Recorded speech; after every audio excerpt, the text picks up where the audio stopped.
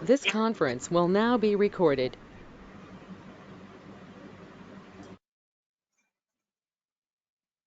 Okay. Right, so we're going to do maternal medicine today, and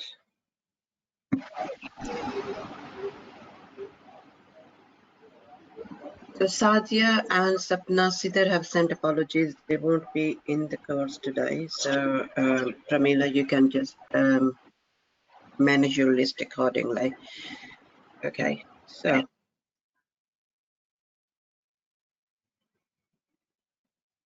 you all had the recordings. I hope you have prepared. So hopefully we will have a really good, smooth session. Rina D.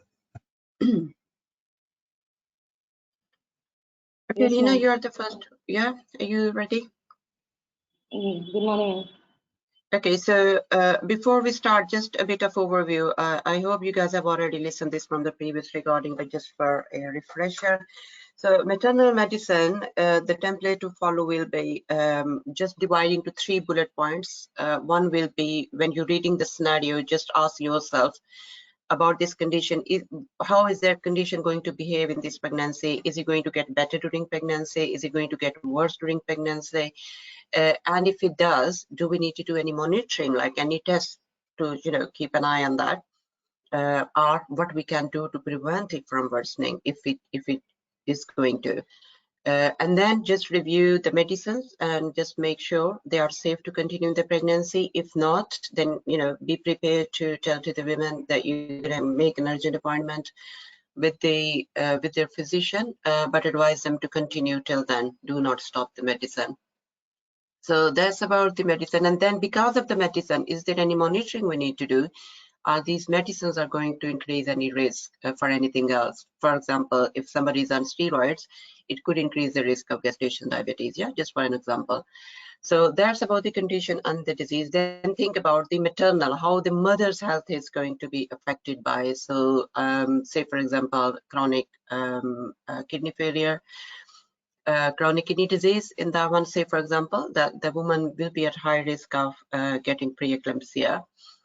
So that's what you need to think about. And if when you're telling that, then you need to tell what to do to prevent, or how we will be monitoring to keep an eye and pick it up timely, and then obviously maintain it. And then give the symptoms, sign and symptoms to the woman as well, like what she needs to do if she develops any sign and symptoms. So don't never forget that. And then think about the fetus. And again, go trimester wise. Think all these things in a trimester wise. What is this going to do? So fetal complications as well. Think about what is going to happen in the first trimester. Is there an increased risk of miscarriage this condition or any of the medication is going to do? Any risk of congenital anomalies? Is this type of condition which can be actually passed on to the baby? So if it does, what type of inheritance pattern is? Do we need to speak to the woman to offer her if she wants to have any any invasive test done to find out whether the baby will be affected by that or not? And then think about 20-week scan. Is that going to cause any structure damage or anything which we need to look particularly in the 20-week scan? And then think about then from 21 weeks to 30 weeks time, is there anything, do we need to do any uterine artery Doppler at 22 weeks? Is that condition where we need to find out about the preeclampsia? Is a condition where we need to do gestational GTT at 26 weeks? Or is this condition which is going to affect the baby's growth? So do we need to do any serial scans? What in the last 31 to 40 weeks time, is this condition we need to actually induce early? Is this condition which will put this woman at risk of early labor or preterm labor? So is there anything different mode of delivery we need to discuss with her? Yeah? So keep thinking about, right, what we need to tell her from 34 to 36 weeks about any mode of delivery, if it's different. Does she need any anesthetist assessment at that stage? And then embark to the labor. Think about the labor, what we need to do particularly. Can we let her wait for spontaneous birth, and can she go beyond 40 weeks? And if not, are we going to induce a 40 weeks? Do we need to induce earlier? what type of intrapartum monitoring we require. Does this baby needs to be seen by the, well, with all the maternal conditions, we do say the baby needs to be seen by the pediatrician, but does this baby needs any particular immediate assessment, like any examination or any test to be done, right? And then think about the postnatal time periods. Again, think about the mother and the baby both. Is there anything VTE, increased VTE risk we need to talk about? Anything particular for the baby? And then, is this something this woman with particularly will need increased support to look after her baby after the delivery? And if that is, then we need to discuss that as well. Talk about the discharge, talk about the contraception. Give yourself a quick thought, is that condition is going to come back in next pregnancy? And if it is there any particular advice we need to give? So one, one advice you can give to everybody, we will start we will discuss safe contraceptive method with you. It's very important that you have a good gap between pregnancy and try to have a planned pregnancy next time rather than, unplanned, because, and you have your review of medicine and condition, everything before you embark for the pregnancy. So that you can just make as a signature statement, to be honest, to say every woman within any ongoing conditions. Right then. So Rina, this first one is for you.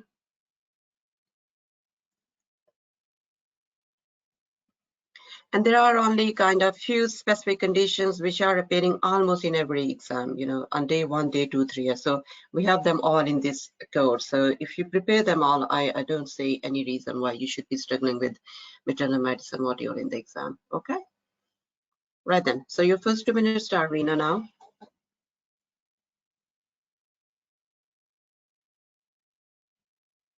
Give me some reply, Rina, that you are with us.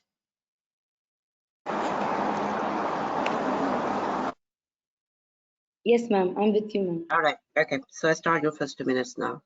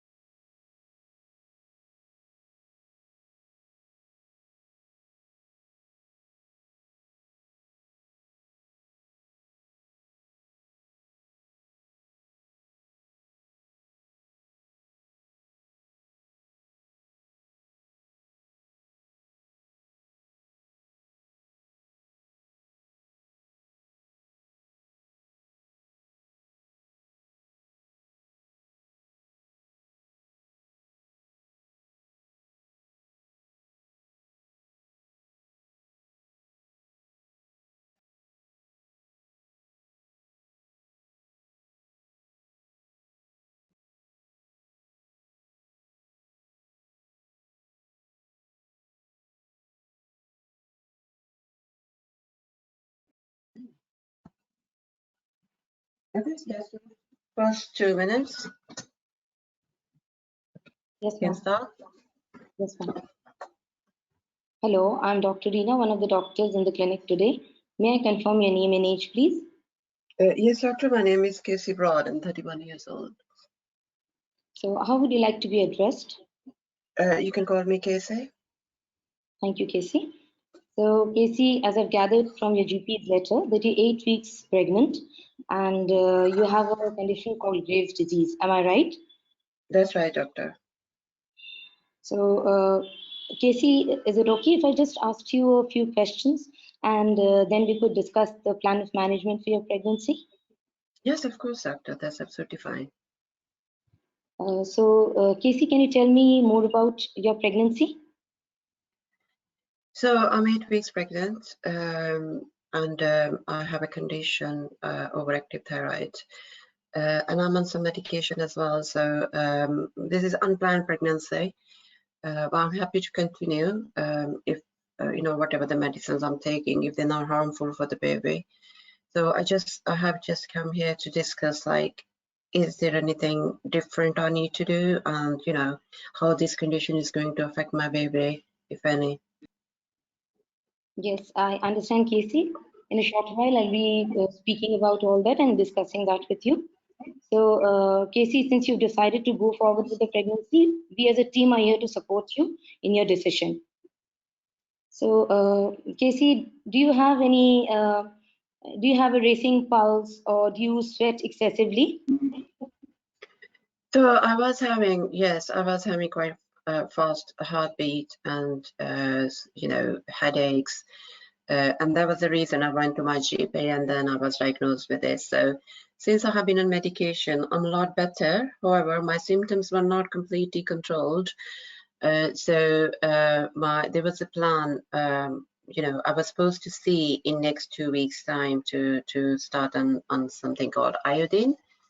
But I don't know if now I can do that because obviously I'm pregnant now. So overall, is kind of a lot better than before. That's good to hear. And Casey, as you rightly said, since you're pregnant now, radioactive iodine is not something that we recommend. So we would hold this for the moment. So, Casey, apart from this, do you have any other medical issues like raised blood sugar? No, doctor, I don't have any other health issues. No. And is there any family history of clots or any personal history of clots? No. And do you have any idea regarding your weight to height ratio? It's 20. I lost quite weight because of this condition in the beginning. Yeah. Okay. And mm, Casey, women, when they get pregnant, because of the hormonal fluctuations, many a times they feel some low mood. Have you ever felt that? No, doctor, no. I'm actually quite excited to know about pregnancy. That's good to hear, Casey. So, Casey, is there anything else that you would like to share with me? I can't particularly think of anything other than obviously I'm keen to know how my pregnancy will be, kind of looked after. Okay. So, thank you for sharing the information, Casey. So, I would just like the nurse to check your heart rate, your breathing rate, your blood pressure, and your temperature. Since I can see that the GP has written that you're having high blood pressure, so would like to keep a check on that as well. And this would be done in the presence of the chaperone. Okay, Casey? Yeah. Yeah. And Casey, as you mentioned that you'd like to know what could be the effect of this disease on the pregnancy. So would just like to know that what do you know about Graves' disease? Well, I'm told that it's I have overactive thyroid, and that's something my body kind of protection system working against the normal function, and that's why I have it. So there are some medicines I can take, and that will keep it under control. That's good. You know perfectly well, Casey.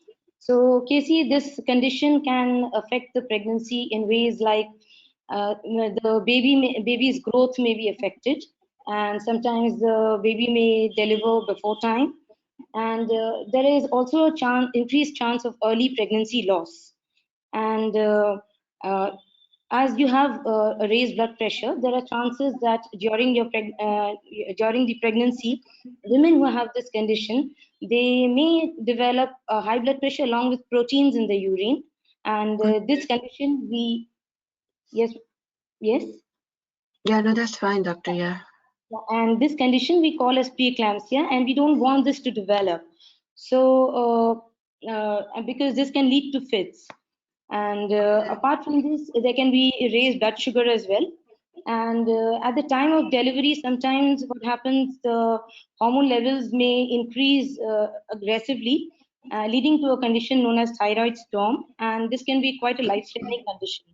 So these are some Oh, of the complications that may occur. However, let me just reassure you that if your condition is well controlled, then we can have a smooth sail through the pregnancy, and we can deliver a healthy baby, and the pregnancy can be quite uneventful. Am I clear so okay. far? Yeah, that's quite reassuring. Yeah, thank you. So, Casey, that is why we will keep a keen eye on you, and this will be done by a group of experts, and this is known as the multidisciplinary team, comprising of our consultant and the endocrinologist, the specialist nurse, the specialist midwife, and towards the end of the pregnancy, we will also involve the anesthesia doctor and the baby doctor. Okay, Okay. so from this point onwards, at 8 weeks in your pregnancy, we would liaise with the endocrinologist just to so that they can review your medications once again. However, let me just Yeah. reassure you that propyl thiouracil, which you're taking now, is a safe medication. Okay. However, this has to be further confirmed by the endocrinologist. Okay. All right. Okay, doctor. Yeah.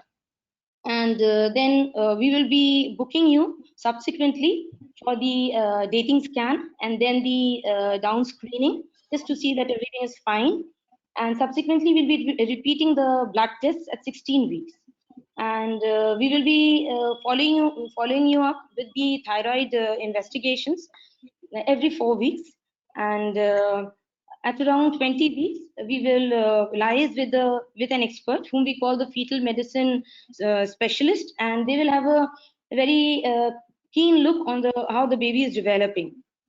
So All right. details can be done at that time. Okay. All right, doctor. Okay. I told you that it might affect the growth of the baby. So we will also be doing serial scans. And at around 24 to 28 weeks, we will check on the blood sugar levels just to see that everything is fine. And we will also be keeping a keen eye to see that there are no proteins in the urine, because as I mentioned that sometimes a condition called preeclampsia may develop, and which we particularly don't want, as it may be quite a scary condition. So we will keep a keen eye on that as well. And Okay. so at around 36 weeks, we're going to decide regarding the mode of delivery. And at this point in time, if everything is all right, then there's no reason why you shouldn't deliver vaginally. And if we do require a cesarean section, then that would be for some maternal, some mother or baby concerns. Am I clear so All far? right. Yeah, that makes sense, doctor. Thank you. Yes, it does. So at the time of when you get the labor pains, then we're going to keep a keen eye on you. We will be monitoring the baby continuously, and we will keep you well hydrated, and we will give you pain relief so that you have a smooth labor pain. And Okay. and at this time, if we feel the need, then we will also do an anesthetic assessment. All right. So Okay. yeah, and so So just after I want to ask something, doctor. This condition, is this something I'm going to pass on to baby? uh, this is a condition like because of the medicines that you're taking, sometimes what happens that the baby's glands may also get affected. So the baby may either have an overactive thyroid, or it may be underactive due to the medicines.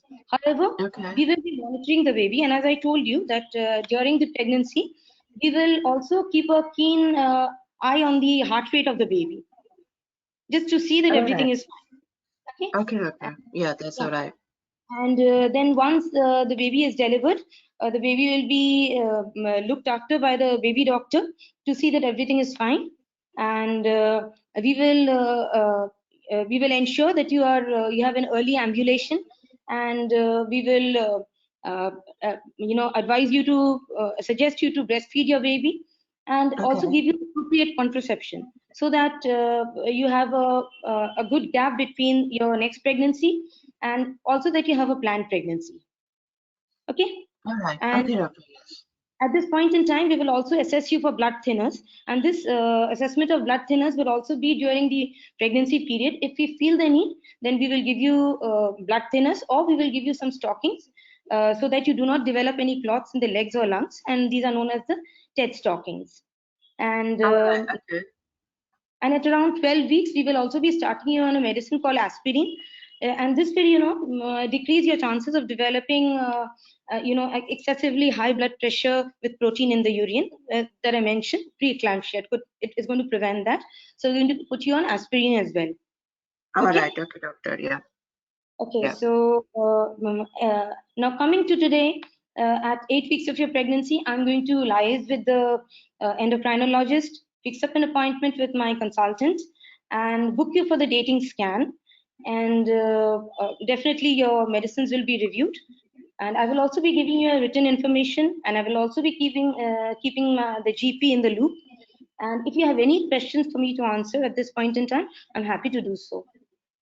No, that's fine. I got some overall idea of what it is like. So thank you. Nice Okay. talking to you, Preeti. Thank you. Thank you. Thank you, Rina. That was pretty good. Thank you, ma'am. Yeah, good. So a few things. I mean, yes, you did obviously cover things, almost all of them. But again, if you can try to, keep them in an organized way, like talking all the way to postnatal discharge, contraception, and then coming back to 12 weeks again. There's no harm. There's no harm doing this. There won't be any, but there is slight risk that in exam under pressure of, nerves as well, then things you can miss few things, yeah. And this was very important thing to be done, to start on aspirin at 12 weeks. Yeah, that's fine. I mean, just practice or whatever. If you feel it's fine this way for you, then you can do this way. So yeah, so if I just go over just to refresh a few things. So if you just think about again, keeping in mind how this condition is going to behave in pregnancy, we do understand the hypothyroidism. It can get a little slightly worse in the first trimester, then it improves in the second and third trimester, and then it can get a bit worse again. The symptoms can get exaggerated in the postnatal time period. This is a condition which will slightly increase our risk of getting, low mood during the pregnancy, particularly in postnatal time period. Yeah, so there can be thyroiditis related depression, postnatal depression. That is something we particularly need to talk to her. So this is how this condition is going to. Okay, so how are we going to monitor it? We will be doing thyroid tests every 4 weeks, and this is how we'll be keeping an eye. And then, so when you start, obviously, first of all, it's important to establish with her. Yes, it was good to get her understanding, where she understands from her condition, what is the control of her condition, when was the last time she had those blood tests done, yeah? Although she says, yes, it's under control, but basically for us, it's more important to understand when the last tests were done and what they reported as normal, if we want to take it as a normal thing. Then the other important thing for her, for us, is to, in hyperthyroidism, obviously she could have some nodules, or, there is a small risk of malignancy if there is a nodule. So we need to ask about those symptoms as well. So ask about have you noticed any swelling or any, lump inside your thyroid? Do you have any hoarseness of voice, and difficulty in breathing, or any difficulty in swallowing? Yeah, so these are red flag signs. Just ask these. And then you have to talk about the, how the condition is going to behave. Then now, as I said, like start from the, trimester wise, how this is going to be for the mother. So start straight away when we're going to start with the mother, just at this stage, say your care will be, you will be looked after by the team of clinicians that will involve your physician, your endocrinologist, your GP, and the consultant, and a midwife with special interest in this particular condition. We call it multidisciplinary team, or MDT. And then you come on her medication and you say, yeah, this medicine is safe to be continued during the pregnancy. We will be, doing some tests just to make sure about the safety of this drug, because this medicine can affect the liver, but it can do like for everybody, not particularly on in the pregnancy. So we will be checking your liver every 4 weeks as well, along with when we will do the test for your thyroid. So we know, for proper thyroid, you need to do that. And then you will say, so I'm going to, immediately, you check, like she hasn't told the, she's unplanned pregnancy, she hasn't seen the physician there. So the next thing is we need to say, I'm going to make your urgent appointment to be seen by your endocrinologist so they can review your medication, and if there's any change required, they can discuss with you. And then you go further, and so I can see you have a high blood pressure as well, recently diagnosed.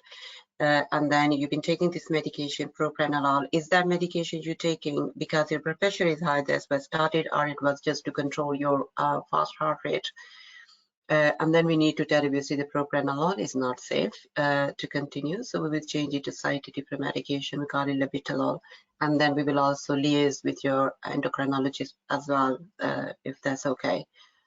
Then you are going to say, okay, so because of this condition, as well as because you already have high blood pressure, there can be slightly increased risk of your blood pressure becoming worse during this pregnancy. And then when the blood pressure is high, it causes damage to the kidneys, and you may start losing some protein in the urine as well, and that condition is called preeclampsia.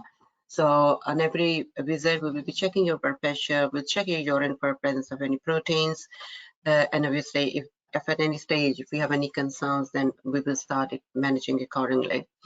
And then you say we'll start you on aspirin from 12 weeks. And then, otherwise we have talked about, the mood and that thing already. So there is no other particular thing, other than preeclampsia and this woman, particularly because of this and because of and a bit of risk of depression. Now you can come to the fetal side and think about what that can happen. So start from again from the first 10 weeks. And in this one, we do understand it slightly increases the risk of miscarriage. Because it can slightly increase the risk of very low risk of having some developmental defects in the baby, but that's quite low. So for that reason, we will arrange your 20 weeks. We do a detailed scan for the baby to look for the development of heart, brain, and everything in detail. We will book that scan with our specialist doctors.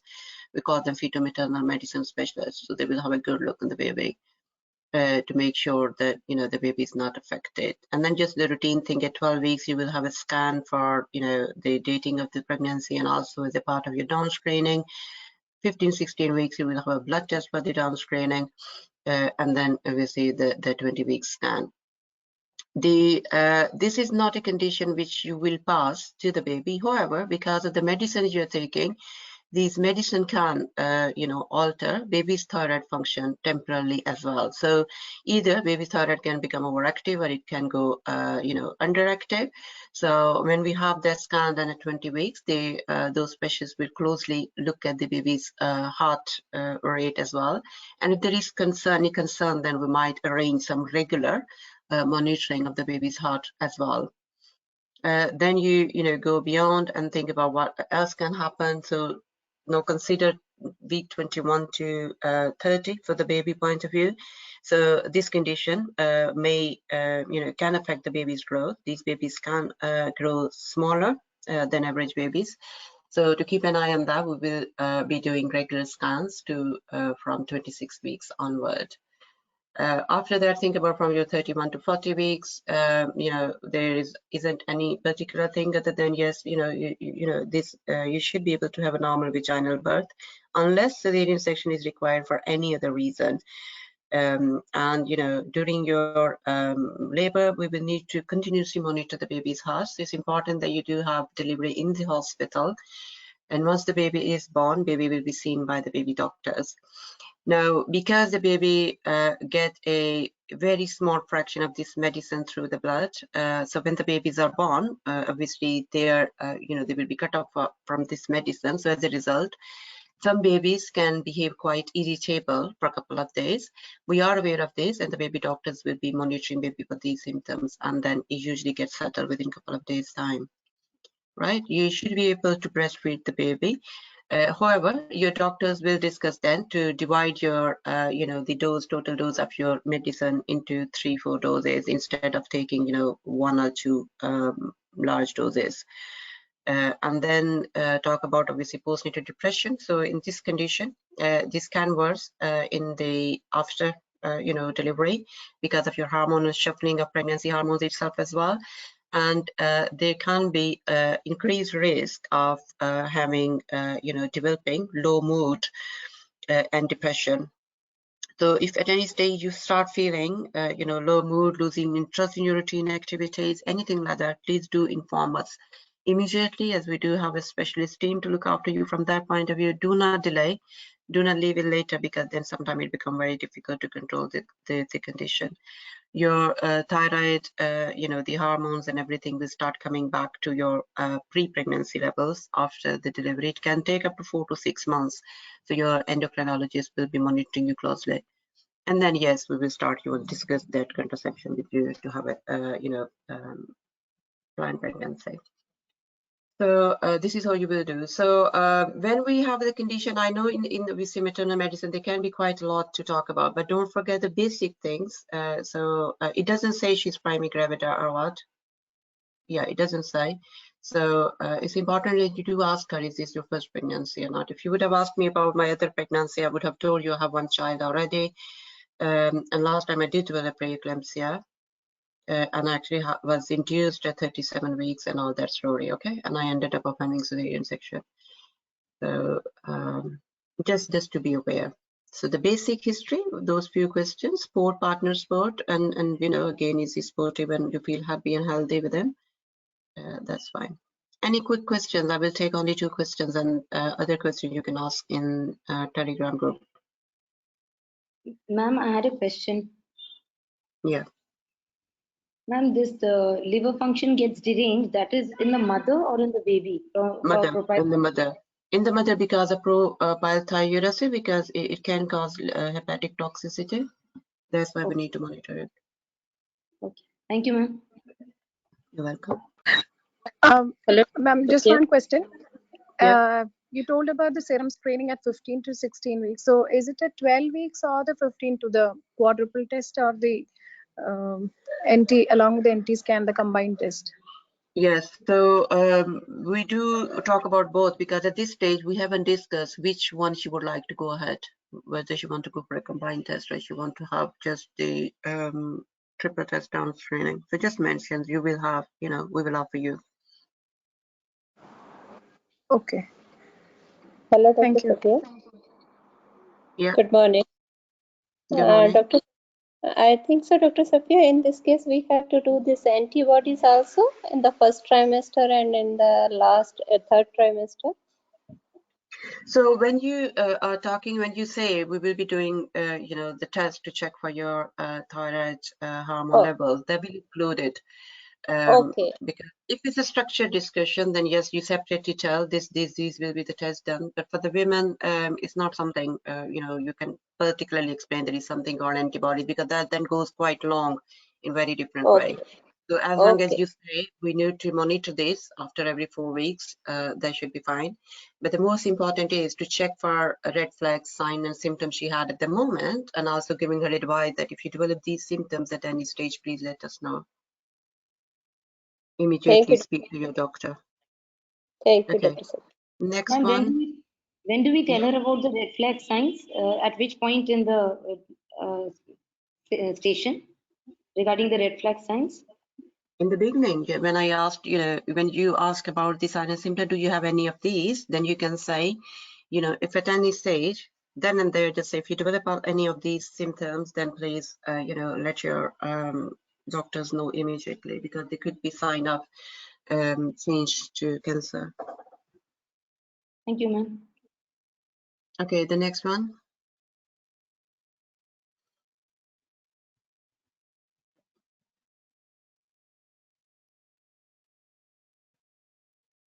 Who is next? Deepthi. Dipti? Yes, madam.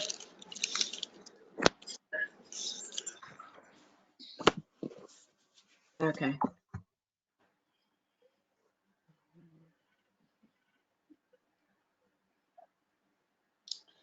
Okay, let's do this one. This one, okay. Okay, your first 2 minutes start now. Okay, ma'am.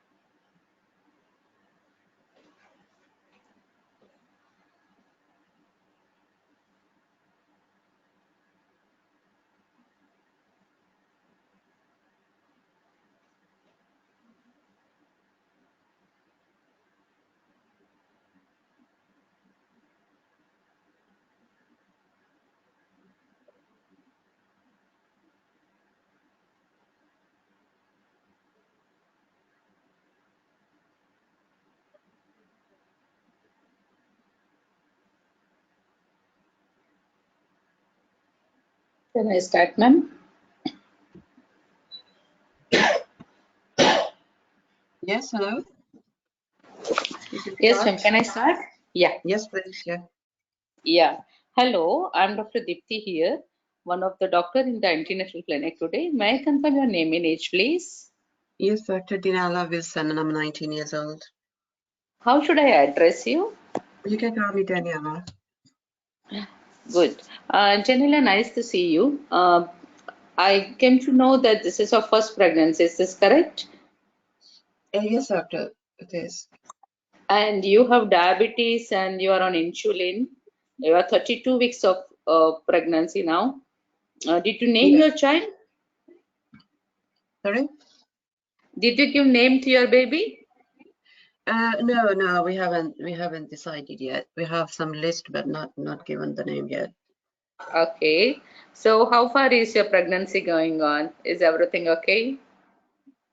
Well, other than that, I have this diabetes and I'm using insulin. It's fine. That's what I have been told. Okay. And yeah. So the midwife. I mean, I do check my glucose levels, sugar levels, and all that stuff. The midwife is saying that the blood test they have done shows my blood sugars are not under control.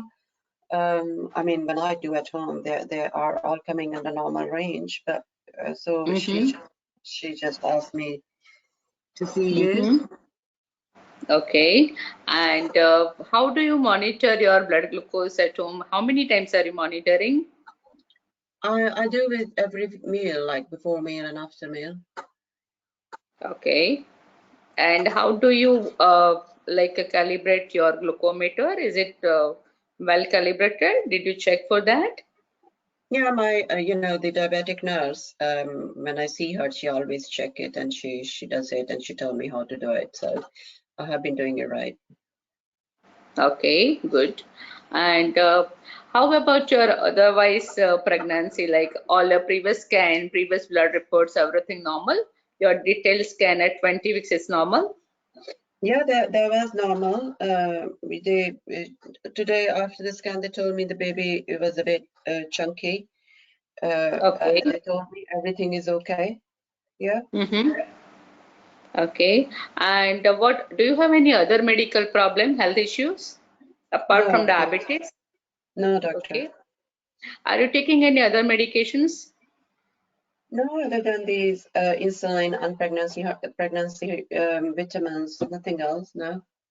Okay. Do you have any kind of allergy to any medicines or any substance, any latex, anything? Yeah, I have allergy to metronidazole. Sorry, allergic to? Metronidazole. Okay. Okay. I will just document in your case notes so that any doctor will not give you this tablet metronidazole. Okay, so don't worry. Okay. Exactly No. what happens with this tablet, if you don't mind? I had some rash with it in the past. Okay. Okay. Do you have any history of blood clots in the legs and lungs to you or especially to your family anytime? No, I haven't. No, I haven't. I don't know much about the family. I mean, it's not in my mom and dad, but I don't know about the other All right. relatives. And Yeah. yeah, and with whom do you live? So I'm living with my mom, Okay. And who is the father of this baby? partner of the baby. What do you mean, doctor? Um, you are staying with your mom. Your partner is with you. Oh no, because we both are still studying. So he's living in university accommodation. So Okay. that's why, because we don't have, obviously we don't have enough money to have our own home yet. So Yeah. that's why Yeah. we're living Is he with mom. supportive? Is he supportive? Yeah, he is. Yeah. Okay. Okay. Good. Good. Are you get okay? And do you feel sometimes low mood and anxiety than before recently? No, no, doctor. Okay. So coming to this concerns of your midwife, I would like to tell you, we have done your ultrasound, right? And Yeah. we plot the weight of the baby and the size of the baby. We do plotting. So it comes that in your case, your baby looks more chunky as because in normal case, it should not be like that. It is showing bigger size than the expected, and causes can be, uncontrolled diabetes, or sometimes maybe the more liquor, and all this can be there. So that's why I had concerns about your diabetes mainly. So do you have any difficulty in measuring blood glucose? No, I said, doctor, I mean, I'm doing it. No Mm-hmm. problem. No. Okay, but this is such a big size baby. Sometimes it can create a problem because in case if we don't measure diabetes regularly, and if you don't control, then there can be some chances of baby can be bigger in the size, and there can be problem with the baby's health, and problem with the delivery also. And sometimes some babies they find suffocation inside, and baby can die inside because if the sugar is not controlled. And during Okay. delivery also, there is some kind of a problem with the delivery. If you are going for the normal vaginal delivery, there are chances of the tears, there are chances of the instrumental delivery. Sometimes baby's shoulder can stuck, baby's head can come out easily, but shoulder can stuck, and it can impact the baby's nose and the upper limbs and all the other body parts. And Oh, sometimes you may have a more bleeding and everything. So all okay. these issues can happen. So we have sincere concerns about your diabetes control. Yeah, I mean, sometimes I do miss insulin and Okay. mailing it because particularly when I go out to eat with my friends and all that, then I don't do this insulin, and I didn't tell the midwife. I thought she's gonna be angry at Mhm. me. So, uh, Don't. but I will be regular now to do. I didn't realize it could be that serious for my baby. Yeah, sometimes even baby can die, so we have to take a sincere note of that, because if we maintain our blood glucose level in optimum level, then your health and baby's health will be optimized, and there won't we can reduce all the risk of life-threatening situations at minimum. So any help or any guidance or any calibrations of a glucometer if you require, we are there for you. No need to worry. Okay. All right, okay. Okay. And how do you spend your time with your friends? Do you smoke? I just smoke like 1 or 2 cigarettes when I go out with my friends. Otherwise, I don't. Okay. And have you thought of quitting any time? I mean, I don't smoke regular anyway, so it's just like being with friends. Obviously, they smoke. So do I. Yeah, in case if you think so, I can refer you to NHS Stop Smoking program, and they can also help you. What about alcohol? No, I don't drink. That's lovely. That's lovely. And do you have any other concerns about your pregnancies? Do you follow with the dietitians and your specialist doctor of diabetes? Yeah. Okay, Yes. good. Mhm. And you doing some exercise and all? Yeah. That's lovely. How is the study going on? I have, I'm not going college at the moment because obviously I'm pregnant. But I will do after delivery. I will restart my course. Okay, okay. So about your delivery now, mainly because we are seeing that your baby size is quite big, so we request you to deliver in a hospital under the consultant lead, and Yeah. there will be like a specialist doctors team. We call it multidisciplinary team, namely our consultant, then your diabetes doctor, a specialist nurse, specialist midwife, your GP, everybody will be involved. And around 36 weeks, you will be assessed for the anesthesia, because in case if a baby is quite big and if you can't deliver vaginally, you may require cesarean section. So we will discuss pain relief and type of anesthesia. So you Okay, the can time is have over. okay. But you So can complete if you think there is some, so you can quickly tell me the points. Is anything you want to add? and I will give you written informations and the contact number, and Okay. yeah, All right. and Okay. Thank you. yeah. Thank you, Yes, ma'am. thank you. Thank you, Dipti. Yeah. So yeah, that's good. It was lovely. You managed to, get that trust relationship with her that she was open to tell you. And that only Mhm. came in when she realized that it can be life-threatening for the baby. So sometimes it's very important to let them know that this particular situation can be life-threatening for baby and for you. So they realize that it is important. So that was good. Right. Okay. So coming to the overall, there are a couple of things we need to consider here when you read this scenario. One is the teenage pregnancy.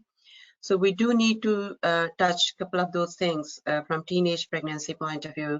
What is our care plan? All teenage pregnancies are booked under, they have a dedicated teenage pregnancy specialist midwife.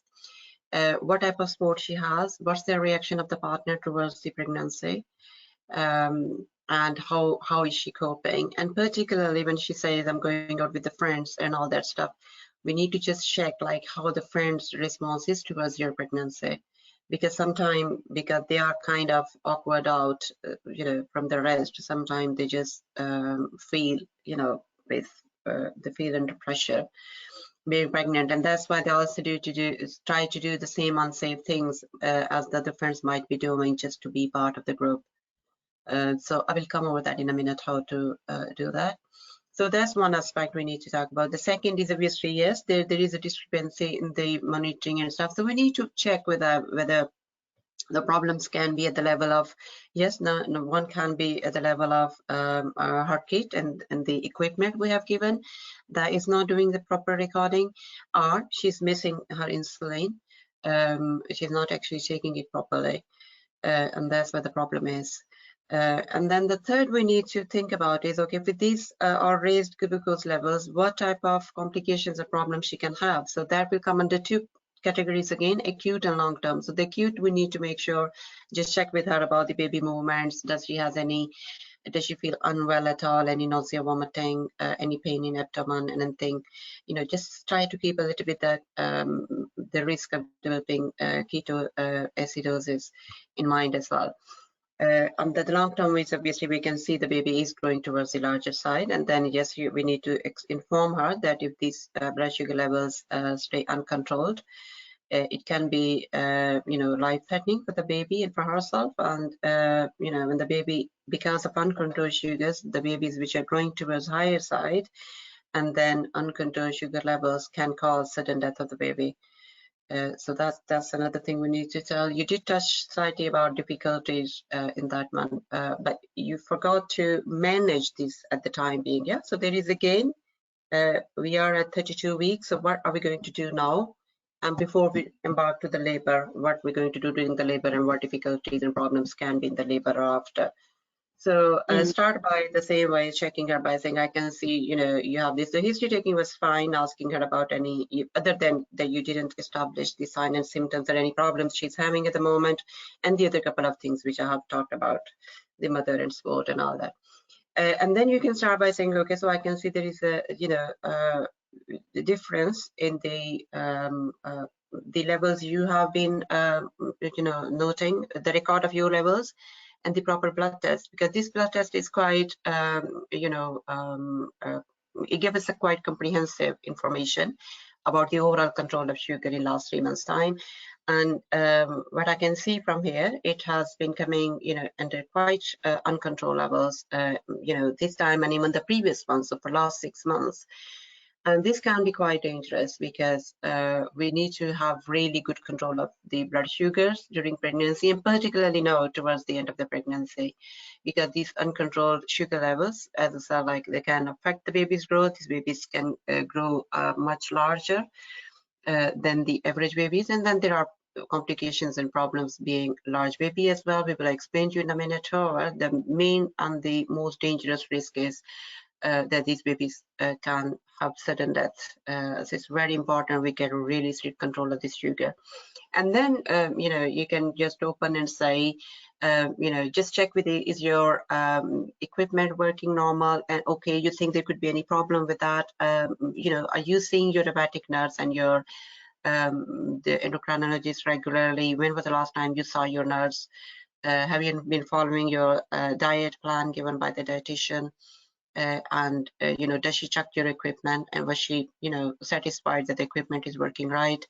Are you keeping your insulin in the fridge in a proper way?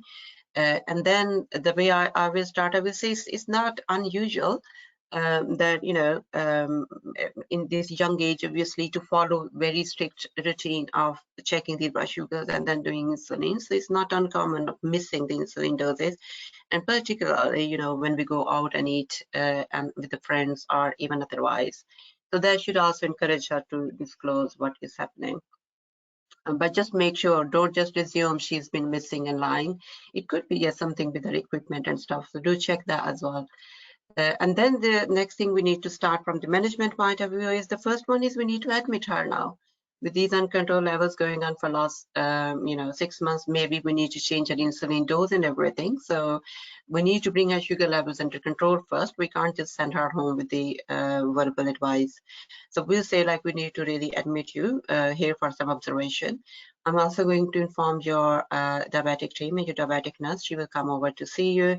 So we need to do certain blood tests, because when the sugar levels are so uncontrolled, they can cause quite damage to the liver and to the kidneys, and also to the certain salts in the body. We call them as the potassium and sodium and some different ones.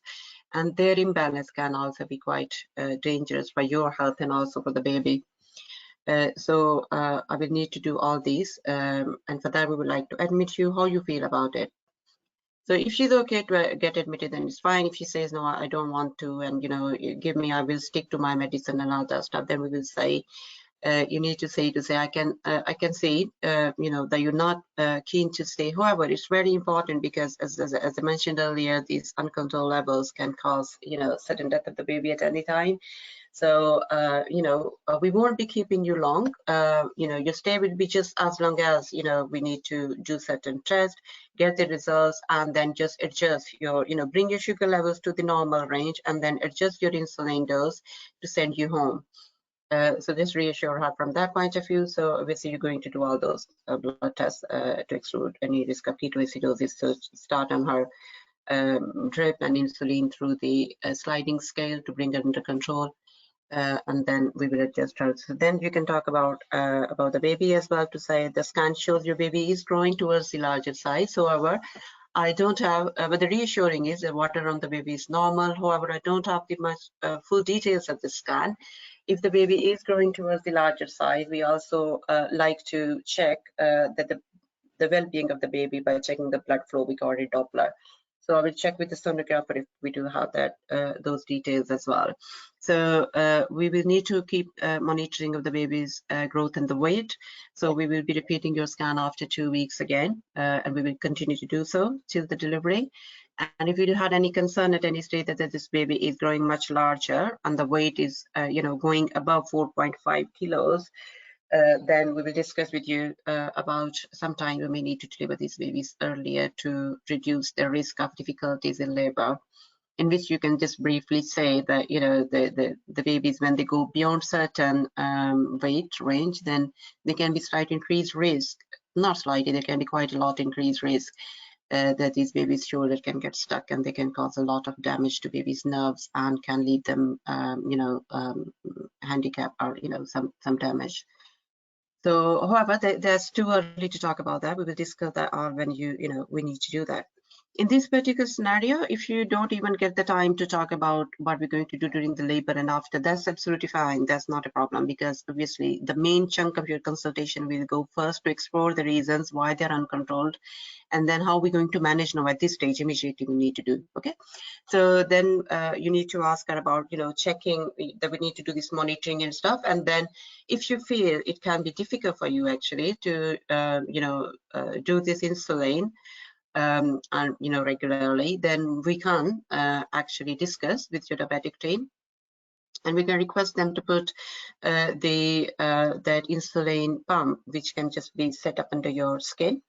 They will set it up in a way that there will be some slow release of insulin in your body itself. It can check your blood sugar levels as well, and accordingly it can set up your dose of insulin, so you don't have to worry about them checking them regularly and doing, and your diabetic nurse can train you in that, and she will keep an eye. All right. So yes, so if you're left with the time, then yes, you can talk about it in the hospital with the consultant, and we will be monitoring the baby, and we will be monitoring your sugar levels during that time as well. The baby will be seen by baby doctors, and the baby will have the baby's blood sugar levels will be checked immediately after. We will encourage you to breastfeed the baby, and then obviously the other assessment. But I don't think you can get to that point basically. So mainly it's about the management of this stage, making the all those measures, important measures which are required to make sure that she, being a young person, we can actually put her insulin pump probably is the best answer for her from here onwards. Okay, quick questions, please. Yeah, ma'am, what are the cutoffs of HbA1c as trimester wise, first, second, third? Like, when are the indications for the admissions to the hospital? So the admission depends upon the, what are the cutoff values? Yes, ma'am. Okay, okay, you all should know that now by now from your guideline. Anybody else want to answer this question?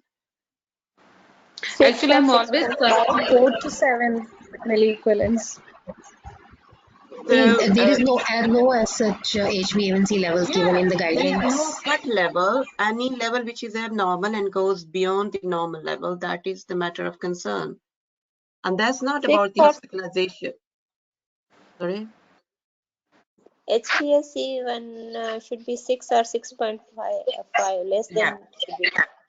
Yeah, so whatever is the normal level defined for pregnancy, if it goes beyond, that is abnormal. And if that is abnormal, we need to take action. Okay, in simple words. So these should be your little notes now to have what is the normal range of our, monitoring as well, like what should be the blood levels, her fasting and that one, and then what should be HbA1c levels. And ma'am, Normal level is less than 5.7. I leave that discussion. I don't want to go into that detail. Just you can all please check from the guideline and make your own notes on that. Okay. Next question. ma'am, like in this case, I forgot to ask her social history like smoking and alcohol, and in between I was just remembering. So can we cover like this what I have covered right now, or we should just keep Yeah, it? that's absolutely fine. That's absolutely fine. Yes, if you whenever you remember, that's fine. That's fine. No problem. The reason why I tell to do in an order manner is just in the exam to make sure that we cover the things, but otherwise it doesn't matter. Whenever you remember, you can ask. That's absolutely okay, as long as you ask what is required. Hello, Dr. Safia. We have to ask in this patient about the eye checkup and kidney test, or no need?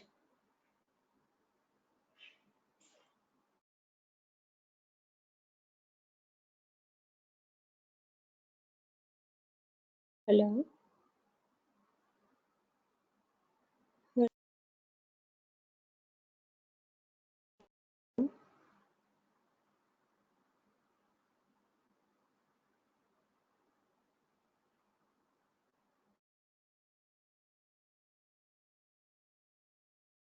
Hello. Hello. Dr. Safia? Yes, hello, ladies. I actually lost the connection for a few seconds, so just you can ask me again. Yeah. Yeah.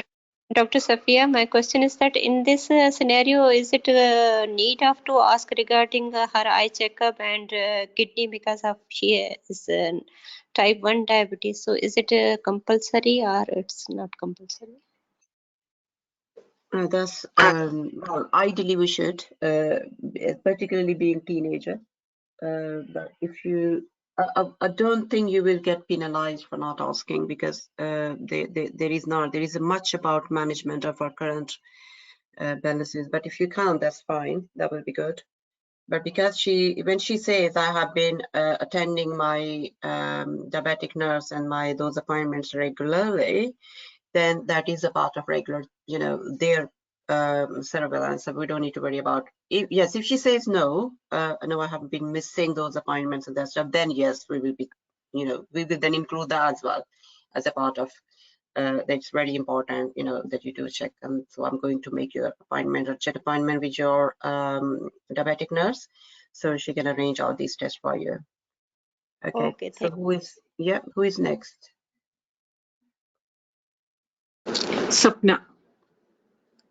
Is it Sapna Sidar or the second Sapna? Because Yeah, two Sapnas. but Sapna is here already. Okay, I think that's she has fine. attended. She had messaged me. Yeah. Yes, ma'am. I had messaged you earlier that I wouldn't be able to present, but now I think it's You okay. are I there. haven't That's prepared fine. though. Great. So that's for you then. Okay.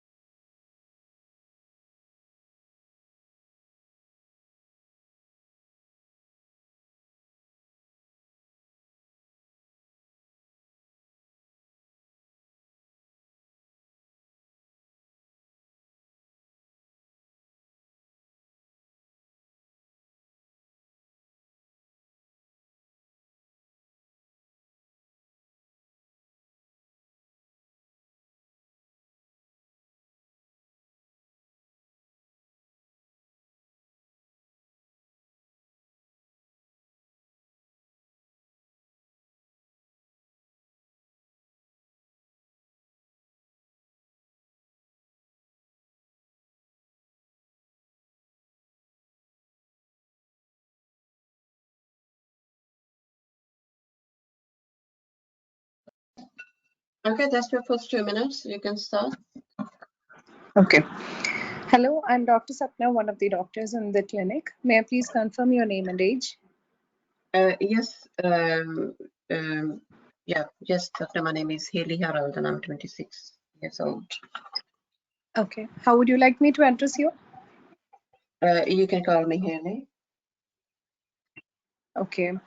So, Haley, I understand from the notes that you have a condition called epilepsy and you are on certain medications, and now that your pregnancy test is positive. Am I right? Yeah, that's right, doctor.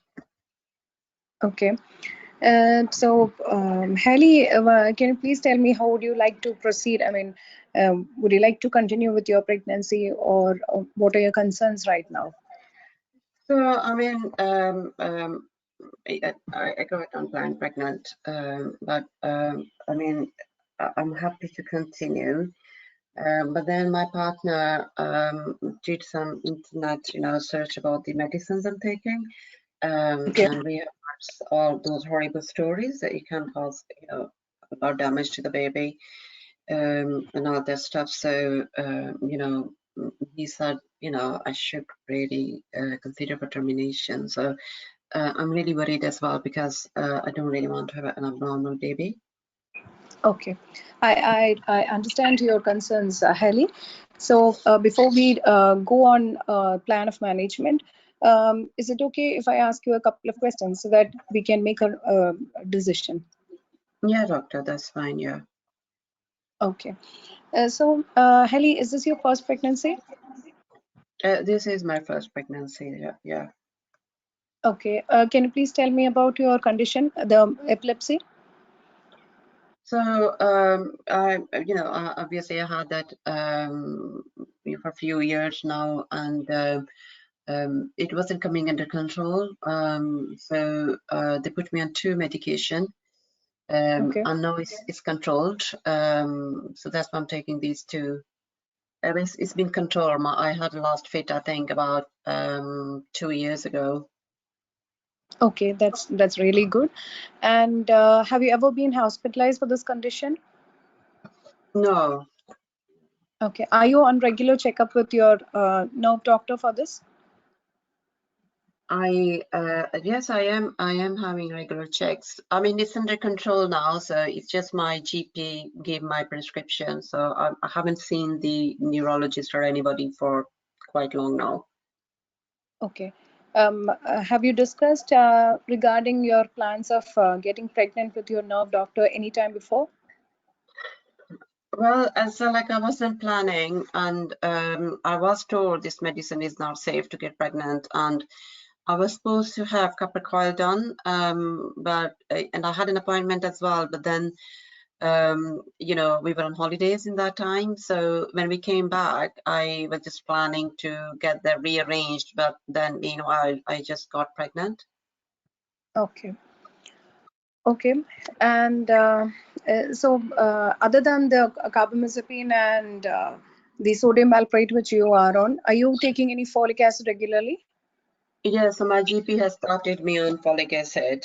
So I've been Okay. taking for 2 weeks now. Okay. Okay, that's really good. So other than this, are you visiting the GP for any other medical conditions? No, I'm not seeing. Okay. And have you undergone any surgery in the past down below or on your tummy? No, Any allergy to any of the medications? no, as far I'm aware of, I don't have any allergies. Okay.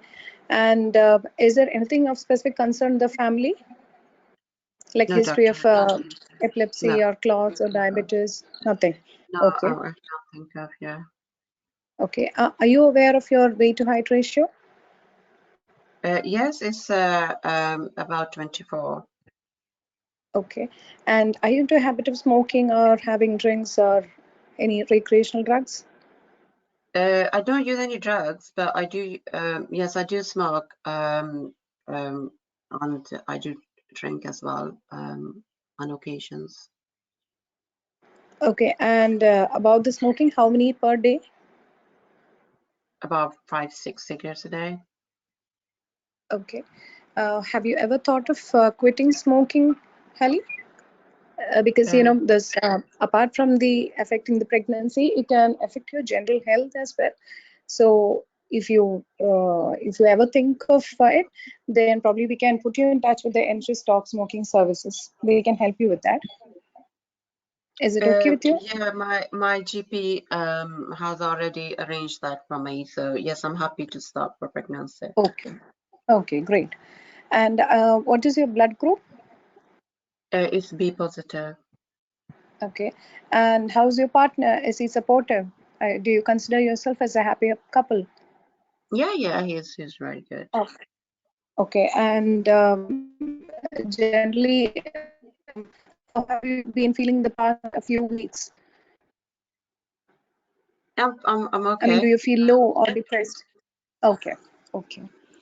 Okay, so Heli, so now that you are pregnant and you wish to continue this, uh, first of all, let me assure you that most of the women with epilepsy, with this condition, if it's well controlled, they go on to have a straightforward pregnancy with healthy babies. Okay. Yeah. So, so what I need to tell you is like how it's going to affect your pregnancy, how pregnancy is going to affect your condition. Generally, in pregnancy, if the epilepsy is well controlled, I mean, in two-thirds of women, what we find is they can have a well-controlled epilepsy with no problem. So one-third can deteriorate, and considering the effects of epilepsy on your pregnancy, as far as you are concerned, these things can, I mean, especially during labor or in even immediate postnatal period, there can be some exacerbation of your condition if not well controlled. Okay. And as far as your baby is concerned, uh, because of the medicines, there is a risk that there can be some harmful effects to the baby, like some problems with the spine, baby spine, and some heart defects or some cleft in the baby's mouth and lips. Ah, So okay. these are the things that generally tend to occur, and it happens when you are on multiple drugs. So Right. what we do is we book an appointment with a nerve doctor and consider reducing the number of drugs, especially if your epilepsy is well controlled. Okay. Right. Okay. Yeah. Okay, and other than the miscarriage and the developmental defects, sometimes these women, they are prone to have smaller babies than normal, and also sometimes babies might deliver even before the date, and sometimes in women, very rarely there can be a condition which can occur suddenly, all of a sudden, that sudden epilepsy, and at times very rarely sudden death. So these are the attack of effects, the epilepsy, and sometimes very rarely a death. These are the effects. I know this is not to scare you. We have an expert team of the anesthesiatric or the baby doctor who will be taking care of you throughout your pregnancy. So now that you've Okay. become pregnant, we'll be starting you on folic acid. You have already on this, so we'll just check if it's on high dose. Usually it's a high dose that we need to give you, and we'll have a consultation with the neurologist, the nerve doctor, to review your medications and to see that if it can be tapered. And we'll have specialized scans at 12 weeks to see if baby is doing well, if there are any problems with the baby, the problems which I have told you earlier. Am I clear so Right. far, Haley? Yeah. Yeah. That's Okay. fine. That makes sense. Yeah. Okay, and if it goes very smoothly, what happens is by around 24 to 28 weeks, we'll have a glucose test done to see if you have any diabetes, if you're developing diabetes. And we have a specialized scan at 20 weeks, again, to see if there are any structural problems with your baby's organs. And if everything is going fine, then from 28 weeks onwards, we'll be regularly monitoring your baby with regular scans every 2 weeks. And Okay.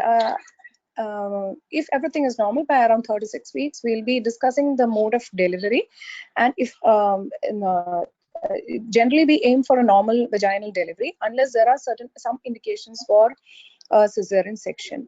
And once you are in labor, you'll be under one-to-one monitoring, and also the baby will be monitored continuously.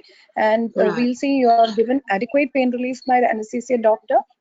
And once you are delivered, the nerve doctor will review you, and in the postnatal period you will be given adequate support to see that you are well taken care of, and also especially nursing in the floor, so that if sometimes you happen to throw a fit and fall down or something like that, you don't injure yourself or the baby. So adequate support will be given, and we encourage you to breastfeed the baby, hydrate properly, and Yeah. ambulate early. and we'll be assessing the risk of thrombosis, that is clot formation, and if needed, blood thinning injections will be given.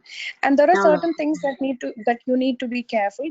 There are certain things which can exacerbate your condition, like if you have reduced sleep, or if your blood pressure is not controlled, or if you are not properly hydrated. So throughout the pregnancy, you need to see that all these are well controlled and maintained, and BP, blood pressure, will be checked at each visit, and we'll be giving you proper medications for that. Yeah, okay. So Okay. is there something, doctor, is this epilepsy? I'm going to pass it to my baby.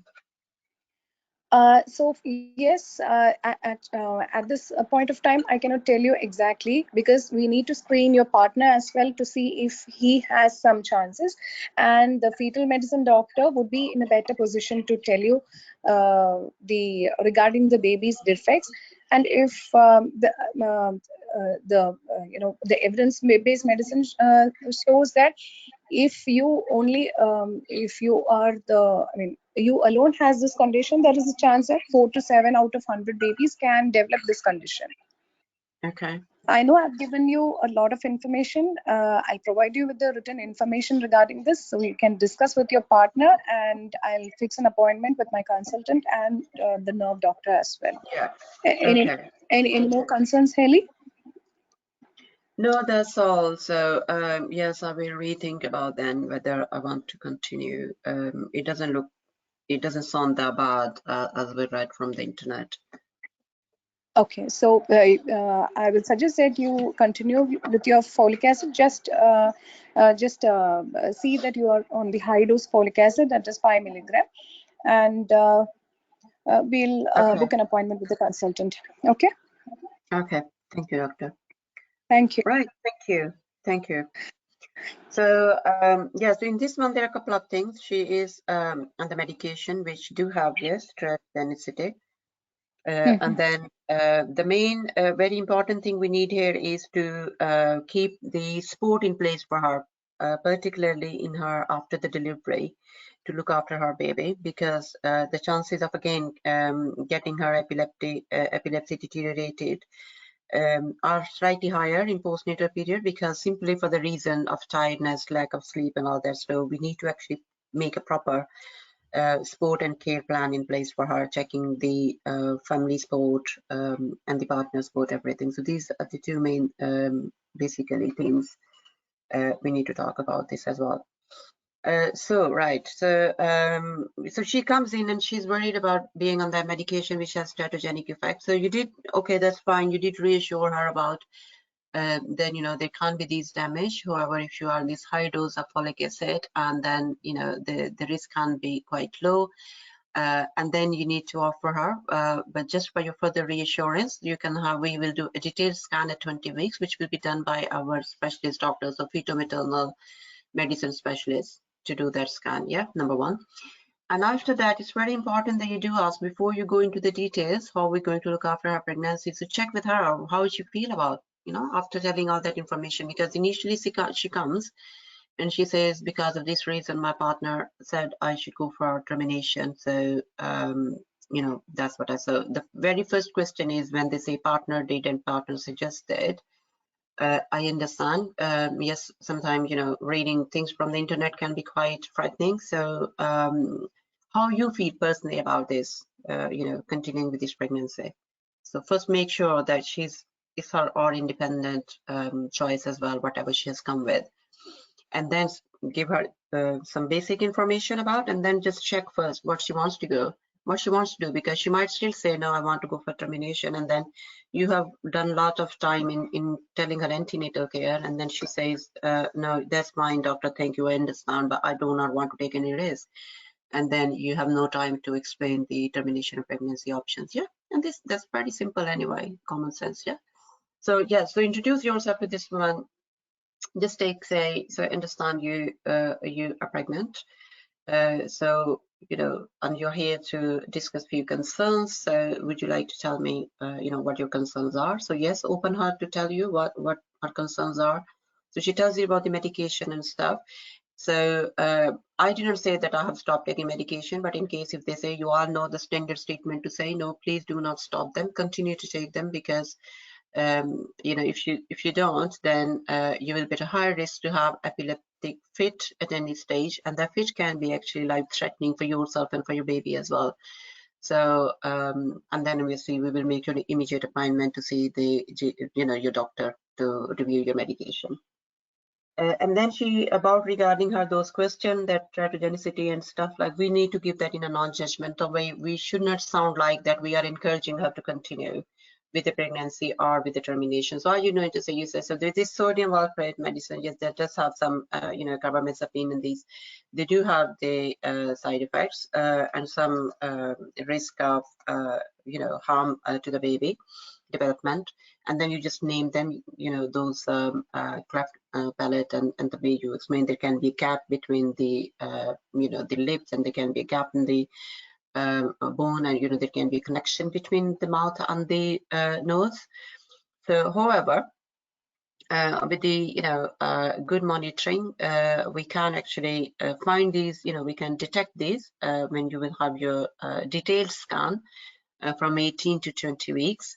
And we can book that scan if you would like to do so. We will book that scan with our specialist doctors. We call them fetal-maternal medicine specialists, and they can do the detailed scan at that stage. And if they find any abnormalities, obviously you still can discuss your options if you would like to go ahead with the pregnancy or not. So first reassure her for that one, and then you say, however, the risk of that is quite low. So what would you like me to do now from here? Would you like to know if you continue the pregnancy, how we will look after, or you feel that you would, you don't want to continue with this pregnancy? So then I can then discuss the appropriate options with you. So check with her first. So yes, so she wants to continue with the pregnancy. In that way, you will just simply start the same way as we have discussed the template already. So first of all, reassure her that I'm going to make urgent appointment to see your neurologist so they can review your medication and if they want to adjust any dose. However, it's important that we maintain your good control of your fit control. So, it's most likely they will continue with this medication. Because we don't want to change the medication at this stage, and then you have a fit which can be life-threatening for you or your baby. And then tell about the take the condition first, how that is going to do. The epilepsy can get worse during pregnancy simply for the reasons of stress, hormonal changes in the body, lack of sleep, anxiety. So that can increase the risk of it. So we need to tell her that it's very important you do very strictly, take your medication regularly at right time. It's important that you do have a good family support around. So check the partner support, that and other family support as well. And then you will say the most common factors which can trigger the epileptic fit is tiredness, lack of sleep, anxiety, stress. So it's very important that you make sure you keep yourself well hydrated, include some regular exercise routine, take proper sleep, good sleep, proper eat and drink. So for that reason, it's very important that you do have some family support with you. So is any family members or friend around who will be able to support you through that. Then the second thing we need to tell is about if the fit happened, then obviously it can be more severe in pregnancy. However, we'll be keeping a close eye on that. And then come to the other effects which can be, so tell multidisciplinary team involvement as we start, in which you will need to tell obviously neurologist, your GP, midwife, and the consultant. Tell her it's important you deliver in the hospital. Just to add up consultant-led care, and then you can speak about, is there anything, this medication it itself can actually get worse, from maternal effect point of view. There is no direct maternal effects otherwise, like PIH or preeclampsia or anything like that, other than, yes, it itself can get worse. And because of the medication, she can be at a slightly higher risk of developing depression. So that is something we need to tell her. So we can just say the pregnancy, due to the hormonal changes, it's not unusual for the women to feel low in mood and even depressed at times. And the medication you're on, that also slightly increases the risk of these mood changes. So if you do feel that at any stage, please let us know at appropriate time so we can arrange your appointment with our specialist team so that they can evaluate. And if there is any need to start you on medication to stabilize your mood, they can do so. So that's about that. And then just come to the fetal care. Again, think about what, so we do know that other than teratogenic effect, there shouldn't be any other effect, like it doesn't cause any growth restriction or anything like that. So explain her teratogenic effect. What are we going to do to help her with that? That detailed scan with the pituitary specialist, continue with the 5 milligram of folic acid. And then otherwise it should be straightforward. The rest of the pregnancy will be looked after just like as any other woman. You should be able to have a normal vaginal birth. However, during the labor, because of the pain and exhaustion and tiredness, the risk of getting the epileptic fit will be high.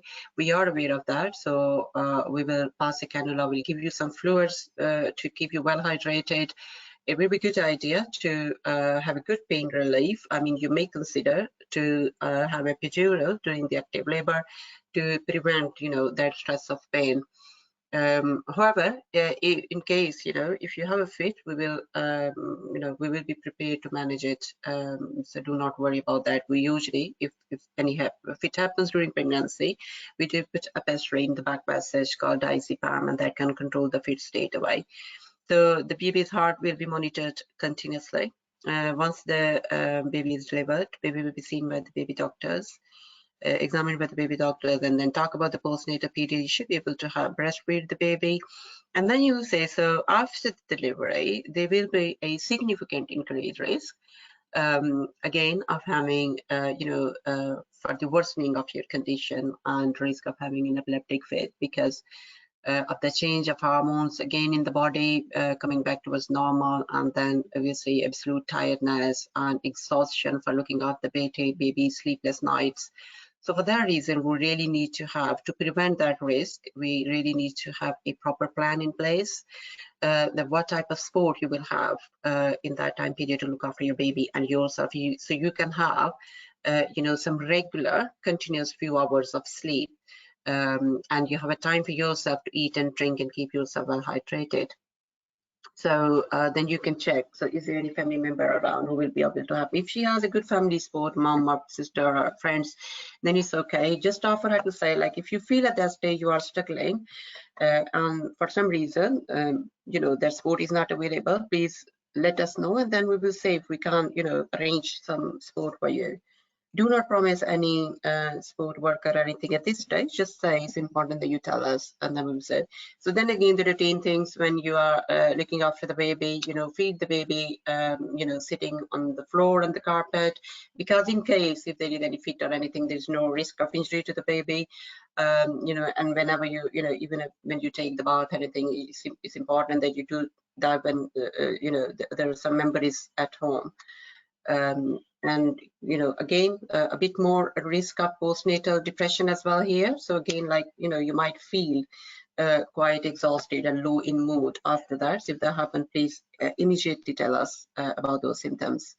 And then contraception is very important here, particularly for this woman to say. So before you go home, we will make arrangements for you to have a long-term and effective contraceptive method, because it's very important. As you can see, your medication, obviously most of them are not safe for the pregnancy, so it's very important you have a planned pregnancy and see your doctors before you actually embark for pregnancy, so they can review your medication and they can change it to the safe medicines for the pregnancy. Okay. And obviously just say I will give you some information about this condition in pregnancy as well. And then just ask, so what would you like to do from here now? Then are you happy to continue with the pregnancy? Should we make these arrangements for you? Right. Quick questions, please. Dr. Safia, this is transmitted to the baby. No. How do we answer that question? I didn't. So you just simply can say it's the risk of transmission to the baby is very low, because this depends as well. The condition which you have, was that the type of the condition which you inherited from the family, and it was just like sporadic. And if it was like that, then there's no risk of passing on that to the baby. and we will leave that discussion. I will discuss with your doctor, your neurologist, who have the record of this, and they can help us. And if that's the case, and they told us that your baby can be at risk, then we can offer you to have a test being done to find out whether the baby is affected or not. So epilepsy is not commonly inherited condition. So we don't particularly say it is inherited condition and you need to have those tests done. But this is how you can answer if she particularly asks that. Okay. Okay. Okay, we're Yes, gonna sir. move to the, yeah. Do we say about this SUDEP? Do we have to mention that when we are telling her about the risks? Sorry, what we need to mention her? Do we mention about that sudden unexpected death in epilepsy? Yeah, so when we're saying there can be a risk of fate, that can lead to, you know, life-threatening for the baby and for yourself. Okay, any other question? Quick.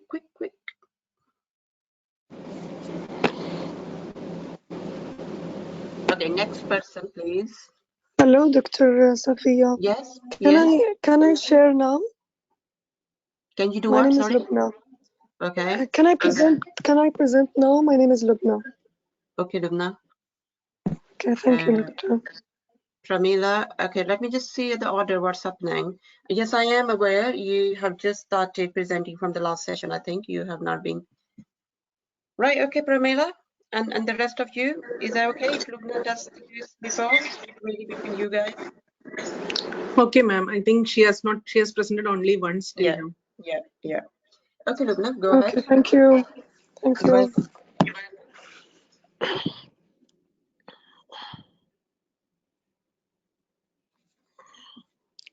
Doctor, I cannot see the slide.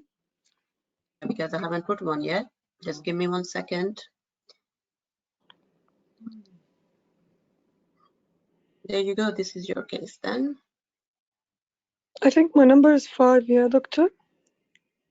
What? Number Station what? 5? No, Station 5 you reached? I can shuffle them around.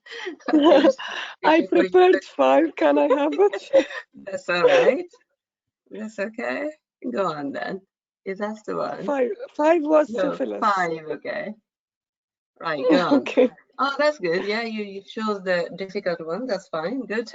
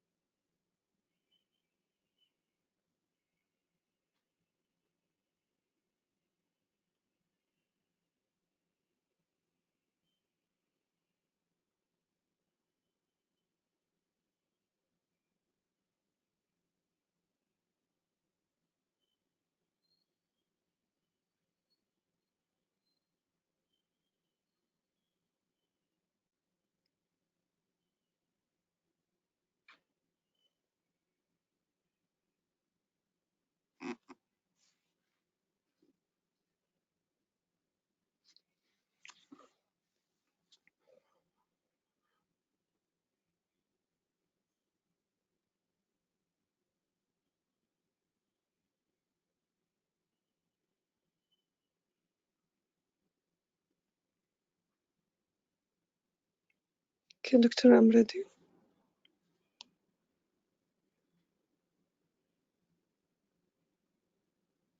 Yes, Lubna, you can start. Yeah. Hello, I'm Dr. Lubna, one of the doctors in the clinic today. May you confirm your name and age, please? Yes, doctor, my name is Demi Robert, and I'm 23 years old. How would you like me to call you? You can call me Demi. Okay, I understand that you were referred because you're pregnant and scan was done confirming that you are 12 weeks pregnant, and you did some routine blood test, including syphilis, and you came to discuss the results. Is it correct? That's right, doctor. So I just have come to this country last few weeks, and I booked for pregnancy, and the midwife done test, and she said I have some condition called syphilis. It's sexually transmitted infections, she says. So yeah, she asked me to come here to discuss. May I ask how you are settling now in the country? Yeah, I mean, I'm happy. I got reunited with my partner. He's here for the last 6 months, but now I'm really worried if this is STD, that me and my partner is cheating on me. So yeah, so I'm really, anxious, and I'm really worried. Actually, this is syphilis is a sexually transmitted disease, but there are other routes of transmissions as well. It can be transmitted even by needle prick, or it can be transmitted from one person to person by blood transfusion. For example, if you receive blood transfusion from infected person, this also can transmit the infection for you. So it's not necessarily that it's only by it is a sexually transmitted disease only. Yeah, but I had never had any blood transfusion, doctor. And I'm not Or aware needle. of any needle-seeking injuries either. Did you have any other partner in the past before your current partner? I had one, but that was long ago. I'm with this partner for last 6 years. Okay, for the last 6 years. Okay, actually, this infection also, there are two types of this infection. It can be early or it can be late. It can be a recent infection, like acquired in the past 2 years, or it can be late, like it happened to you in the past, and you're having this infection. But actually, we do some markers in the blood to know if this is a recent infection or no. And your markers has shown that it's a recent infection, an early infection. I'm clear? Yeah, I mean, my partner has been cheating on me. It is a sexually transmitted disease. We can screen you, and we can refer you to the sexual health clinic. They can screen you for other sexually transmitted disease, and they can screen your partner as well. And they can give him treatment for exposure, even, and you will be followed there. Okay. Yeah. Is this Okay. going to be dangerous for my baby? Okay, sorry to ask you one question. Do you have other support than your partner in the country? Are you settled? Do you have family, friends there? Well, we have some friends. My family is back in Poland, but we do have some friends around. Okay, you do have some friends around. Okay. And may I ask you, is that your first pregnancy? Yes, it is my first pregnancy, doctor. Can you tell me, is this syphilis going to, harm my baby? Okay, so syphilis is a bacterial infection. Okay, sometimes it can harm the baby or it can harm the patient, the mother itself. But we will be following you under multi-specialist team, where they will be taking care of you and doing for you the regular checkups and the required treatment. Sometimes during pregnancy, it can affect your baby. Some babies can, if the condition is not treated, we usually, if we discovered this in the beginning of the pregnancy, it can be treated by. Sorry to ask you, do you have allergy to any medicine? No, doctor. Not to penicillin even? No, I don't have any allergy to penicillin. Okay. So, like your infection, it's in the early infection, in the pregnancy. So it can be treated by injection called benzapenicillin once, and then we will be repeating your blood test after 1 month to check if you are responding to the medicine or no.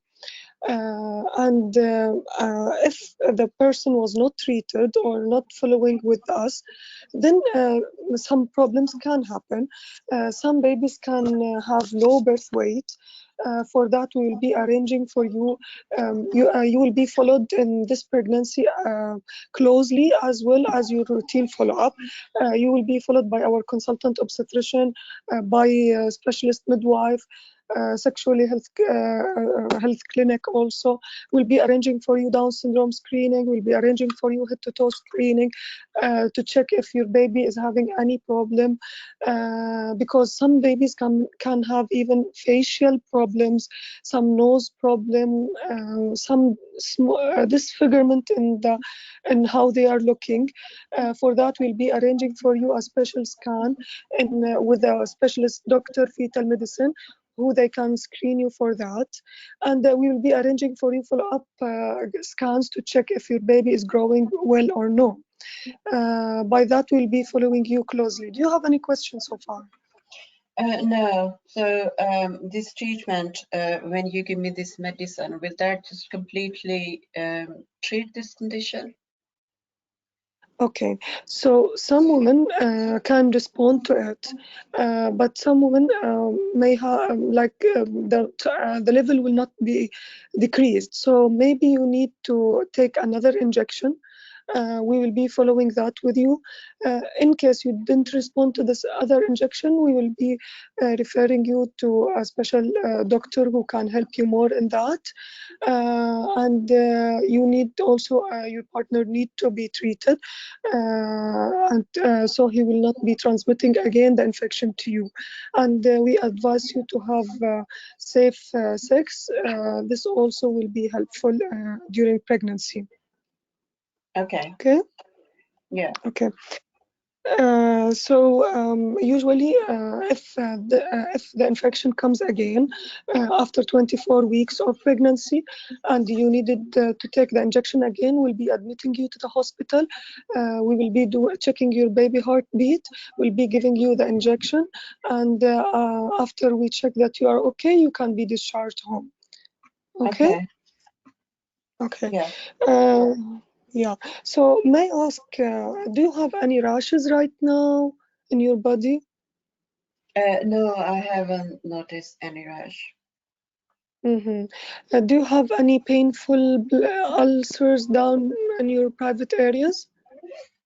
No, I haven't had any ulcer now, but now I can recall I had some very small sore about 2-3 months ago, but I didn't, think of anything at that Okay. stage. Yeah. Okay. Okay. And you didn't receive treatment also? No, I mean, it didn't bother me. It just healed within few days. So I didn't want to see the doctor. Okay, so now what we will be doing, we will be following you in the pregnancy, and then we are planning we will plan for you to deliver in a consultant-led unit, where we will be informing the baby doctor about you when you deliver. The baby doctor will be checking the baby, and sometimes he will be doing some blood tests to the baby, and sometimes the baby might need to receive some injections to treat him. We aim for vaginal delivery unless you needed cesarean for any obstetric reason. Otherwise, we will be giving you painkillers also in labor, and you can. You have any questions so far? No, it's okay, doctor. I would like to know, yes, about the labor and everything. Yeah, and then when we are, we will be checking you.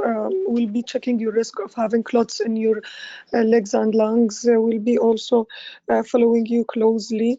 And at any time now during your pregnancy, early pregnancy, you have vomiting, you feel unwell, please come to the emergency. Okay.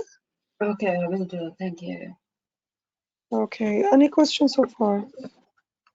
No, I'm okay. So, so when the baby is born, will my baby need any testing?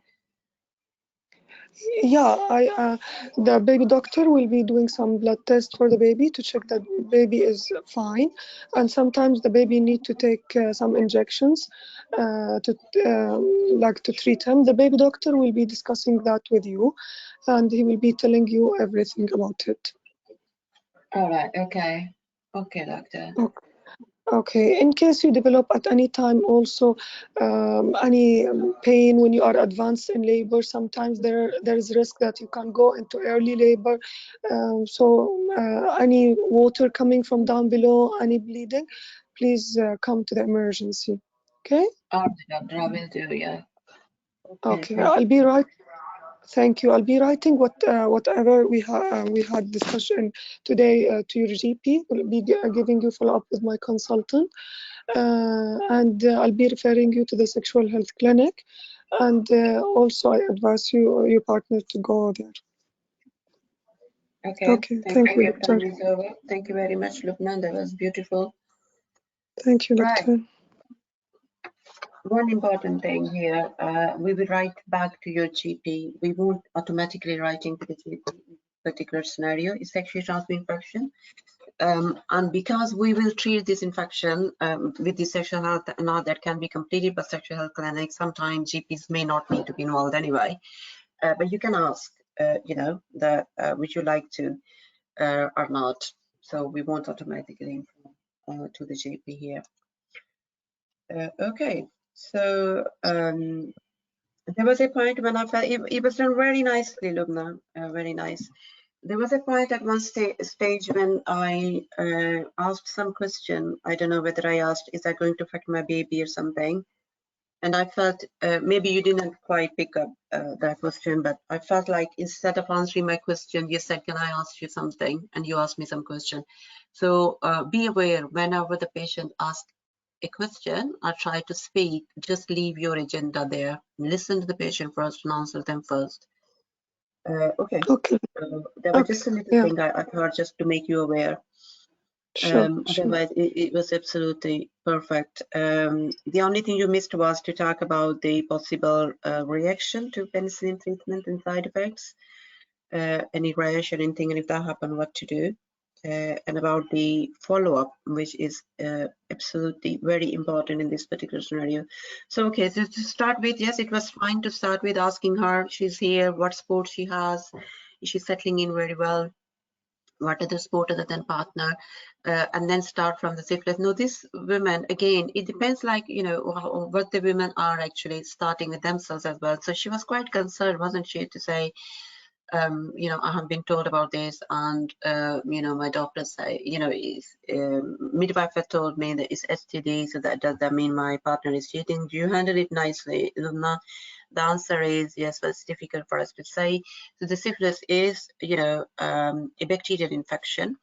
And so just explain her mode of transmission first. So it can be transmitted mainly through the sexual contact, but it can also be transmitted if you have blood transfusion from from a person who is infected with syphilis, or with some contaminated needle used by, injury to the needle used by a person, again, infected with the syphilis. So these are some other possibilities as well.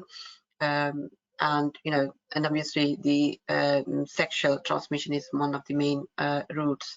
So have you had any blood transfusion? But she herself told you I never had any blood transfusion and that one. So you said, do you have any partners prior to that?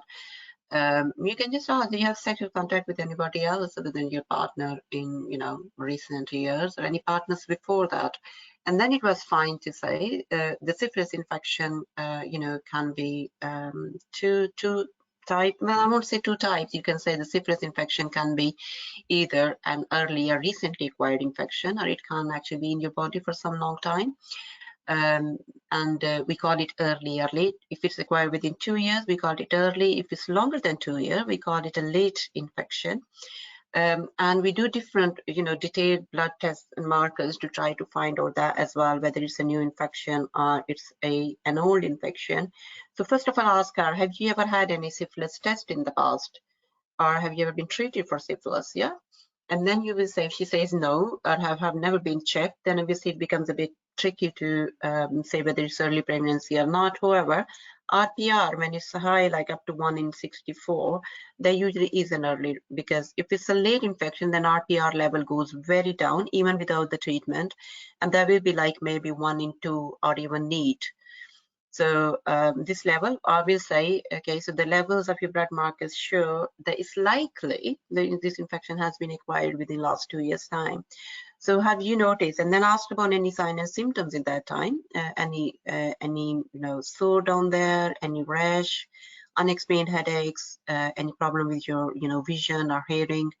And then just check with the partner as well. Has your partner ever mentioned about having any sores down there, or any unexplained rash or fever, which could be a sign of that infection? And then she will enter that information. She did have that. So when she tell herself she has some sore, recently, few months ago, that means it's an early infection. And then obviously RPR goes with that as well. So after explaining that one, then you can say, you can ask, you've explained all the result to her. Then you can gather your information which you require before you give the other. So that will be the routine, which we need to, because there's nothing particularly other than obviously the sexual history information, which we have taken already. So just that, VTE risk assessment, talk about the partners. So very important to ask here in this particular scenario, have you spoken to your partner already about this result? Is he aware? To see the response as well. And then, just check as well, you're happy, you're safe with him, and, that relationship. And then your rest of the things, change any mental health screening, any other problems in the pregnancy, medical or anything, and then come to the treatment. So first of all, then obviously it's very natural for her to worry about the baby. So she asks, if she starts with the baby, then you start answering from there as well. So for the baby, yes, you can say, so yes, this condition can, if it can be transmitted to the baby through your womb, and it can cause harm and damage to the baby. However, now, these days, if it's diagnosed early in the pregnancy, and if we can treat it successfully, then it's quite unlikely that the baby will have any effect. So we do not these days, for this reason, these days we do not actually see any harm or any effects caused to the baby. So you are quite early in your pregnancy as well, 12 weeks, and we're gonna start your, we're gonna arrange your treatment straight away. So hopefully there won't be any damage to the baby done. However, for your reassurance, we will have a detailed scan done by our specialist, fetal-maternal medicine, when you are 20 weeks pregnant, and then you can tell the possible ways it can affect the baby. So obviously there can be slight increased risk of miscarriage if this infection is untreated. And then it can cause, some structural damage to the appearance of the baby, like some facial expression, like it can cause the damage to the shape of the nose. It can, later on, it can affect the way the baby's teeth will develop. It can also damage the development of the heart. So you're on the scan, those doctors will be carefully and closely looking for this. And this condition, again, if it's remain untreated or it's not successfully treated, it can also affect the growth of the baby. These babies can grow smaller. So if we have any concerns, so we won't go routine serial scans. So all we need to say is if we have any concerns, then we will be doing more regular scans to keep an eye on the baby's growth. And obviously then we will keep updated and if we require. But it's like if it's treated successfully, there shouldn't be any effect on the baby. So that's about the baby. Then come to the management. So for management, you will say, this disease, this condition is treatable, it's curable. However, once you have this infection, your routine blood test for syphilis in future will always show positive. It's very important that when you have this test done again in future, you inform the practitioner that you have been treated for syphilis, so they can then specifically ask those specific markers which help us to understand whether it's just the old treated infection or it's a new infection. So that's the one thing we need to tell her. I'm going to make your urgent appointment with our sexual health clinic services so they can start your treatment, which will be with a single injection of penicillin. And at this stage, if you haven't asked about the penicillin allergy, particularly ask about any allergies to penicillin, and then say, so they will be treated by single injection that will be given in your muscle. It's important that your partner get tested and treated as well as a contact, even if his test is negative, because otherwise there will be a risk that he might, if he's carrying the infection as well, he might pass back onto you. And obviously that can be then dangerous and that can be passed on to baby and cause harm to the baby. And now at this stage, it's very important to check with her how you feel about talking to your partner and then ask him to come and have the result, this test done. Yeah, because sometimes, when there is a guilt, these partners very easily can go aggressive. So it's important to check with our women and offer her, if you find any difficulty, you feel, your partner might get aggressive on this, anything like that, then you can instead tell us and we can actually contact your partner in an anonymous way and invite him for the testing and the treatment. Till then, it's very important that you do abstain from sex, to your treatment, and then we will do one blood test after 1 month to see the response to the treatment. So till we are actually satisfied that both of you have been treated and the treatment is successful, no sex till treatment and use condoms later. So that will be one advice important we need to give her. And then we need to tell about the possible side effects to the penicillin treatment. So you'll say, so the penicillin injection, some people can have a reaction to this treatment, and that can be, in some people it can be just a mild reaction if they develop, like itching, rash, headaches, fever, anything like that. But some people can have some very immediate and severe reaction, which we call anaphylaxis.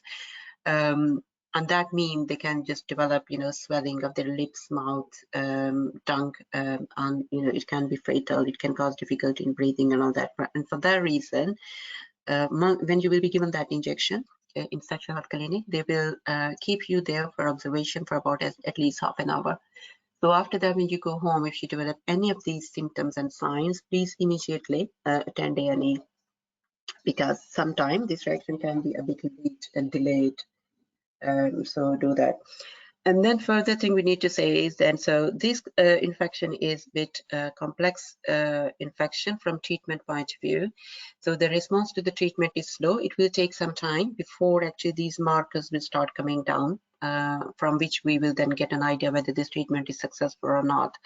So you will have few blood tests done afterwards as well. The first one will be done after 1 month from your treatment, in which we will see if those particular levels have started coming down or not. And then the second test will be done in 3 months from the treatment. If you do have any concern that the treatment has not been successful, sometimes you may need to be retreated. Obviously, we will, be informing you and we will discuss with you. It's quite successful treatment. So once it's treated, it's completely treated. There won't be any ongoing infection left in your body. Your pregnancy, will be looked after just as a routine pregnancy for anybody else. So yes, tell her about 12-week scan, that down to training, 20-week scan we have already talked about. No, think about from 31 to 30 weeks, 31 to 40 weeks. So yes, normal delivery, unless there is any other reason to go for cesarean section. We will recommend you to, rather, it's important you deliver in the hospital. We may consider to do continuous monitoring of the baby's heartbeat during the labor. And baby will be seen and examined by the baby doctors after that to see for any, signs and symptoms of this infection. And there will be a blood test done on the baby as well to check for the presence of this infection. And if obviously there is an infection, then baby will be treated with the penicillin as well. We will discuss and explain to you at that stage if that is required. But hopefully, if your infection is treated successfully, maybe we shouldn't have the infection at birth. But it's very important that you do attend for the blood test, which we will need after your treatment. That's all. Give her written information about this syphilis and syphilis in pregnancy. Invite her if she has any questions. All right. So Thank you, Doctor. If the RPR is a teacher, we keep an eye, basically. It says trap IgM positive, and routinely for other infections, we take IgM. If IgM is present, we take it as a recent infection. But syphilis, basically, that has no, significance. This mainly RPR and the history. Have you been tested before on any treatment, which help us? And then, so another important thing to do is that we will repeat this test on the day of treatment, and that will also help us to see if they're still going up. That will also help us to think it is acute infection, and if it remains same, then we might treat as a latent syphilis. So yes, so just say that as well. They will repeat your test again to check for your levels. And that will also help us to decide whether it needs to be treated with a single injection, or you may need to be treated as an old infection with 3 injections. That will be explained to you by the sexual health team. Okay, quick question before I go to the next one. Dr. Sophia. Hello. Okay, doctor. Yes. Yeah, doctor, in case if a patient is telling, please don't tell to my husband, he will kick me off out of his life. So in that case, what to be done? Because all STDs are risks then, na? Yeah, so if there are scenarios where the patients say that don't inform my partner, I don't want to inform the partner, the first thing is you need to explore why.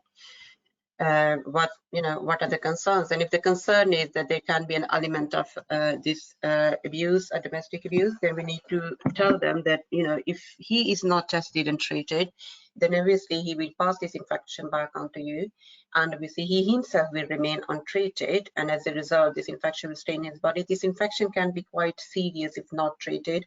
It can affect and damage the heart, it can affect the brain, and can cause severe infection and other parts of the body, and due to then obviously involvement of the brain, it can cause people blindness, it can cause the hearing loss.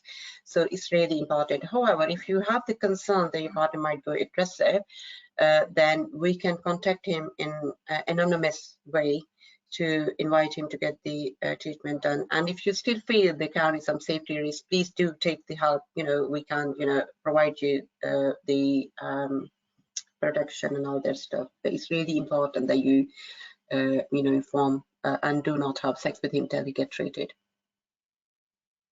I will do. Okay.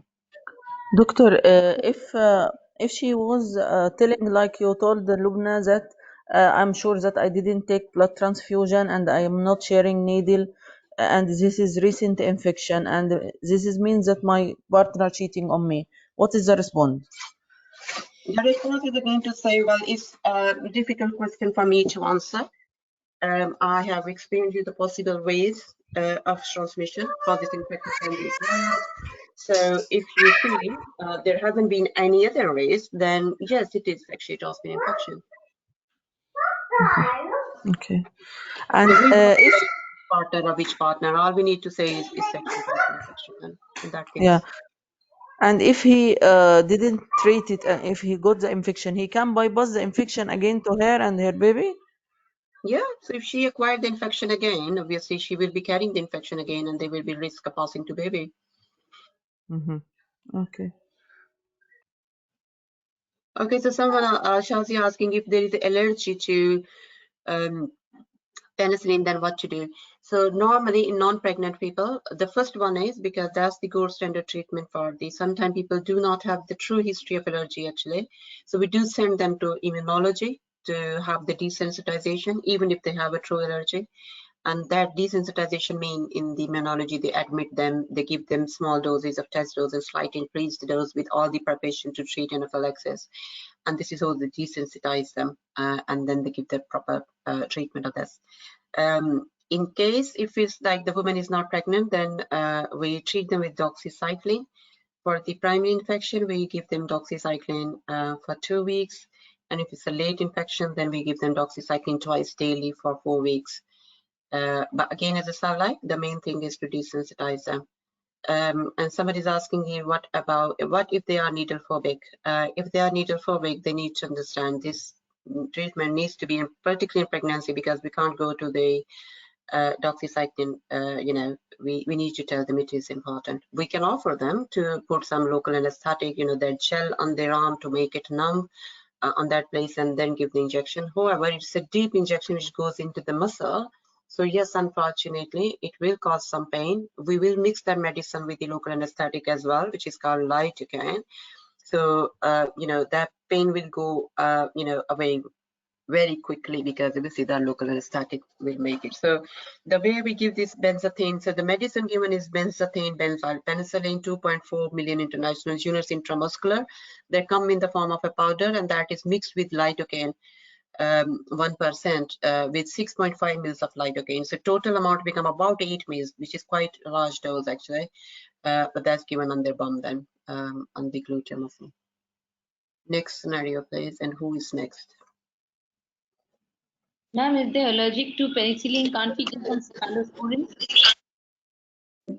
If they're allergic to penicillin, can we give what? Cephalosporins? No. Cephalosporins have no role in the treatment of syphilis. The possible things which they have discussed and in the trials have been used is, well, doxycycline is obviously known alternative, but that one, even if we try to desensitize and treat them with penicillin. The second line is doxycycline if there is no contraindication. If not, then we try. You're right, cephalosporin. I'm thinking about ciprofloxacin. Yes, it's ceftriaxone intramuscular injections, but that is not basically, again, there's not strong evidence behind it. So that is not routinely we won't use it. There has been some trial about higher doses of azithromycin. But we don't really go unless they can't be desensitized, and for some reason they can't have the doxy as well, then we go for ceftriaxone injections intramuscular for some doses and that stuff. Yes, sorry. Yeah, Thank you, ma'am. my bad. I thought it's ciprofloxacin. Yeah. Dr.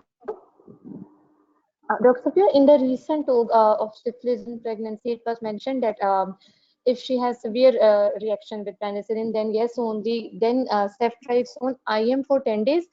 And if she is not ready to get needle, then oral amoxicillin and oral probenecid. I mean, this was mentioned in the talk. I don't know. Yeah. It is. So yeah, these options are there, but unless the patient goes into that detail, don't routinely offer them, because what happens, the successful treatment is very difficult in those scenarios. The compliance is a main problem in oral treatment when they do take the oral treatment, and then when we do the follow-up these bloods, it's just like it's not coming down, we need to retreat, so it become really complex. But if somebody really just sit down there for you to not accept anything at all, then you can tell about the oral treatment, but then you need to tell as well that it's very important that you put some reminder on your phone and you take your medication at the right time properly, and if you have any problem vomiting anything, come back. But explain her as well that the success of the treatment is quite low with this oral treatment. So obviously delaying the treatment of this infection during pregnancy, or if it's not completely treated with the medication which you will take, then that increases the risk of transmission to the baby, will become very high. And obviously the effects on the baby will become very high as well. Right, next person now, please. Sujata. Sujata. Is this 5th question now, Pramila? Yes. Are we close to the break yet? Yeah. Okay. Your first 2 Yes, minutes, please. Sujata.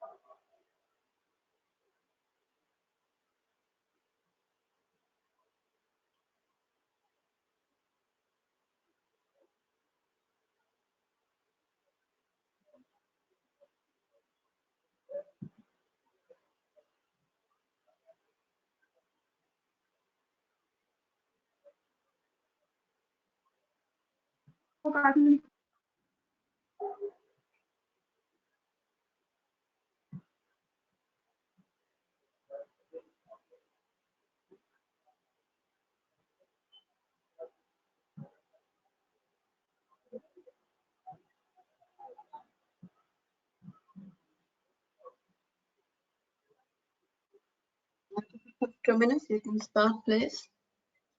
Yeah. Hello, I am Dr. Sujata, one of the doctors in the clinic today. Can I confirm your name and age, please? Yes, doctor. My name is Catherine Whitehouse, and I'm 29 years old. Yeah. How do I call you? You can call me Kat. Yeah. Kat, I see that you are in your second pregnancy at 8 weeks, and you're being sent here because you had a bipolar disease, a condition called bipolar disease 2 years back. Is that right?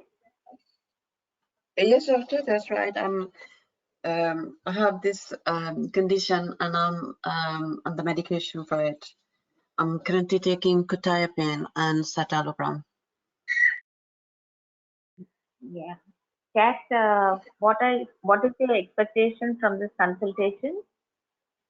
Well, my GP said I need to come down and discuss to see if these medicines are safe for the pregnancy and if there is anything else I need to do.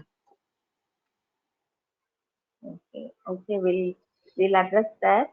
before that, is it all right that I ask a few questions since we are meeting for the first time? Yeah, that's okay. Yeah. That, so this is your second pregnancy. Can you tell me when this condition was diagnosed? I had, this some problems with my low mood during my first pregnancy, which was 2 years ago. And then, but I didn't really seek any help for that. And there were days when I felt low. There was days when I was okay. So I did not really do anything about it. But after the delivery, I started feeling really low and depressed, and then I was like feeling cheerful and crying most of the time. And I got really worse to the stage where I started having thoughts of self-harm. I didn't want to see my baby. So then I was admitted in the hospital again. They put me in a unit called baby mother unit. And then I stayed there for about 3 months. And I was put this medication, and then those symptoms came under control. Okay. I see you have been through a lot. How are you feeling now, Kat? Well, yeah, I mean, it's under control since. I'm doing okay at the moment. Yeah, thank you. And when was the last time you met your specialist doctor? So I have it's community mental health team who I've been seeing recently. So I saw the nurse about 2-3 months ago. Okay. Okay. Yeah. And is this pregnancy a planned one?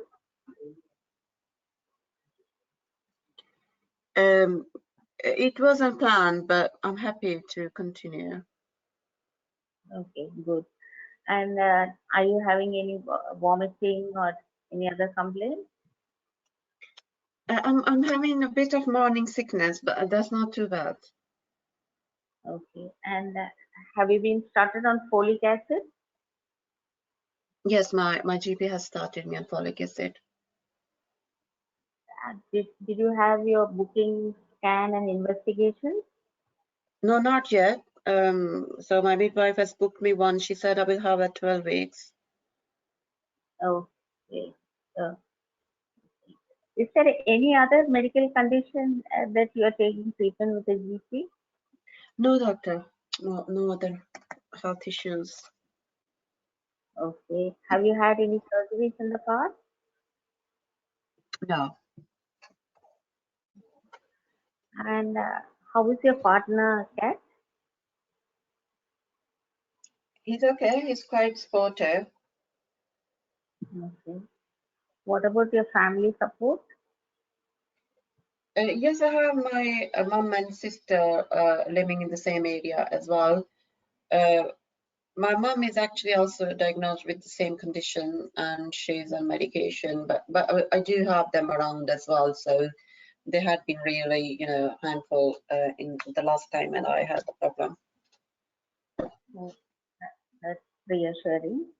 Okay. And what is your blood group? It's O positive. Do you have any known allergy? No, doctor, as far I'm aware of, no. Other than your mom having the same disease, any other diseases or clots in the legs and lungs? No, doctor. And what about your height for weight ratio? It's about 27. 27. Okay. And what about smoking, taking alcohol? I don't smoke. I stopped that off, in my first pregnancy, and then I remained away from it. I do drink, but obviously now, since I've come to know I'm pregnant, I'm not drinking. That's good to hear. Okay, thank you, Kat, for the information that you have given. And from your history, since you had this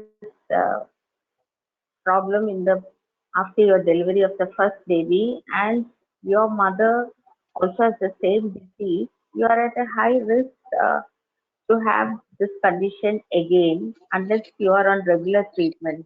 Are you with me, Kat? Yes. Yeah.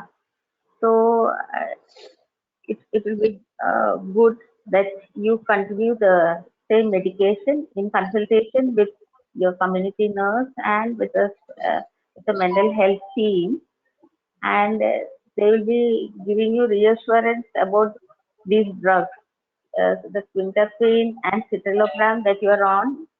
Uh, can be taken during pregnancy, even though quintaprine is not licensed, it can be taken during your pregnancy, and Okay. you will be under the. Is it all right, Kat? Yeah, it's okay, doctor. Yeah.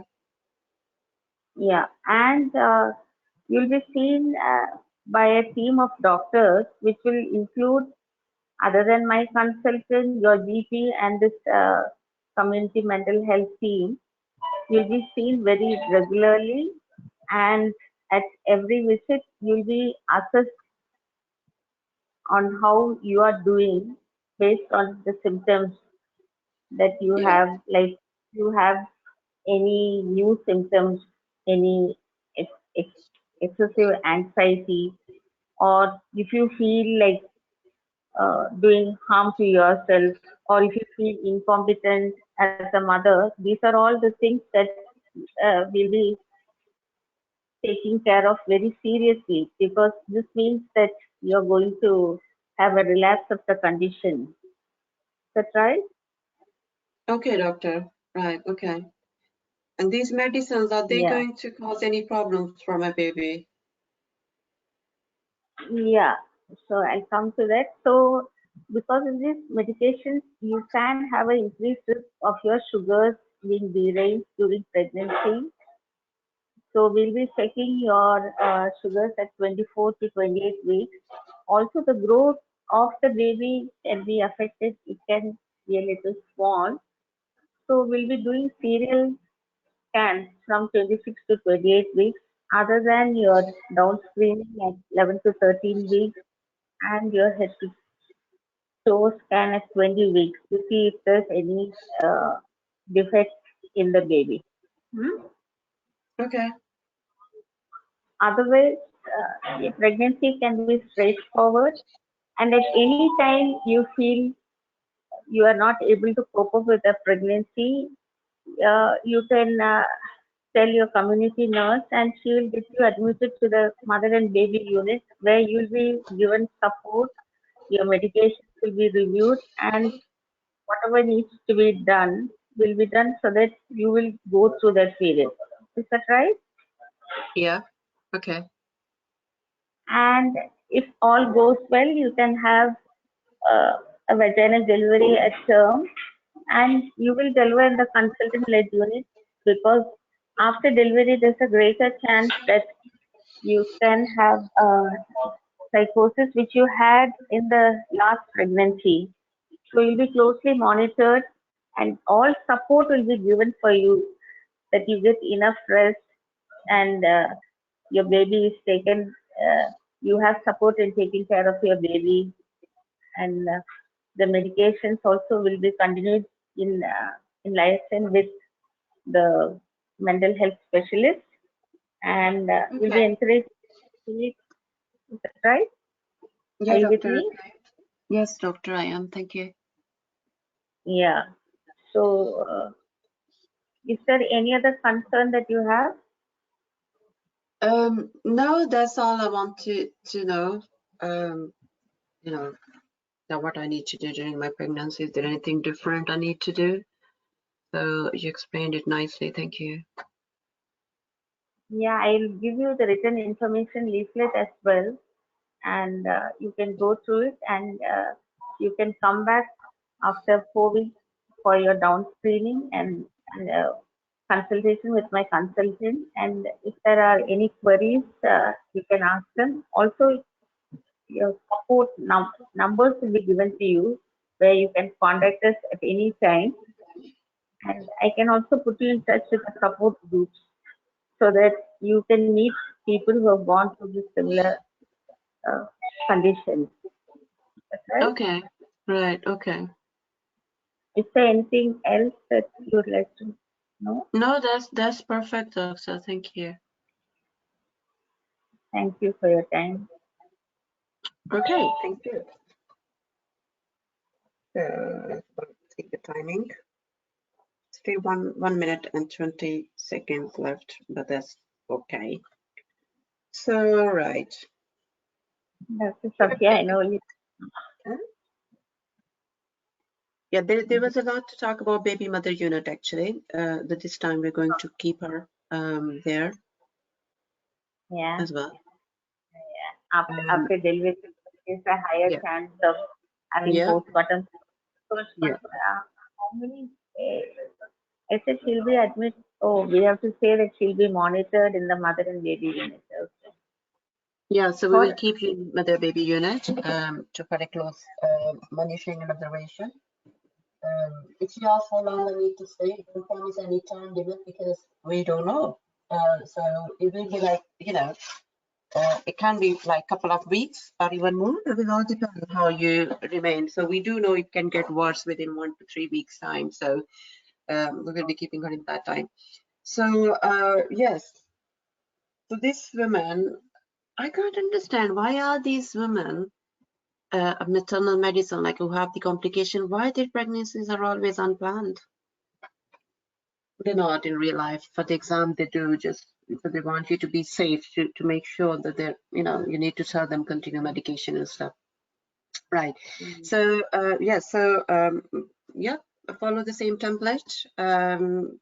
After introduction and stuff, I can understand your 8 weeks and you have this condition and you've been taking some medication. Do you want to tell me more about your condition and how is the control? So just with a brief, start, just give the women opportunity to talk first.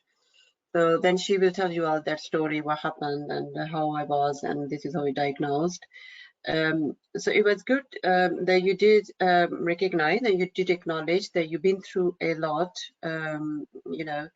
so that was nice to acknowledge. So you could just ask a little bit about, express a little bit that I'm sorry, I'm sorry that you have been through a lot and your family as well. How are you doing now? And then, yeah, so just ask about, she tells you, and then just start journey from there then, okay? So let's establish from when she was diagnosed and started, from then till now, what has happened. So then we can ask, okay, so would you tell me about like how frequent are you seeing your mental health team? When was the last time you saw them? And since you've been, yes, it was good to us, has you been hospitalized then?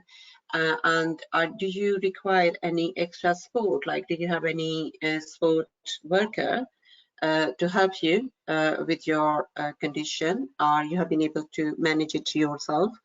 Ask about the first child, what type, of bonding and relationships you have with that child. Are you actually happy and okay to look after your child independently, or you need some help and assistance? So she might say, because that also helps us to understand what type of control they have. Yeah. Then ask about the partner. And when we ask about the partner, I wouldn't just ask the question to say, how is your partner? Just clearly ask, and particularly in this condition, because it's a long-term situation and their partner has obviously to deal with, is concerned obviously about the partner and that, then he has to look after the child as well. So how is he coping? How he has been doing. And if she says that he's helping to see the child, so clearly ask about, is your partner quite well supported? How is he supporting you through this condition?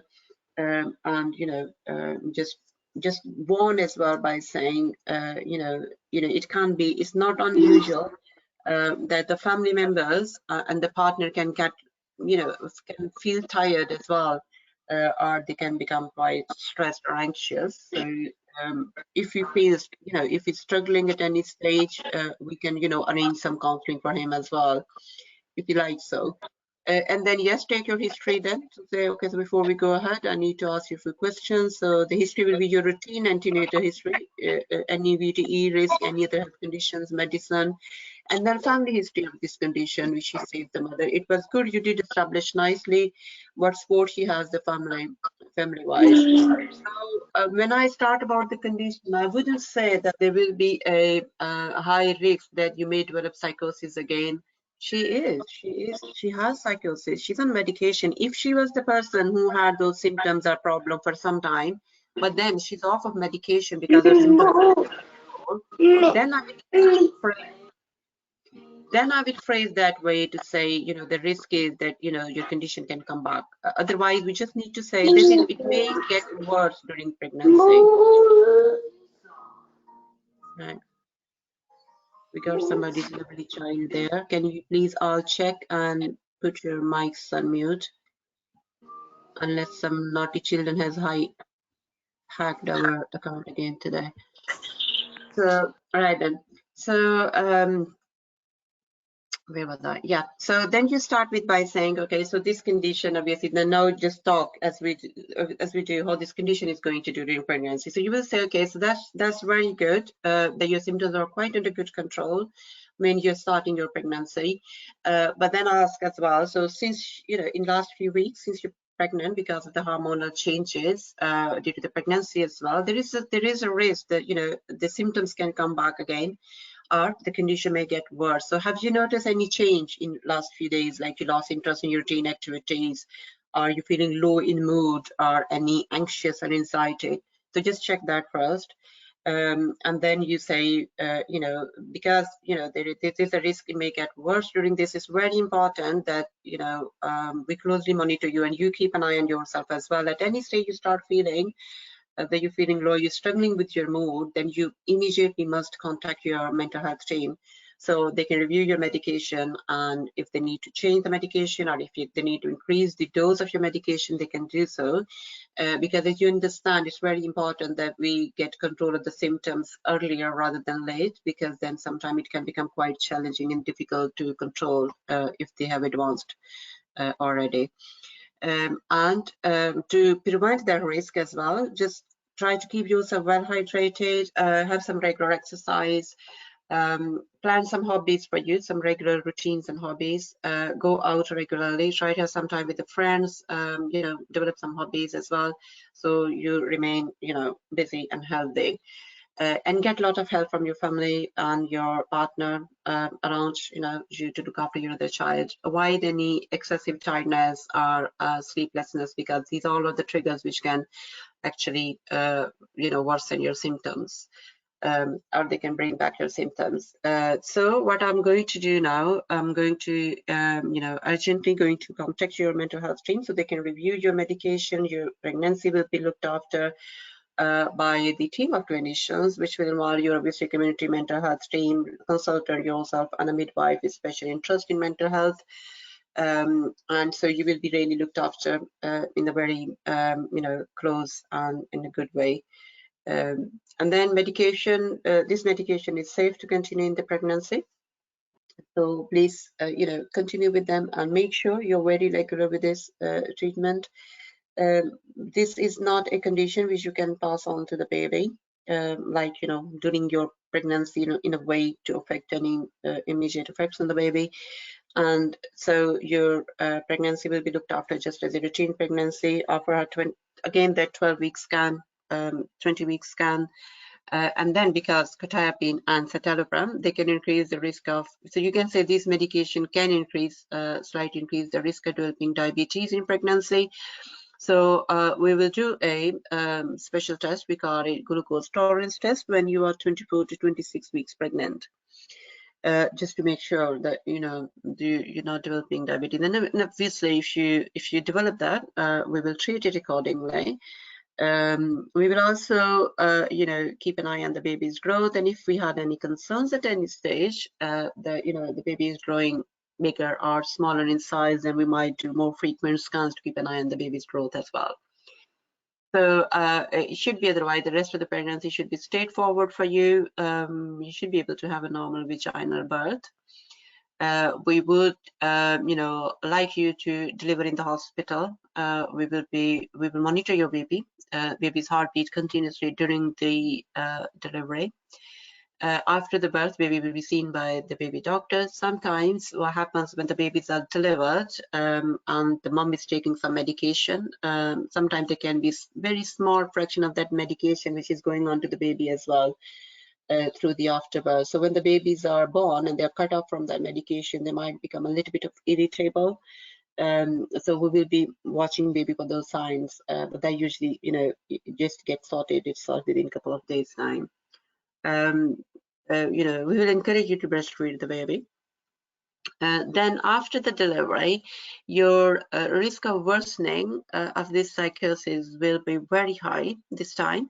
So for that reason, we will keep you in the baby mother unit for a few weeks, at least for 2 to 3 weeks for just an observation. So in case at any stage, if your symptoms start coming back, then your medication can be reviewed and you can be given appropriate medication immediately. And will that be okay with you? And if she's okay, that's fine. If she says no, well, this time I'm on medication, I would rather like to go home and all that stuff, blah blah, then we need to tell by saying, well, because you're very high risk, if we send you home and then you develop your symptoms, and we see the risk of your symptoms getting worse is more if you go home, because then you will have to look after other child as well. You might have sleepless nights, a lot other, stress of the rest of the home chores and all that stuff. So, and then you might end up then coming back to baby mother unit, and that would require then much more longer stay than if you do that planned, the observation on you. So then you will say, so hopefully things will go, straightforward within those 2 to 3 weeks time, 4 weeks time. We will send you home. Before we will send you back to home, we will make a proper discharge plan for you. So we will actually have a proper discharge meeting with your mental health team, your partner, and other family members as well, possibly, if the people who will be supporting you, and we say us just to make a proper plan what type of support you need, how frequent the mental health team, the nurses should visit you at home, and if there is any additional support you require to look after the baby and also yourself. That all will be arranged and put in place before we send you home. We will discuss and start you on safe contraception as well. Very important that you have a gap between pregnancies, and the pregnancy needs to be planned. See your doctors before you actually plan for the pregnancy so they can review your medication and change it accordingly if required. Thank you. I will give you written information about the condition in pregnancy. Yes, any questions? So here should have explained more about the postnatal period, the admission in this thing, and the discharge plan. Yes. So that's why I encourage you guys to think about those 3 bullet points. The one is about this condition. What is this condition going to do actually from week 1 to 10, from 11 to 20, from 31 to 40, and then postnatal time period. And if you pick up this particular condition is going to worsen in that particular time, then obviously you need to focus what I need to say there. So obviously with the postpartum psychosis which develop, this is something which is going to get worse in postnatal. So yes, that's what happens. They are kept on baby mother unit, and then there is a proper discharge meeting before, and all their plan is put in place before they are sent home. Okay. Dr. Safia, please, as regard the breastfeeding with citalopram and ketamine, are they safe during breastfeeding? The first question. Second, as regard contraception, LARC will be the reliable contraception here? So ketamine and citalopram are safe in pregnancy and lactation. If she is somebody who is quite, advanced situation condition and she's requiring support worker help, and then we encourage and try to put them on LARC method. But if she's somebody who has a very good control and she's fine, basically, to take her medication herself and all that stuff, then she can have all the options open to her unless there is any indication for any other reason. But somebody who's requiring, actually, if the patient tells you that she has a support worker with her already, that means she require additional support to look after her. In those cases, yes, we do encourage them to put on LOT method, just for the compliance point of view. Right. Any other quick question? Hello, Dr. Sophia. Yeah. Can we mention it regarding the little bit higher chance of heart problem and this pulmonary hypertension in the baby? Or no need, I think so. No, that's not. No, that's not that Okay. significance or something. Because Yeah. it is not significant and not evidence based also, Yeah, so it's no not need to evidence mention. based. So something which is not Yeah. evidence based, we don't talk about it. Simple. And even if they Okay. ask, we say them that the evidence research has not.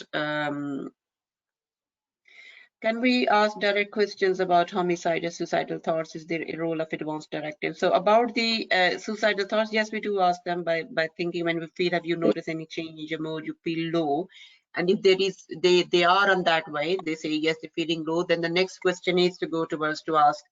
It's not unusual in that case then to have the thoughts of self-harm and harm to others. So have you been feeling any such thoughts? Advanced directive is beyond, I will say, scope of your antenatal care, unless she's obviously she's to the stage where she already has lost her capacity. Otherwise, to address the advanced directive and that type of thing, that's the GP's call. It's not our domain to worry about, unless you feel when she's talking to you that actually she doesn't have the capacity, but they won't put you in this situation. Don't worry about it.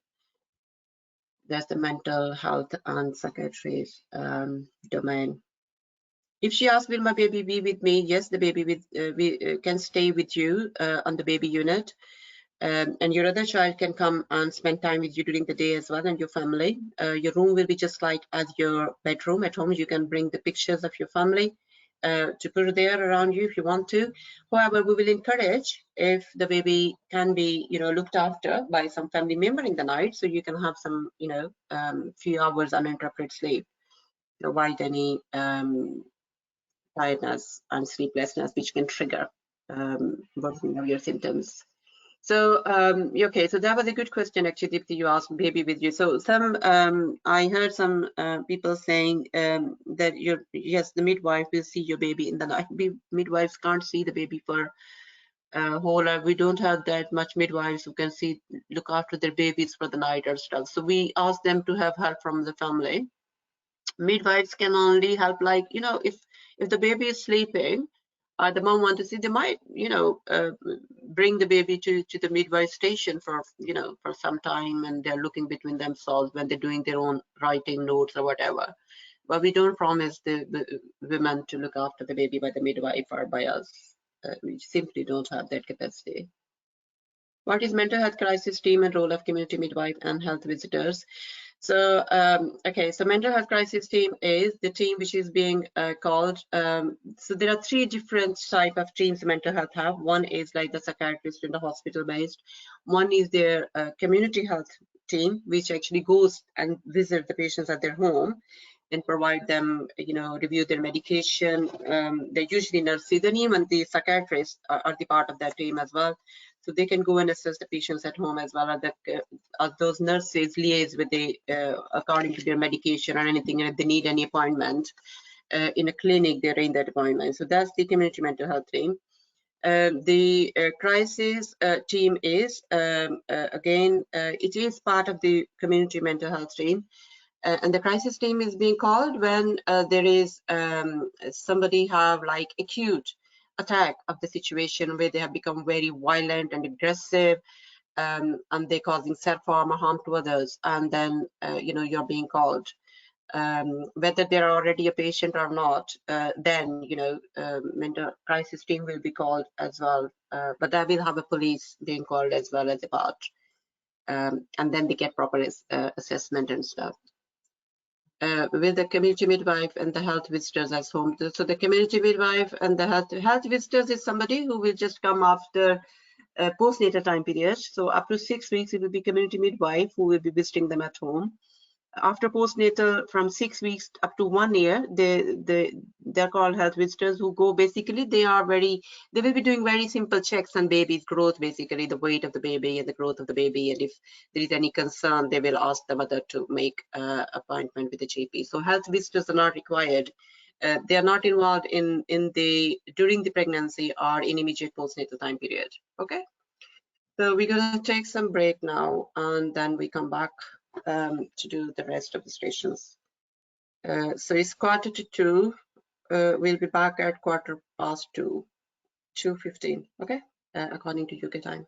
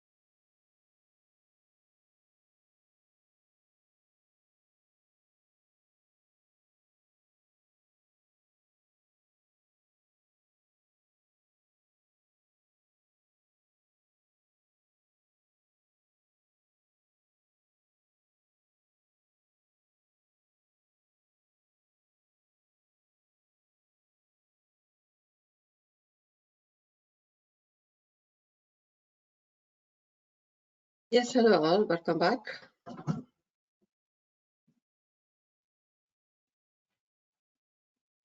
So when you guys listen these recordings, what happens with this time which we take as a break? Does it like last for 12 hours or it just gets skipped? Like It will be there, ma'am. We will have to forward that. All right, okay. Right, who is next? Rabab. Okay.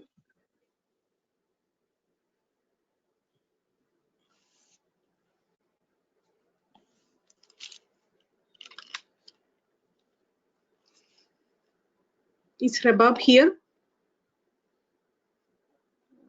I didn't see her in the list actually. Okay, you can check if somebody else is there. Then next one. Who is next? Next is me. I am the next person. Okay, I'm just looking at what stations we have. Right, okay, so that's for you then, Pramila.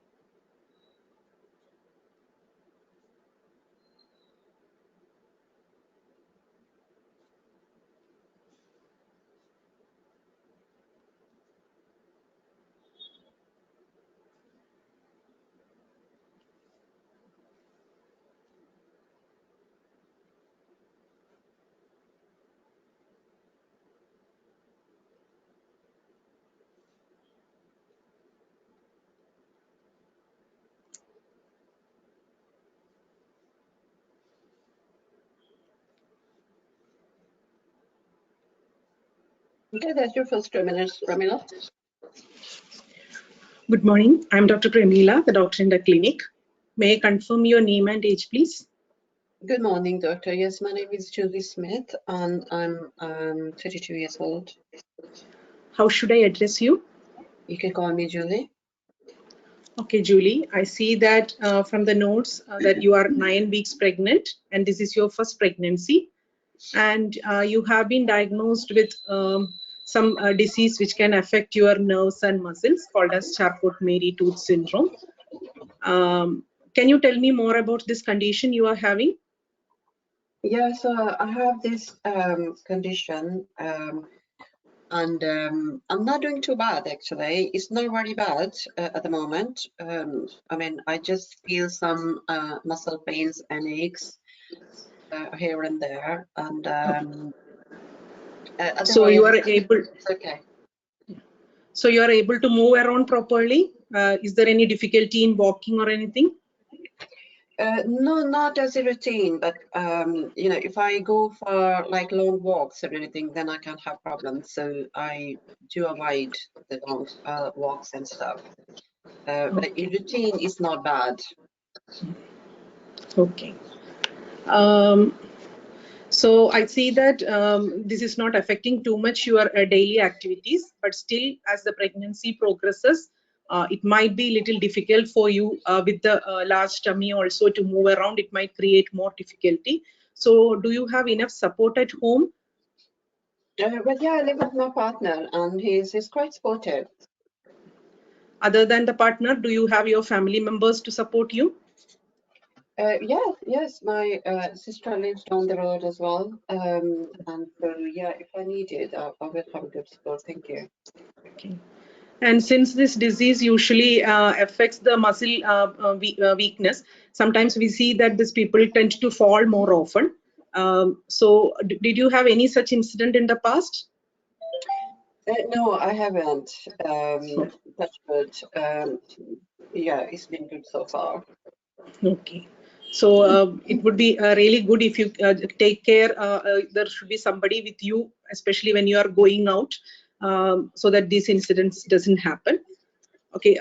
Before proceeding with your further pregnancy care, it's also written here that you declined to do the genetic testing for the baby. May I know why you declined it? Did you have any special reason? Yes, I mean, I was told with this screening test, there is a small risk of having, I mean, if I have that test, I want to know, then there is a risk, a small risk of miscarriage. So I don't really think I really need to take the risk because, you know, I suffer with this disease. I know it's not really that bad to live with this condition. So I don't really feel I'm wanting to go ahead with that test because it brings some risk of miscarriage, which I'm not prepared to take. Yes, Julie, I can understand your concern, but the thing is that this is a disease which can have quite a variety of presentations. From very minimal affection to major weakness can also happen, and almost there is a 50% chance that you can pass it on to your baby. So if you don't like to go in for that invasive testing which is associated with miscarriage, you can also have another testing called as NIPT, where from your blood to some extent up to 99% we will be able to tell whether the baby is affected with that. So you can just for the time being, please consider that also. We can do it later by around 10 to 12 weeks. We can do that if you're willing. So please consider that also, since this is a condition which can get inherited. Is that clear? Yeah, I mean, thank you for this information of the test, but I mean, important that what I'm going to do to know if my baby is affected even. I'm happy to continue with the pregnancy. Okay, so okay, then it it's doesn't make okay. sense. Yeah, it doesn't make any sense for me to do this testing really. Yes. Other than that, you will be prepared to deal with that. Other than that, there is not much difference if you do the testing. That's No, quite yes, okay. I'm okay. Okay, Doctor. so before proceeding with further testing, further counseling, may I ask you a few questions? Yes, doctor. Yeah. Okay. So how was the pregnancy so far? It's been okay. I've been having some morning sickness, but it's not too bad. You know, I don't feel like eating in the mornings, but then the rest of the day I'm okay to eat and drink and keep it down. Have you done your booking investigations and dating scan by now? Yes, the midwife has done some blood tests, and she has booked me for a scan. She said will be started at 12 weeks. Okay, okay. And do you have any long-standing diseases other than this Charcot-Marie-Tooth syndrome? No, any doctor, diabetes, hypertension, no. or anything?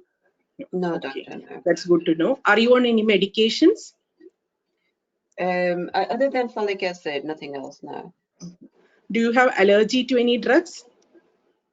I'm allergic to trimethoprim. Okay, so I'll note it down in your chart so that nobody will give that. Anyway, that's not a common drug which we give in pregnancy anyway, but I'll note it down. And do you have any family history or personal history of clot formation in your legs or limbs? No, doctor. Okay. No. Okay. I specifically asked this because your BMI has been written here as little on the more, it is all 38, which is quite high. So with this high BMI, there is a high chance that you can have clot formation in legs and limbs. So we'll be doing a detailed VTE risk assessment regarding the other factors which can affect you. And according to the scoring, you might have to use some blood thinners if needed in pregnancy according to the scoring, or you might have to take lots of water and you will have to mobilize yourself properly. Otherwise, there is a chance that this clot formation can occur. So please keep that in mind. And at any time, if you feel any swelling of legs and painful swelling or chest tightness, do inform us, because they could be the symptoms of having a clot formation. Is that clear? That's fine, doctor. I will keep that in mind, yeah. And do you smoke, use alcohol or any recreational drugs or anything? No, I don't. I mean, I was smoking, very light smoking, but I stopped, when my pregnancy test came back positive. Okay, that's good to know. And please do continue to do so. And usually pregnant females sometimes feel little low mood during pregnancy. Did you have any such problems in the previous few weeks? No, I haven't. I'm actually quite rather excited to be pregnant. Okay. So regarding your pregnancy now onwards, so as we said, we will be doing a screen, all your booking tests would be already done. We will review the results and we will be doing that 12-week scan which has been booked. And at that time, you will be also told about screening for Down syndrome or other genetic abnormalities if you want to do further testing. And then at 20 weeks, we'll be doing a detailed anomaly scan, and we will make use of the fetal medicine specialist for the same, so that they can look at the baby and see whether the baby's leg movements, if there is any problem with the leg movements and all, and the detailed anomaly can be done. And since you are, this is your first pregnancy and your BMI is on the higher side, you are at a risk of developing hypertension in this pregnancy. And this hypertension can become worse with protein secretion from the renal functions can get affected, which we call as preeclampsia. So to prevent that, you will be started on aspirin tablets from 12 weeks. Is that clear? That's fine, doctor. Yeah, that's fine. And, I'm happy to do that. Since your, yes, thank you. And since your BMI is on the higher side, again, you have got a high risk of developing diabetes in pregnancy also. So you will be screened for this, whether you are at high risk for developing diabetes at around 24 to 28 weeks by doing a glucose test, from which we can find out whether you are at risk for developing diabetes. And both these conditions we will be following you up for hypertension and diabetes developing. And as far as your baby is concerned, because of high BMI, sometimes just by examining your tummy, we might not be able to always find out whether the baby is growing normally. So from 28 weeks onwards, we will be doing regular scan to find out the growth of the baby, and also to assess the weight of the baby also. There is both chances that the baby can have a growth restriction, because especially if you develop your hypertension. At the same time, because you have high BMI and if you're developing diabetes, there is a chance that the baby can grow more also. So both these things we'll have to closely monitor. And at 36 weeks, baby. Yes. Yeah, it could be a larger baby, especially if you develop diabetes also. And so, and at 36 weeks, we will make you see the obstetric anesthesiologist, because with a high BMI, sometimes suppose you end up in cesarean section, we might need more help from them. So it will be better if they see you earlier and have a proper plan in place for your management. And according to the scan findings at 36 weeks, we will decide about your delivery plan. Is that okay? That's absolutely okay, doctor. Yeah. And if everything is okay and there are no other problems, and since your muscle weakness and sensation are okay, regarding your sensation, are you having any problem with your waterworks and back passage? No, doctor, I don't have any problems with that. Okay. So we will also ask the obstetric anesthesiologist to see whether you are okay with receiving analgesia like epidural in labor. And there will be continuous monitoring for the baby's heart rate using a continuous CTG, because hearing the fetal heart with stethoscope might be little difficult. And you will have to, we will recommend you to deliver, or we will strongly recommend you to deliver in a consultant-led unit in the hospital itself, because you have got immediately after delivery, during delivery itself, the delivery can be little prolonged. There could be more chances of ending up in cesarean, more chances of instrumental deliveries. And if the baby is bigger in size, then there could be problems with delivery of the baby also. And after delivery, there is a very high chance, especially a very high chance of bleeding happening after delivery, which we call as postpartum hemorrhage. But we will be prepared for that. And what is your blood group?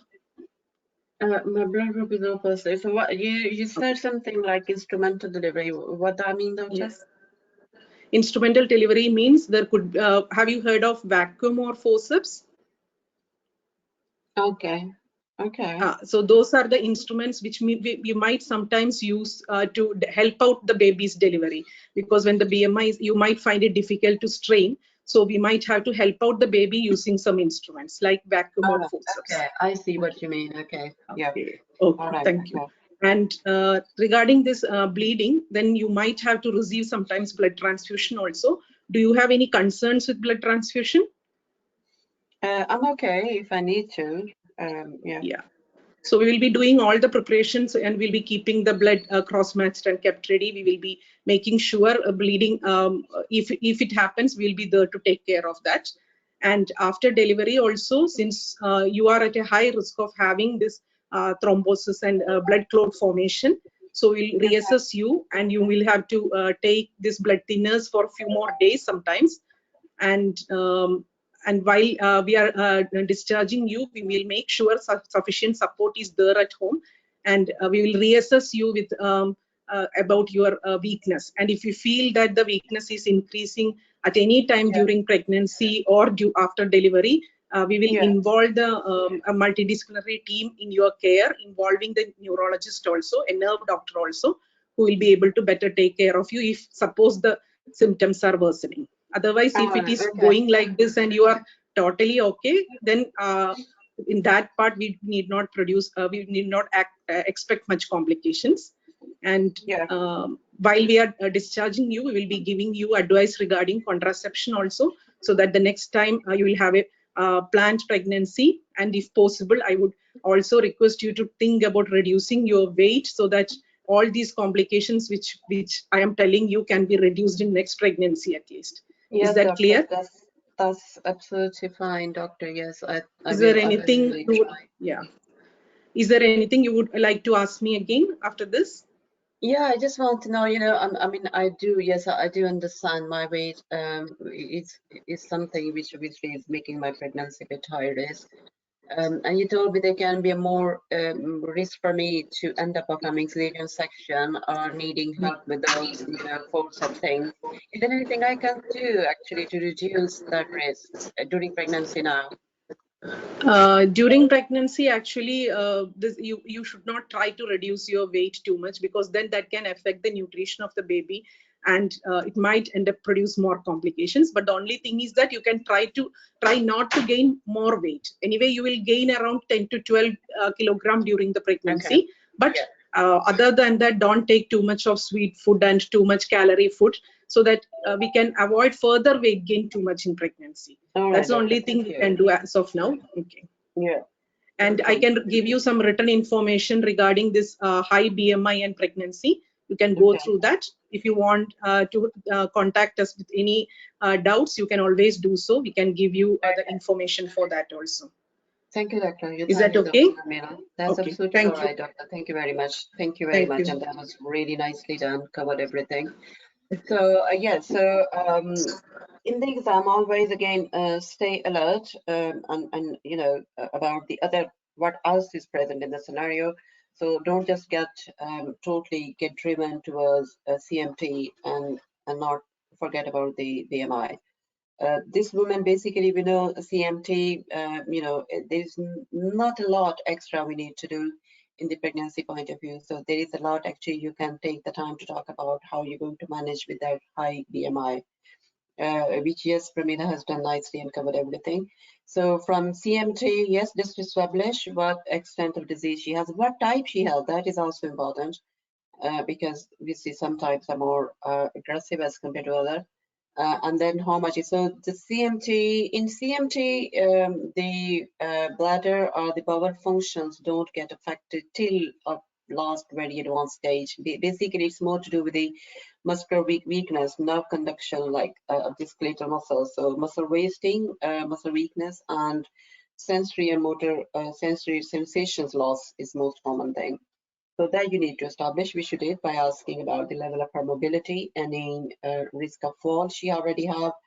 I will ask about not only about the mobility, I will also make, is she like, in this particular condition, because of the reduced sensation to the foot, or signals to the foot, sometimes, you may find it a bit difficult to take different steps to walk down. So is there anything you're experiencing at the moment?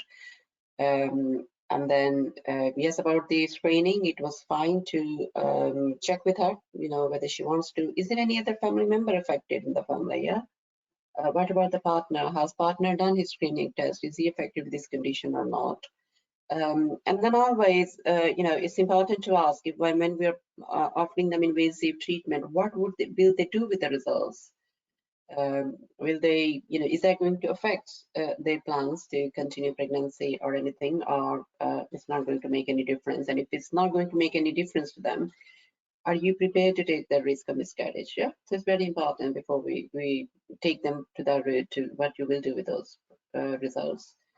So yeah, so this woman said she's not bothered about that one. I know that condition, it's not that difficult to live with that. So that was really important to tell her.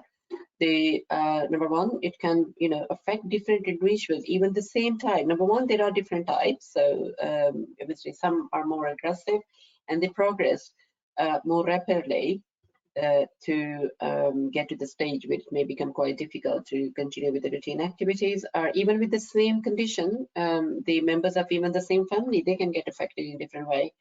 So it's not, it's not promising that if you have milder form of the disease, the baby will have the similar course of the disease as well.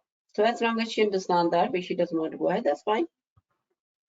And then, so you think about Charcot-Marie Tooth syndrome first. So if you're saying muscle wasting and all that, now what is how that is going to affect the pregnancy? Obviously, they do get some muscle pains and aches really badly as well. And if we're saying the muscle weakness and all that stuff during pregnancy, so that means her mobility may become slightly reduced. Her risk of fall and difficulty in steps may become difficult as well as the pregnancy will advance. So that was good. You did mention how that well, it may become. Then what we can do actually to reduce that risk. So in addition to the support she needs from the family, we can actually arrange and check, because she's quite high BMI as well at the same time. So this woman may get above BMI.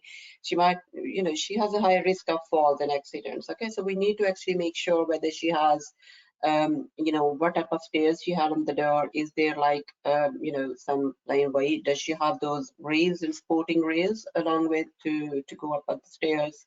And if she needs any help, like we can encourage her actually to use either a walk stick or even a walker, so that she just has some extra support and protection to prevent any risk of falls. And if she doesn't have that appropriate equipment at home, then obviously we need to liaise with the GP to get that arranged for her at home. With the BMI, obviously she needs to have more space to move around as well. So what type of house she has, her doors and access, everything, what type of that is, yeah. So if that increases the risk of VTE, then we need to make sure that we encourage her to have some exercises, arrange her appointment with the physiotherapy therapist as well, so they can actually help her to do some passive exercises as well to reduce the risk of clots. So that's mainly about CMT care point of view. Because of this condition as well and hormonal changes and everything, she is at high risk to develop low mood and depression, anxiety as well. So that is another thing we need to particularly warn her, that it's not unusual, but with this particular condition, there's a slight more risk that you might get these. So if you feel any of these symptoms, please speak to us urgently. And then at the same time encourage her. The things we need to do, increase your, keep yourself well hydrated, good rest, try to go out regularly, some light walk or whatever other activities you can do, some passive exercises. So that's what it is about. And then obviously the rest is regarding her high BMI, which you nicely addressed. Yes, for this woman, from this stage, we need to have a dating scan for her, combined test, start a screen from 12 weeks. Then we need to particularly inform the women who have BMI more than 35. it can be a bit difficult to measure the nucleotranslucency through the transabdominal. So we do, inform them that this scan may be an internal scan for you, because sometimes it's difficult for us to pick it up from the abdominal scan, doing the scan from the tummy. And then, yes, that 20-week scan by the specialist sonographer or by the fetal-maternal medicine, and the rest was fine. So you need to just talk about the BMI, what additional risk she is, obviously preeclampsia. I won't use the word hypertension, Pramila. It's better to say the high blood pressure, and because of that, you may start losing protein in the urine as well. We call it preeclampsia. So tell her the signs and symptoms of that as well. If you develop headaches, burning of vision, any pain in the upper part of the tummy, let us know. You did nice mention about the VTE risk assessment. I will do proper risk assessment at the end of this consultation and see what we need to do. But yes, stocking and stuff is important if you develop these symptoms. So when we talk about any complication, then do two things in your mind. Number one, what we can do to reduce it. Yeah, so inform that, and then what patient needs to do to keep an eye if you develop that. So tell about the symptoms. Yeah, if you develop these symptoms, please just let us know, because that can be a sign of this. The rest was fine about your, continuing with the monitoring of the baby and what we need to do in the labor and after. That was excellent. Good. Who is next now? Any question? Quick question I can take before we go. How to use high BMI word mildly and delicately while explaining care and complications. As you know, your weight is, it's absolutely fine. The people, it's not always the people are going to get angry with us. So we can say your BMI is high, your weight is, towards the higher side. So it does have its own, some effects in the pregnancy. Okay. What fetal-maternal medicine unit will do that, we can offer her to have a detailed scan. So what we said is we're not straight away referring her to fetal-maternal medicine. We said we will have your scan done by either by the specialist sonographer or by the fetal-maternal medicine, because again, for these women, because of their body habitus, and sometimes these abdominal scans, they can be difficult and challenging. So that's why we want them to have either by these specialist sonographers or with this one. Any role of genetic counseling? No. Why? There's no role of genetic counseling. Genetic testing will refuse to what to do. If she doesn't want to, that's fine. We have explained what possible effects the disease can be, and if she doesn't want to, as long as she understands, and then she doesn't want to go ahead, that's fine. Genetic counseling, it's not very broad service available for genetic counseling. So there is a criteria as well for the genetic counseling. We send those people for the genetic counseling who are high, for the diseases who are quite serious, and they have major effects on the life.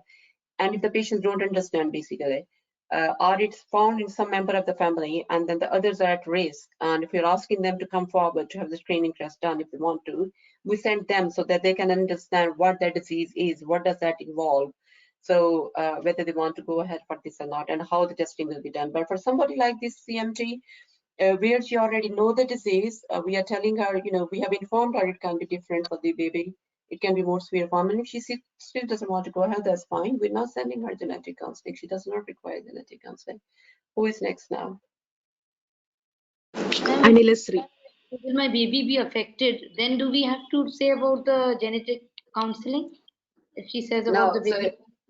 No, sweetheart. When we told her, when we said that, the baby may have even more severe disease, yeah, and she understand that, yeah, and she said, well, I don't do it. That's why I said you need to ask what she will do with those results first.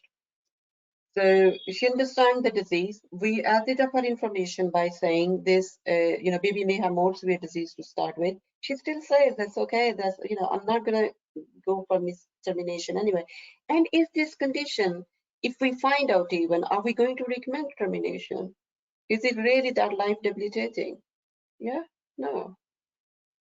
So we don't really want to. So she said to the midwife she doesn't want to. We concept gave her information. She says we do. She still says I don't want to. And then we're sending to the genetic counseling. What we're trying to do here is we're trying to override her right of attorney. Yeah, we are pressurizing her. We're pressurizing her to take a test which she doesn't want to take. And she understands, as long as the patient understands what that condition is, how is that going to affect the baby or herself. If she still says, no, thank you very much, I don't want to. Genetic counseling, say, for example, somebody's mother or grandma is diagnosed with epithelial ovarian cancer. Now we want all those girls in their family to go and get their screening test done. Genetic test, we send them for genetic counseling because it can be quite, stressful for them to. Why I need to have the test? Am I high risk to have the cancer? And what? I don't want to know if I'm on a high risk because that's going to affect the quality of life. I will start worrying right from now. It's okay. Yes, I understand I'm at risk even. I may be at risk. And if I develop, that's okay. If it comes, then I will deal with that. I don't want to, start worrying and affect my quality of life from state away from here. These type of things, these people need to go for genetic counseling to understand their risk, what that is, what the disease involved, what will happen, that type of thing. Otherwise, no. Next one, Thank you, ma'am. please. Anniversary. Anniversary.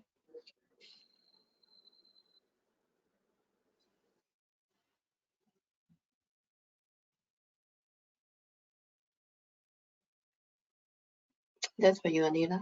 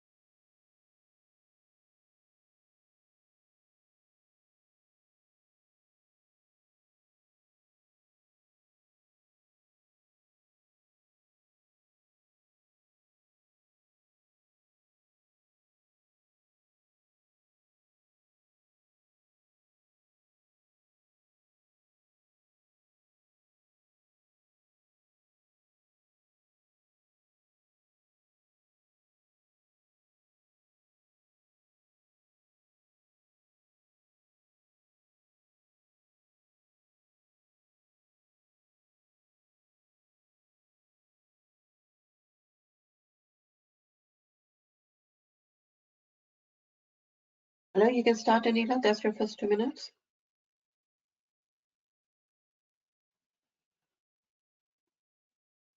Can you hear us, Anila?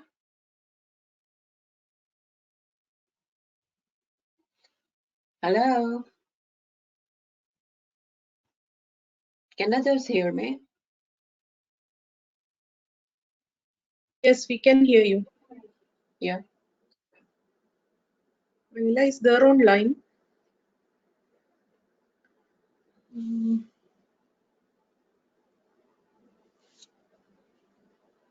She was, because she did confirm us that she's going to take this. So, I know she had some internet issues now. Hello, Anila.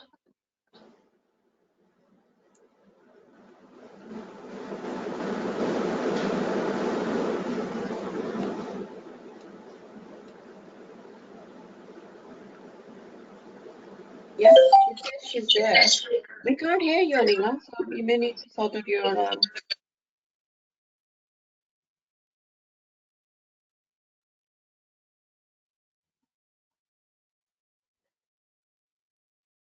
Okay, so she's logged out. Let's just give her a few more seconds to log in again and see if we can hear her better. Otherwise, we'll take this case to somebody else and then she can do the next one.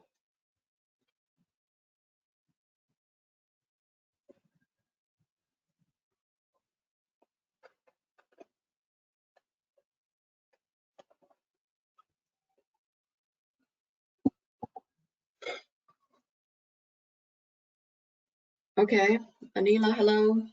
Oh, it is a station.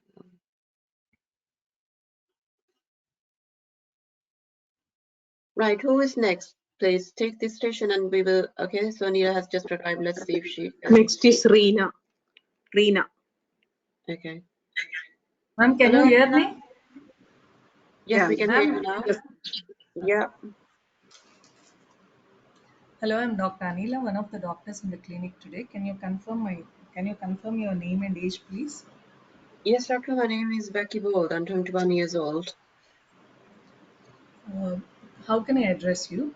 You can call me Becky. Hi, Becky. I've gone through your notes and I found that you are 6 weeks pregnant now and you're being diagnosed previously with the Marfan syndrome. Is it right? Yes, doctor. I have this condition. Yeah, and I'm taking some medicine for my blood pressure as well. Okay. How are you feeling now, Becky? I'm okay. I mean, I'm doing well with this. My symptoms are under control. No problems still so far, touch wood. Okay. When was your last visit to the doctor, the cardiologist? So I had attended my physician about 8-10 weeks ago. Okay. And I had my echo done, and some blood pressure monitoring and blood tests and stuff, and I was told everything is fine. Okay. Uh, this was a planned pregnancy, is it right? It's not planned pregnancy, it just happened, but we're okay to go Okay. ahead with this. Okay, that's nice. Are you aware of the Marfan syndrome, Becky? Yeah, I mean, it's my aorta, the big vessel in my heart is like at the opening is more broader than it should be. Okay. Did you have any surgeries for that, Becky? No, I haven't done any surgeries. Do you have any idea what is the size of your big vessel at the starting? So yeah, so I just had a last scan, an echo about a couple of months ago, and it was 3.5 centimeters. Okay, that's nice. So your physician has given a nod for your pregnancy? You I'm never sorry. discussed this? You have Well, never discussed this? yeah, I was told I need to discuss before I get pregnant, but it just happened. So no, I haven't spoken to my cardiologist yet. Okay. Were you on any other medication other than for the hypertension? No, that's the only one, and I have started taking folic acid as well. Oh, that's nice. How are you feeling now in this pregnancy as of now for the last couple of weeks? I'm happy. Yeah, feeling really well and good. Okay. Any other surgeries done in the tummy or down below? No, I never had any surgeries. Is your partner also been screened or known that he is having something like this Marfan syndrome? No, he hasn't. He has been checked, and no, he's not affected. Okay. Did you have any time clots in the legs or in the heart or something like that? No, doctor. Any family history in your this one regarding the Marfan syndrome? Anybody in the family? Yes, one of my brothers have Marfan, and my dad has it as well. Okay. How are they doing? They're doing well. Yeah, they're doing fine. My dad has a one surgery done, but yeah, he's been doing fantastic still since then. Uh, I need to ask you some personal questions. Please do not mind, Becky. Do Mm-hmm. you smoke?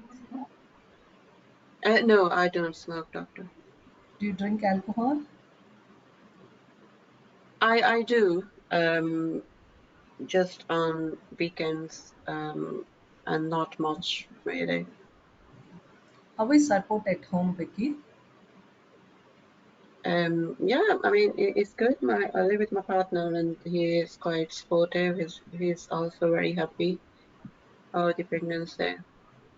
What do you do for living? I'm in uni. I'm doing masters in chemistry. Okay. Uh, do you have any idea about your height for weight ratio? Yes, it's 24. Oh, that's good. Uh, do you know your blood group? O positive. Oh, that's okay. As Becky, thank you for sharing this information. As you know, Marfan's is an. You must be aware that it inherits in the family. It is an autosomal dominant. Do you have any idea about this? Yes, yeah, when I was diagnosed, I went for Yeah. genetic counseling and stuff. They told me something passes on the family. Okay, it passes in the family, as they said, it's right. If only one partner is affected, I mean, one parent is affected, there's a chance that baby can inherit. There's a 50% chance. That means if out of two babies, one baby can get affected by this one, by Marfan's, and Okay, it yeah. as you had a problem. I mean, you know that you have some problem with the blood vessel, the larger blood vessel. uh, the same thing can happen in the baby also. There is a chance. I'm not it, if you know this, it would be better. um, Apart from this, where you anytime screen for your spine and other eye checkup, everything was done previously?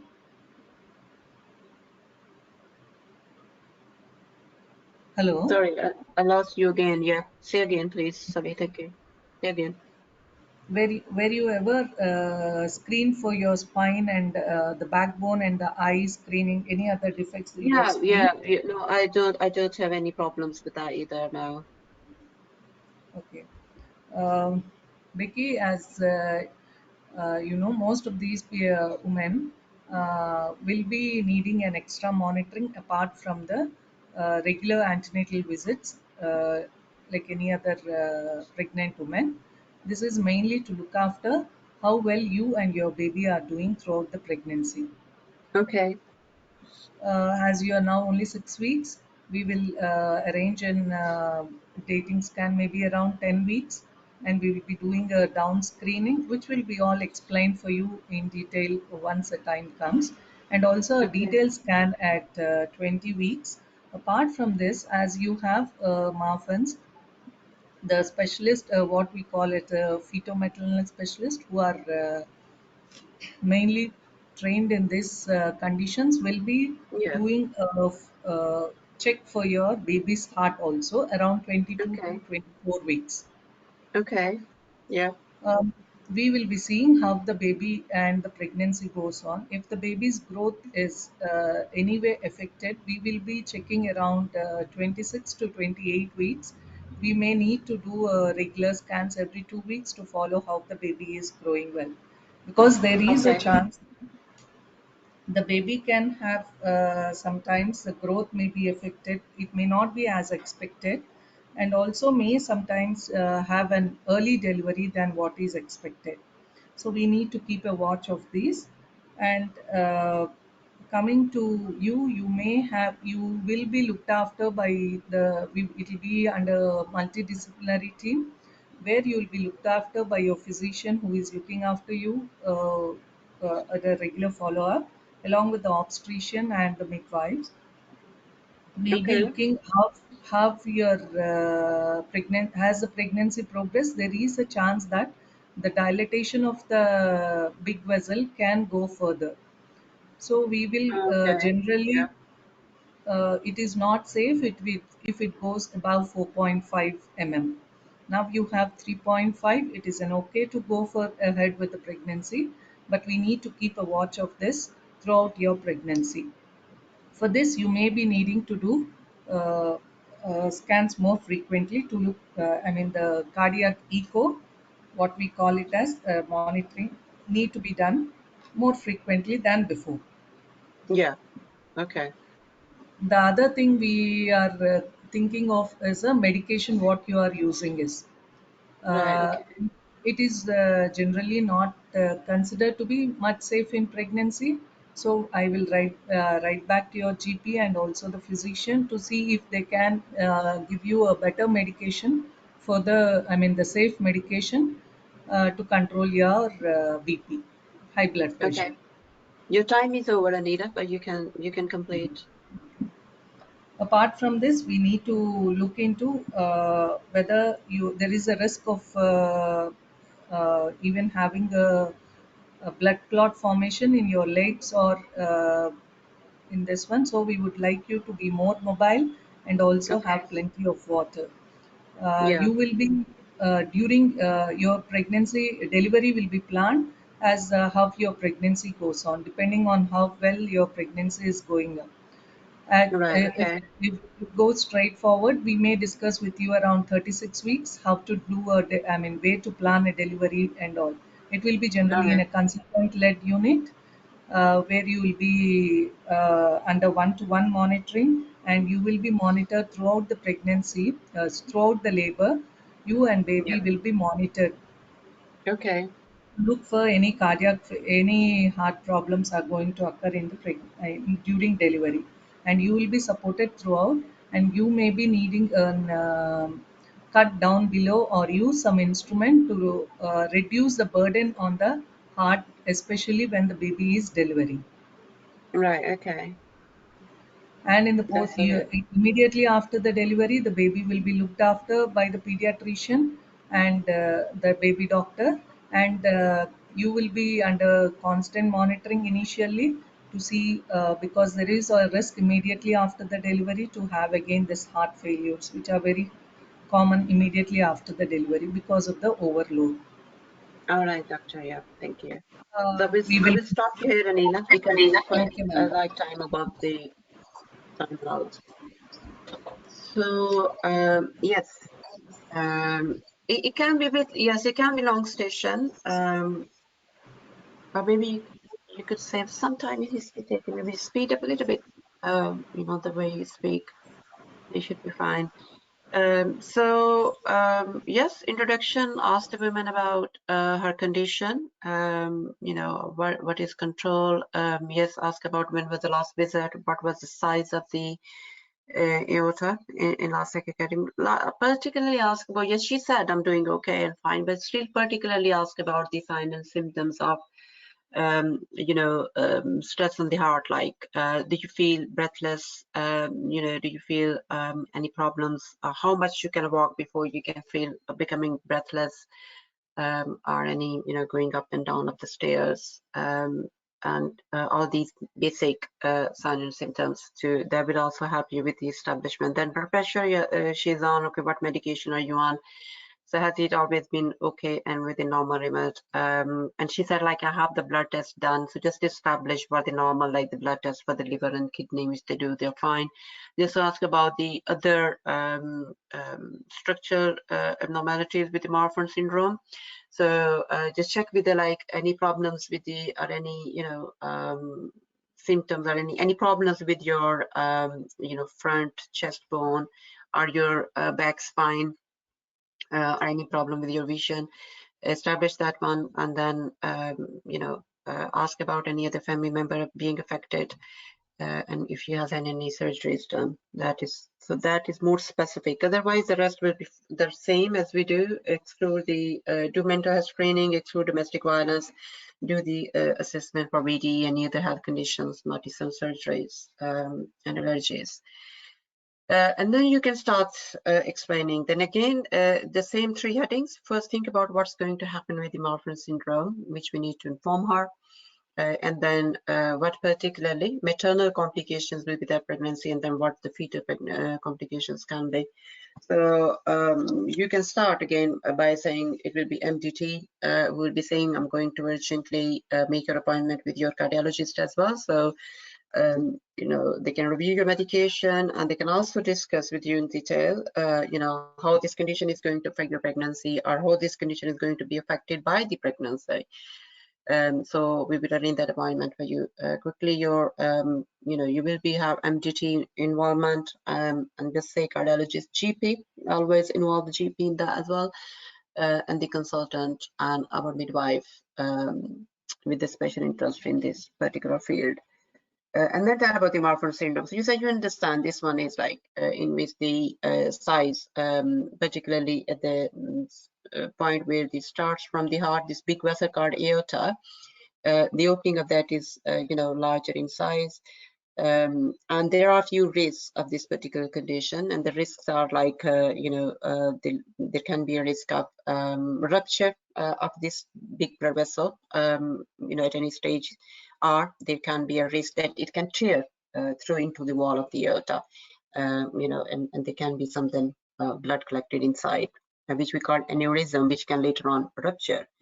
In pregnancy, because of the pregnant hormone and the changes, the volume of the blood increases for the purposes of the pregnancy, and as a result, the stress and the workload on the heart increases, and that actually increases the risk of these complications will become quite much higher.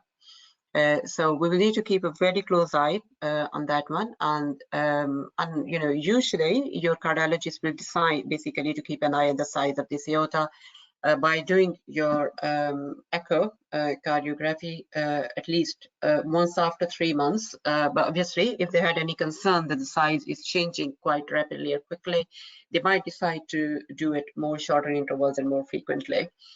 Then the risk of obviously the rupture of this big blood vessel or the training into the blood vessel will increase significantly as well. So it's very important you keep close eye on yourself. At any stage you feel any sharp pain in your chest or even into the in your tummy, mainly going radiating towards your back, any shoulder tip pain, any feeling of being lightheadedness or dizziness, that can be a sign of that, one of these. So in that case, immediately you need to call the ambulance and attend the hospital. Then you will say the size of the aorta. If it goes beyond 4 centimeter, then it's not safe to continue with the pregnancy. So at this stage, if your size is 3.5, that's very good, actually very good for the start of pregnancy.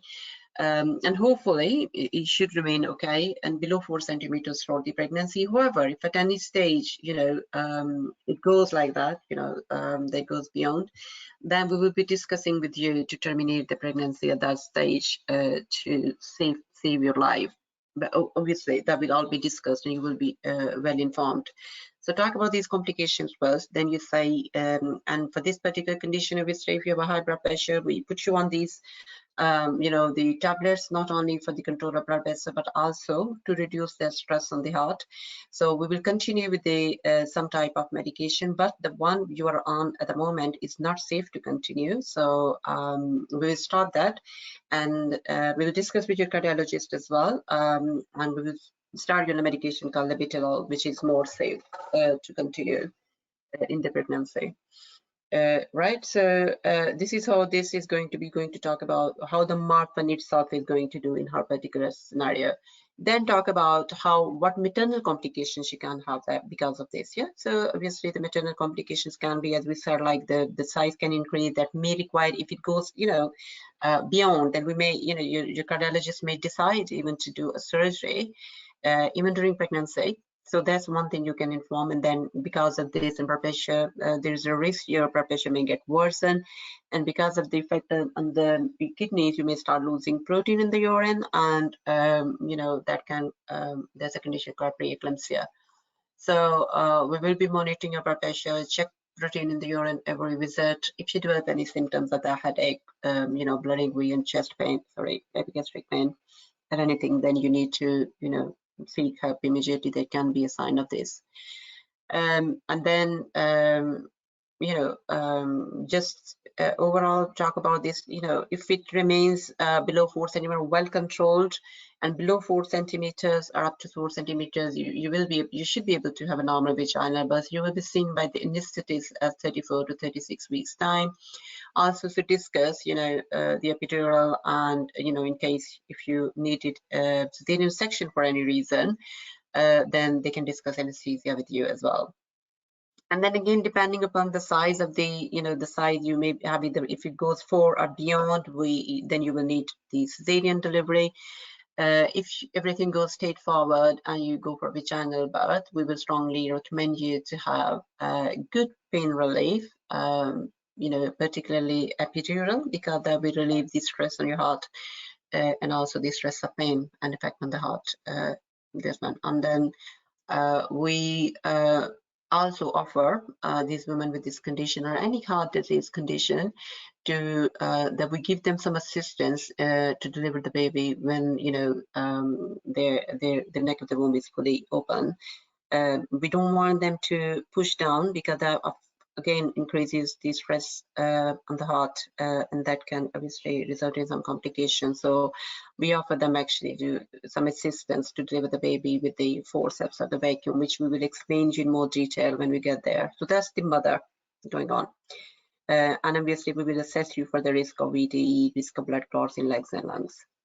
Then talk about the baby. So starting from first trimester, you need to just tell like this is a condition. It depends upon how you acquired that condition. So ask her, because she said she has a family history, so that means it's the inherited one. So then you explain her that this is a condition which can be transferred onto the baby as well. And there is a chance, 1 in 2 or 50% chance of this condition may get transferred to the baby. So would you consider, would you like to get tested by some test to find out if the baby has been affected by the condition or not? So first check with her what she says. And if she says no, then obviously leave it. If she wants to go ahead, then you can talk about amniocentesis or CVS and risk of miscarriage along with it. And then say there is a slight increased risk of miscarriage with this condition, and that all is again on the control of this condition on the mother. And then if baby is affected by this, then obviously the baby's big vessel, the aorta, will be enlarged in size as well. So for that reason, we will book you under the care of our specialist team, fetal-maternal medicine. They will do your detailed scan at 20 weeks to assess the size of the aorta and formation of heart of the baby. And if there are any concerns they have, then they will be then regularly doing that echo cardiography for the baby as well, to keeping an eye on the size of the aorta as it develops. Then yes, you can talk about going like it can affect the, because of the blood pressure on the risk of preeclampsia, the growth can be restricted. So we'll be doing CL scan, keeping an eye on the baby. Its growth if required. There is a slight increased risk that you may go into early labor, or we may need to deliver the baby early, as I said, like, maybe because of any complications you develop, or sometime, there is some evidence that these women have a slight increased risk of having a rupture of their water bag earlier. So, and as a result, they can go into labor. So, and then the birth plan we have already discussed, whether cesarean or that what we require. So if you go for vaginal birth, hopefully if you're okay to have vaginal birth, there will be continuous monitoring of the baby's heart. We'll give you, keep an eye on you during that. You will have one-to-one care. Once the baby is born, baby will be seen by the baby doctors. And then after that, the time after that, after the birth of the baby, then again, we will assess you for your risk of any blood clots. The routine thing will encourage you to breastfeed the baby. And then you will have your, your care will continue with your cardiologist regarding your Marfan syndrome. We'll discuss and start you on some safe and effective long-term contraceptive method. Very important to have a gap and have a planned pregnancy and review your medications before you start pregnancy. Thank you. I will give you written information about the condition in pregnancy. Any questions? How much of Marfan to discuss in 10 minutes? So you got your answer, 282. What's your name, 282? I'm Sapna. So Sapna, you got the answer. I have given you the model answer. So now it's up to you guys now. Try to squeeze that in 10 minutes in your own words. So record, write in your points, bullet points, what you are going to explain. Organize. That's why organizing the answer is very, very important. The way, I suggest, talk about the condition quickly first, maternal complications and fetal complications, because then you go in order. And that saves your time instead of thinking and coming back and going forward and backward. So you need to record your answers and then listen and see as well whether you are able to do this. It's important, obviously, practicing that, and then taking unnecessary phrases out of those of your practice, practice, and practice. Who is next? Yeah, Dr. Safia, how should we patient? I just couldn't understand. I couldn't hear. There was interruption. So can you please say again? Yeah, how do we explain to the patient if she doesn't know what is iota and whether she knows what it is? The Okay, the first thing is somebody diagnosed with Marfan. There is no question and no way that she won't know by now what is aorta. Okay. But let's assume just to complicate ourselves. So if she doesn't understand what aorta is, then all you need to say is the big blood vessel, the big channel of the blood vessel which takes your blood from your heart to the rest of your body. Okay. It's called aorta. Sure. Okay. Excuse me, but I absolutely love the way you guys complicate things.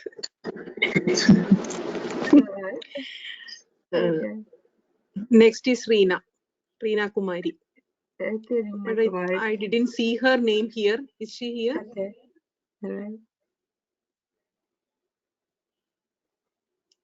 Reena Kumari. No, that's a beautiful name. No, I don't think she is here. Next is then Neelam.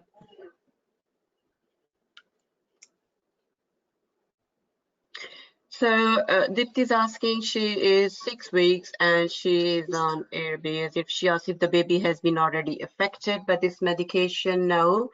The baby, these medicines, if they do any effect on the baby, they do from 12 weeks of pregnancy. So at this stage, there's no harm caused to the baby because of that. So, but we cannot continue with this tablet. That's it. This medicine. That's the answer. Okay. Sorry. So who is next? Neelam.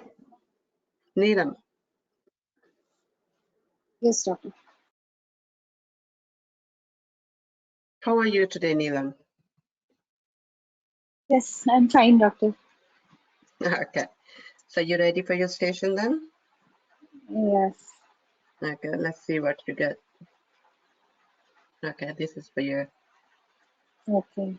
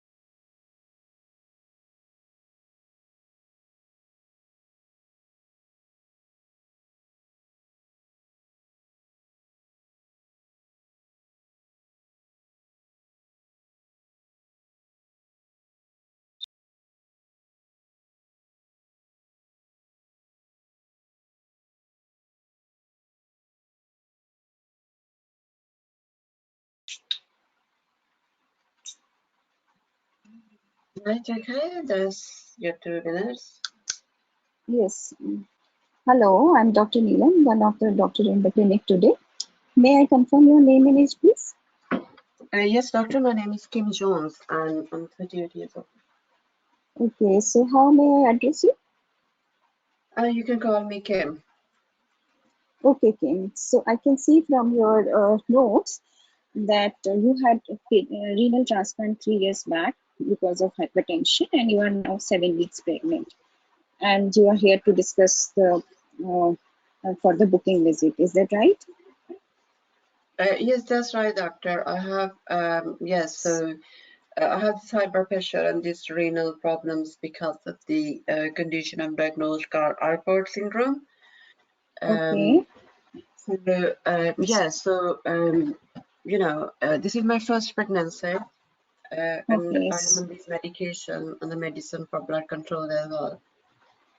So is it a Yeah. yeah? Yeah. Is it a planned one? No, it's not planned pregnancy. Okay. It just happened, but I'm happy to go ahead. Okay, that's good. So when did you meet your kidney doctor? Well, I haven't seen my renal physician for a while now. It's my GP just is doing my test to make sure everything is under control. So these Okay. last tests I have done is just like about just a few weeks ago. The ones So you have with you. that's good. So you are keeping an eye over your all investigations, and they are normal. Yeah, few weeks back it was all normal. It is creatinine I Yes. can see is 1.2, that is within normal range. And Okay. protein is, your protein leakage is a bit high, but that is also not that bad. And did you talk to your renal physician about your pregnancy or something? Uh, um, like you want to go for planned pregnancy or something? And did he not worry this? Yeah, not recently, but I had a plan to get pregnant, but obviously it's not like Okay. because it just happened. So I welcomed it, but I haven't had So spoken any to my physician yet. okay. So any history of rejection, graft rejection episode or something like that in past? No, doctor. Oh, were you had any admissions in recent past for the kidney disease? No, other than obviously, Okay. I had obviously because I had that kidney failure and I required dialysis for some time before I could have the transplant done. Then So now, obviously, yeah. yeah, so no dialysis now, recent past, no?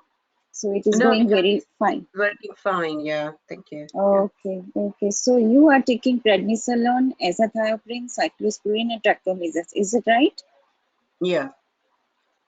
Okay. So are you taking folic acid too? Yes, I am taking folic acid. Yeah. He gave Okay. me And the GP said you need to take like a high 5 dose mg. folic acid. So I Yeah. have So taken them. Yeah. you are taking 5 mg. That's good. Yeah.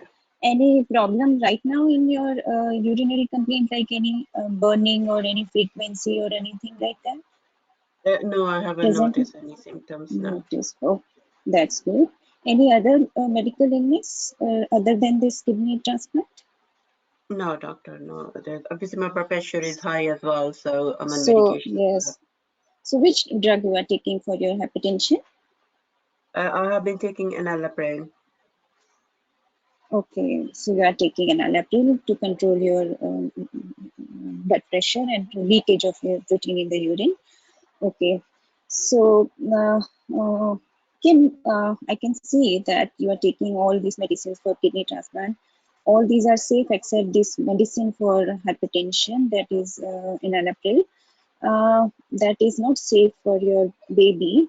So what we will do then, since you have now 7 weeks pregnant, I'll make an urgent appointment with your regional physician so that we can change your drug for hypertension to a safer one, which will be beneficial for your baby. How does it Okay. sound to you? Yeah, Okay, that's fine. so Yeah. yeah, so then, but don't stop it before we make an appointment with your physician, and then we'll change the medicine, right? And Yeah. any surgery other than this, to any surgery, any history of surgery? No, no doctor other than my transplants. No other surgery. Any history of a clot in the legs or lungs? No. Any history of any allergy to any medicine? No doctor as far I'm aware of. So this is this your first pregnancy? This is my first pregnancy, yeah. So were your periods regular? Yeah, yeah. They have So been it always is very it regular. So. okay? So by your last menstrual period, you were 7 weeks pregnant. So Yeah. any ultrasound done for the dating scan has been done? Not yet, but my GP has booked me to have a scan. I think Okay. it's about in a couple of Yeah. weeks time. Okay. And do you smoke? No, I don't smoke, doctor. No. Any alcohol? Just occasionally. Okay. So, Kim, I would recommend that it is recommended that in pregnancy it is better to avoid alcohol because it may have some ill effects on the growing baby. So, do you want to any help to stop it, or you think you will do it? Because it would Sorry. be What? better for your alcohol. Yeah, it's better you Oh, stop yeah. No, no, taking that's not a alcohol. problem, doctor. No, that's not a problem. Okay, Like, I mean, I can stop drinking okay. if I need to. Yeah. So, do you know your weight to height ratio? Yes, it's 23. Okay. And what do you do for your living? I'm a school teacher. Okay. So, whom do you live with? I live with my partner. So, everything is good at home? Is he supportive? Yeah. Yes, he is very Okay. supportive. So, Kim, now coming to your pregnancy plan from here on 7 weeks and till delivery and afterwards, I'll take you through the course of pregnancy. So, and what effect this pregnancy will have on your renal transplant, and what your renal transplant and renal disease effect on your pregnancy and your child, right? Okay. Yeah. So, yeah. So, as I told you, we'll have to stop the drug which you are taking for hypertension. And the effect of pregnancy on your renal transplant is if it is well controlled, and if there is if your blood pressure is well controlled, if your urine, you are not leaking urine protein in urine too much, and your transplant is well established, and you maintain on your these drugs, then you can have a straightforward pregnancy. Although nobody can be sure, sometimes it can have some effect on your transplant. Your some function of the transplanted kidney may be affected, because pregnancy has an effect on strain on your kidney, and you already have one kidney, and that one kidney is doing all the work, right? Yeah. So it Yeah. may have some effect on your kidney, but nobody can tell Okay. how much. But usually, these women who have transplant, they sail through is a straightforward pregnancy if their BP is controlled and their protein in urine is less, right? Right. Now Okay. coming to your effect of your kidney disease, this renal transplant on your pregnancy, that you may have developed high blood pressure, and you may leak more protein in your urine, and then a condition may superimpose on already blood pressure high you have, that is called preeclampsia, and that Okay. we will take care of. And for that, we will start a drug called aspirin from 12 weeks of your pregnancy, right? Okay. Yes. So Yeah. around 10 to 11 weeks, we'll do your dating scan, viability scan, and we'll do all the booking bloods, and we'll start with the aspirin, right? And Okay. Okay. throughout, yeah, so to take care. Then you can have early labor because of maybe because your BP is high, or maybe because your water may break up, your baby may have may be small, may grow less, may deliver early.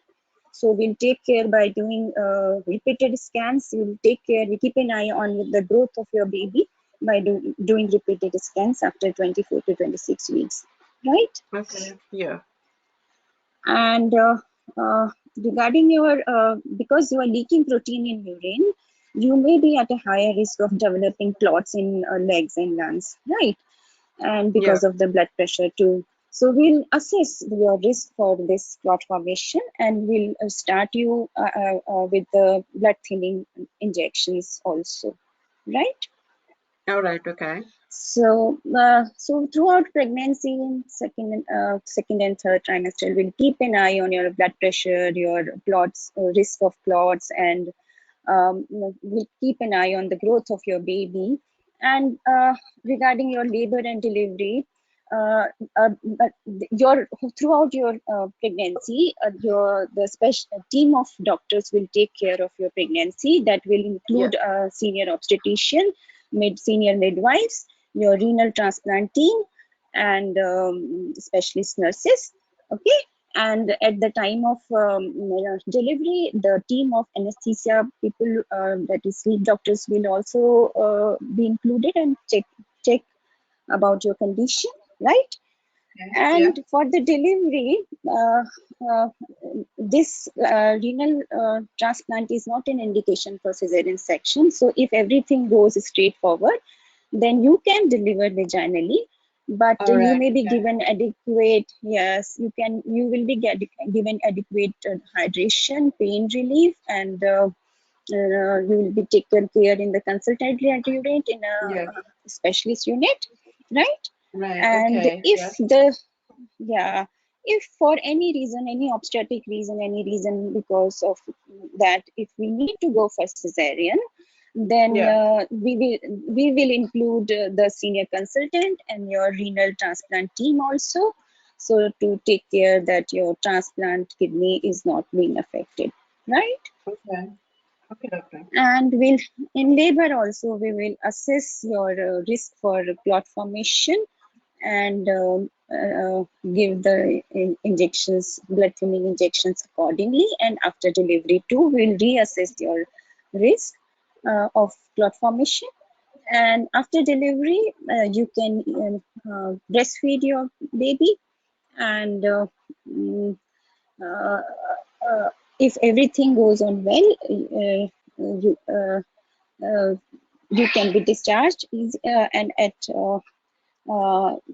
after delivery you will be we will recommend you for a long acting contraceptive, so that you take care before planning for a next pregnancy, and then we can restart after delivery on your antihypertensive, that is drug which is safe, which was your renal hypertension medicine that you were taking.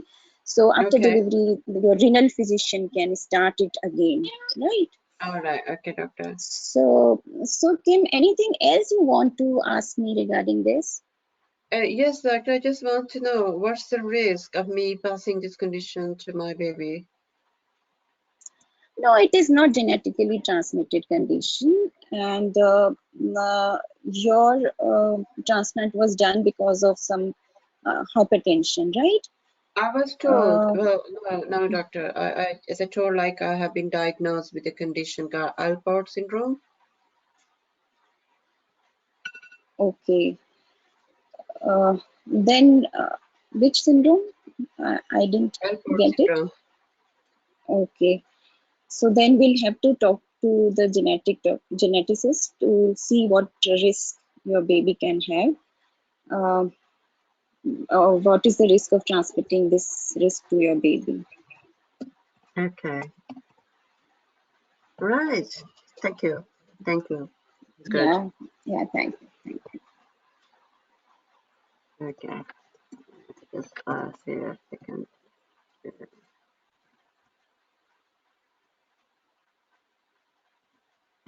Right. Okay. So this is how it was. Basically, it came in the last exam. This woman did have actually Alport syndrome. And I didn't intentionally added that word in the information beforehand because now you can see how important it is. We clearly listen to the you know what the patients are saying. It's again it's overwhelming when we see a scenario and we feel, oh, that's that recall, and then we just start and go to a fixed template and forget. I do not note what and there are different information she has given to us. So yes, the rest was absolutely fine from a from kidney renal transplant and renal failure point of view. So there is, because of the Alport syndrome, there is some additional information we need to include here. So what happens with the Alport syndrome? Alport syndrome is it is a hereditary condition, and it's a connective tissue collagen tissue disorder. So it does renal failure, and then obviously that result in hypertension and then renal transplant as well. There are three different types of this disease: X-linked, and then there is a autosomal dominant, and then autosomal recessive as well. So it's important to ask the women like what type you have, which particular type you do have. And then depending upon obviously if it's X-linked, or we need to then tell the risk of transmission to the baby, and if they want to, they can have the the test done beforehand to know if the baby is affected. Alport syndrome actually does get worse very quickly during pregnancy, and it can get worse into the level that it can actually cause renal failure. And there has been case studies where they needed to actually deliver the women because they ended up in renal failure, and they had to deliver the women by cesarean section about 30 weeks. So we will need to tell. So first, once we will start one, and if you don't know anything about it, as you said, okay, we will have the genetist. I think rather than saying we will have the genetic counseling or genetist to ask, well, the better answer will be to say, oh, right, okay, sorry, I missed that piece of information. So I do not actually know anything about this, this condition. I think it's quite rare. I'm going to go and discuss with my consultant and come back with the information if there's anything additional I need to add what we have discussed. Okay, so that's the rescue for anything which appears in the exam which you don't know. But then continue the rest. We do know, yes, this is a chronic kidney disease, is CKD. So just continue with that, the renal transplant and stuff, the rest of things. But yes, so the rest is same, which you included nicely everything. All you need to do is just like it can deteriorate quite quickly, so we need to keep close eye on that. And the symptoms which can get worse, and you may see, is like you may start losing blood in the urine and more protein in the urine. So at any stage, if you feel any symptoms of burning, sign of infection, we need to say that because she's on immunosuppressants. Any burning, any increased frequency, you notice any change in color of your urine and the blood in urine, you will need to quickly, contact your renal physician as well as to us, so we can just check. And then just give some idea there sometime, if it start worsening quite badly, that is, leading towards the renal failure, we will discuss with you. In that case, we may need to deliver you early because of this worsening of the condition. The rest is fine, the same way, just you need to talk about the medication. These medicines are safe to be taken in the pregnancy. However, obviously, I'm going to make that urgent appointment with your renal physician. It will be MDT care, my consultant, GP, and renal physician. And then they cannot always review your medication. And as we understand, this condition get worse and deteriorate quite quickly in the pregnancy. We will leave that up to your renal physician to look into if they need to add any further medication or what plan they want to add up. So we will have a combined care. We will be looking after you. One of these medications called prednisolone is a steroid, so that can increase your risk of getting diabetes during pregnancy. So we will check you for that, at 22 weeks time. So that's the review of the medication. And then note, think about maternal complications, and obviously the maternal complications are number one, increased risk of UTI in this woman, deteriorating of the condition. So we will be doing, repeats all these blood tests after every 4 weeks, or even more frequently if it's suggested or advised by your renal physician. And depending upon your situation as well. So increased risk of preeclampsia, tell her about the sign of symptoms of the preeclampsia. If you develop these signs, let us know. Gestational diabetes, we have talked already about. And then, talk about the fetal ones. For the fetal complications, again, risk of, increased risk of miscarriage, again, because of hypertension and her medication and the condition, because it's she's a lot of immunosuppressant pregnancy, it's a immunocompressed condition. And then the routine 12-week scan, nucleotranslucency. This woman needs to be booked under fetal maternal medicine. So she will be booked under fetal maternal medicine, 20-week scan by the doctors. The Alport syndrome also affect the vision and hearing of the patient. So particularly hearing, they do get sensory neural hearing loss. So you need to ask the woman about that. Yeah. In the same way, obviously, then you need to just, if it says how it's going to affect the baby, then obviously you can say all these problems, it can affect the hearing, it can affect the vision, and then, can, say high blood pressure and renal failure requiring transplant. But there's nothing which actually can be picked up basically at in the structural scan at 20 weeks. It's just genetic testing we can do and find if the baby is affected with this condition or not. And then which condition, because the X-link is quite severe condition for the male babies.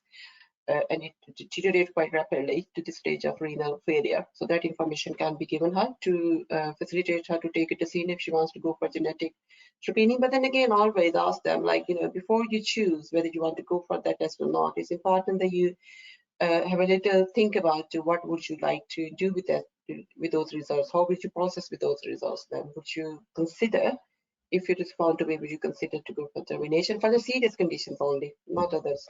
Are you wanting this? And risk of early labor, then again, yes, PET, growth restriction, serial scans, then think about early labor risk, which can be because of anything, basically, uncontrolled preeclampsia, or because of the renal failure she's developing to. So we may, because of any fetal concerns, so there is a risk of preterm delivery here. Then yes, anesthetists you need to involve to have the assessment done for this lady. And if things go straight, okay till term, then we will deliver. You should be able to go into vaginal birth. We wouldn't like your pregnancy to go beyond 40 weeks. So if you didn't go labor by 40 weeks, we will then, artificially try to start your labor, which we will discuss and explain to you if we come to that stage. And during that time, you will be doing, obviously, giving her, some fluids and one-to-one monitoring, continuous monitoring of the baby. This woman obviously is at increased risk of VTE as well. So you will say the routine thing you will do, the mental health screening, VTE screening. And after the birth, then you will say the baby will be seen by the baby doctors. Now, because of the Alport syndrome, we said it causes the hearing sensory neural loss. You will tell that the baby will have the hearing test and those testing done. And then baby will have some repeated testing later in the childhood as well. So that's about the Alport. After that, just as usual, we do, about the breastfeeding, contraception, reassess of the risk of VTE, and then back to the renal physician for the continuation of the care. Hello, Dr. Sapia. This patient is taking prednisolone, so can we will cover it into the delivery or cesarean section? We will give hydrocortisone cover. Yes, we will give IV hydrocortisone, but yeah, if you can, if you remember to say that, just say that. But even if you don't say in such a large, huge scenario where there are so many other things, as long as you say we will arrange that accordingly, that's fine. Okay, thank you. But yes, if you remember and you say that, that's always good. Okay, so this scenario comes as a structured discussion as well, where it's not Alport syndrome, it's just essential hypertension and renal failure. The rest detail is exactly the same. So how you manage, now you know exactly the same way. You need to ask about more information, and in that information you will include all those questions which you ask from the history taking. If you need an examination, talk about that. I would like to do this examination for this, and an investigation and test, and then ask the examiner to give you that information. And then that's follows by some discussion where the examiner has few questions to ask you to say, this woman actually has been shown, I think in that scenario, she's 36 weeks pregnant already, and there is a plan to deliver her by electrocesarean section. And the examiner asks you then that your consultant has planned for her to have electrocesarean section, but this woman doesn't want to go for, she wants to have vaginal birth. So what do you think about it? So start always with saying, well, I would need to discuss with the consultant to know the reason and the indication for cesarean section, because you know, as long as the rest of the parameters are, you know, you can look at the renal function test and all that, it's normal and there's no other complication, these women can have the vaginal birth. But if the consultant has decided to go for elective section, then obviously I need to review the notes and discuss with the consultant as well what the indication has been for that, and also speak to the woman regarding her concerns that if it has been felt that she should go for the electrocesarean section can be a better option for her, why she want to go ahead with the vaginal birth, right? So don't simply just starting saying that, you know, yes, she should go for she can have a vaginal birth, she can have, but if the consultant has put for elective section, this is good communication as well, that you need to find out first, understand why consultant would have done so before actually you jump and go and start speaking to that woman to say, yes, absolutely, you can have a vaginal birth. And then generalized question, I think, comes, can this woman have the vaginal birth? Then yes, answer the way I have just said. Wouldn't like to go beyond 40 weeks induction before if she doesn't go into spontaneous labor. If they have cesarean section, what are the risks and what extra precautions you need to take here? The risk obviously that will depend again. Does she have any additional complication already, like preeclampsia, any deterioration of her renal function test? They need to be taken in account from anesthesia point of view and also for you know, their surgery point of view. The other additional risk, in addition to the routine risk and complication of cesarean section, is to abdominal exposure. Position of the graft, you know, is obviously the grafts are lower comparatively in the pelvis almost. So so what is being done usually is there will be a scan done in theater just before they sedate to locate the position of the graft, so we don't damage that. The exposure, preferably abdominal, can be done. It absolutely again depend on the surgeon experience and comfort. If they feel they're okay with the phenylephrine, that can be done. If they want to go for abdominal just for a better exposure, then they can consider it. So, but if the woman has any, we are suspecting actually any high risk of adhesions or any hemorrhage, then probably abdominal, midline approach is better approach, because that will give us a good exposure in case that happen, and then the risk of damage to graft kidney will be low. Otherwise, even phenylephrine is fine. Uterine will be low segment, and you just deliver the baby. And obviously, be aware of if any, you know, happens, any APH and any PPH and any complication happen, which needs a lot of handling and instrumentation inside the abdomen. Then you know, you need to be careful about the position and maybe just do some packing behind the uterus, just to give protection to the graft. Okay.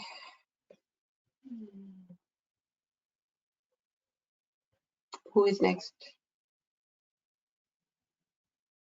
Next is Selena, but is she here? Selena, I didn't see her name. I'm not aware. She hasn't informed me anything different. But if she's not Then there, next is Shazia. Shazia. Yes, Dr. Safi, it's me. So what number of case are we now, Pramila? Is this 9th case? Yes, this is 9th. Okay, Shazia, so let's see what you got.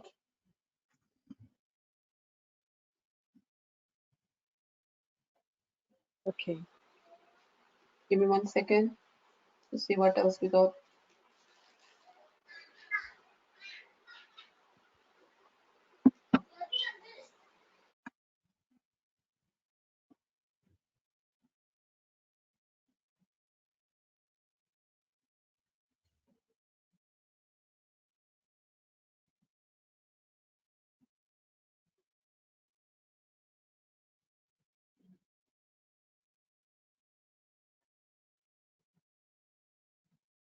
Okay. Right, so we have, we could do ketonuria or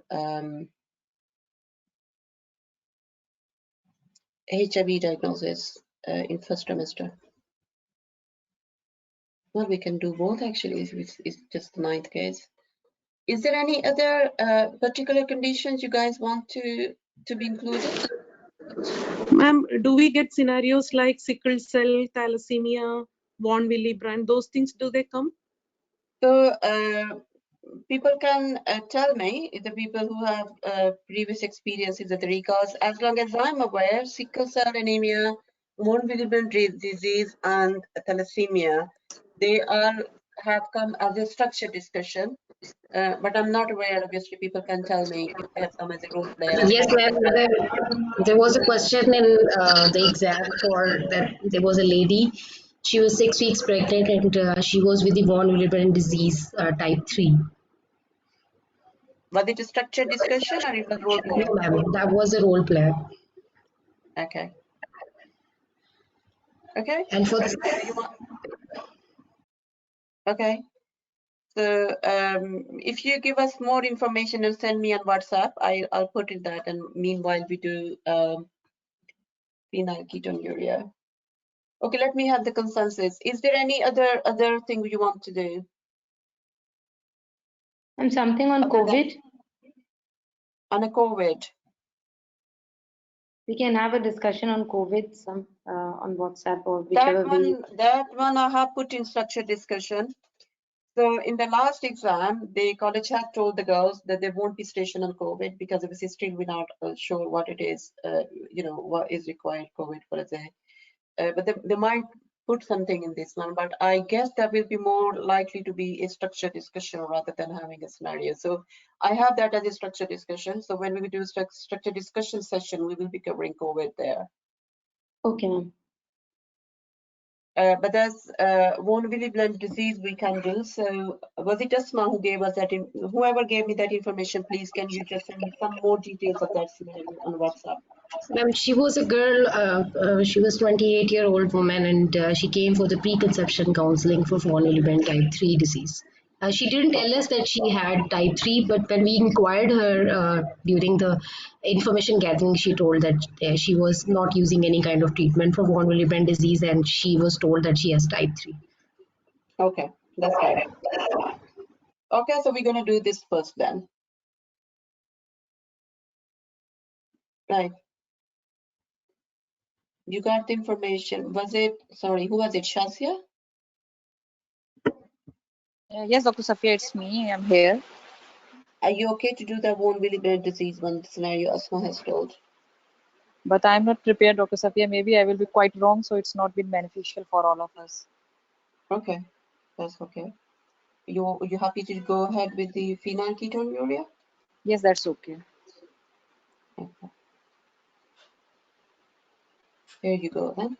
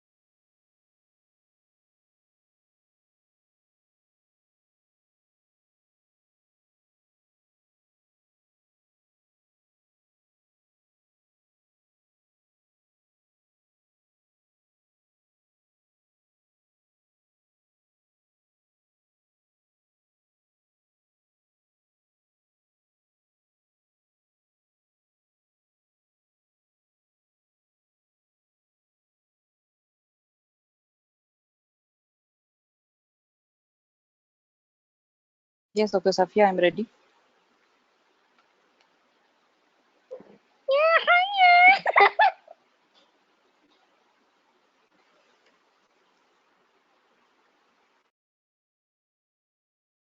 Hello, Shazia, you can start. Yeah. So hi, I'm Dr. Abid, one of the doctors in the clinic today. May I know your name and age, please? Yes, doctor, my name is Catherine Trump and I'm 24 years old. Hi, Catherine. So how would you like me to address you? You can call me Catherine. Catherine, from the notes, I understand that you are in your first pregnancy at 6 weeks, and this is unplanned pregnancy, but you are willing to continue with this. That's right, And doctor, yeah. you have a condition that is known as phenylketonuria. Is it true, Catherine? That's right, doctor, yes, I have phenylketonuria. Catherine, since how long you are been dealing with this condition? When I was diagnosed with this, being quite young, and so I was told about to take that, selected diet. So that's what I have been doing. Okay, so how are you coping with it, Catherine? I'm doing all right. Obviously, I just need to keep an eye on what I eat. Other than that, I'm fine. Okay, that's good, Catherine. So came to know from the notes that this is unplanned pregnancy. So are you willing to continue with it? Yes, yes, doctor, I can if there is no harm to the pregnancy. Do you have a understanding about the phenylketonuria in detail, or I will give you some information? Well, I have some idea that there are certain, there are some amino acids shouldn't be there in my food, and Yeah. so I just take those foods. But yeah, I would love to know, more about it. Catherine, actually, this is some genetic defect in which there is, as you know, as you told me, that there is defect of one protein that is called as enzyme. It is deficient. Actually, that enzyme, it helps to convert the phenylalanine into the tyrosine. Both of these amino acids are very essential for the body, and so the person who is having this condition has to suffer in two ways. First is that there is excess of phenylalanine available, and there is second way is that there is deficiency of the tyrosine, that is a very essential amino acid for our nerves. And Okay. this condition is the person who has these conditions, they are also have some neurodevelopmental problems. There is discoloration of the eyes, hair, and the skin also. Okay. For the pregnancy, most of our it's recommended that the pregnancy should be planned and it will be well controlled. The level before the pregnancy should be around less than 300. But I Okay. can see from the notes that your level is around 450. It's a bit little higher. But we can control, and we have a target to achieve the best control before 13 to 14 weeks. That is okay, Catherine? Yeah, that's absolutely fine, doctor. Yeah. How frequently you are monitoring your phenylketone before you have been pregnant? Well, to be honest, recently I haven't been that regular, and I haven't been actually doing much about it because I'm in uni, and it's been really, busy with studies and stuff, so I haven't Okay, I been understand that. particularly, Yeah. yeah. But Catherine, in the early part of the pregnancy, we have to go for the strict diet control, and for that we need to take opinion from the nutritionist and dietitian also, because the early part of the pregnancy, because of the nausea and vomiting, might be there is very difficult to go for the formulas available in the market because Yeah. of the bad taste of these. And we have to go for the frequent checking of this phenylketone in the blood, like maybe twice or more in a week, so that we Okay. can achieve our target.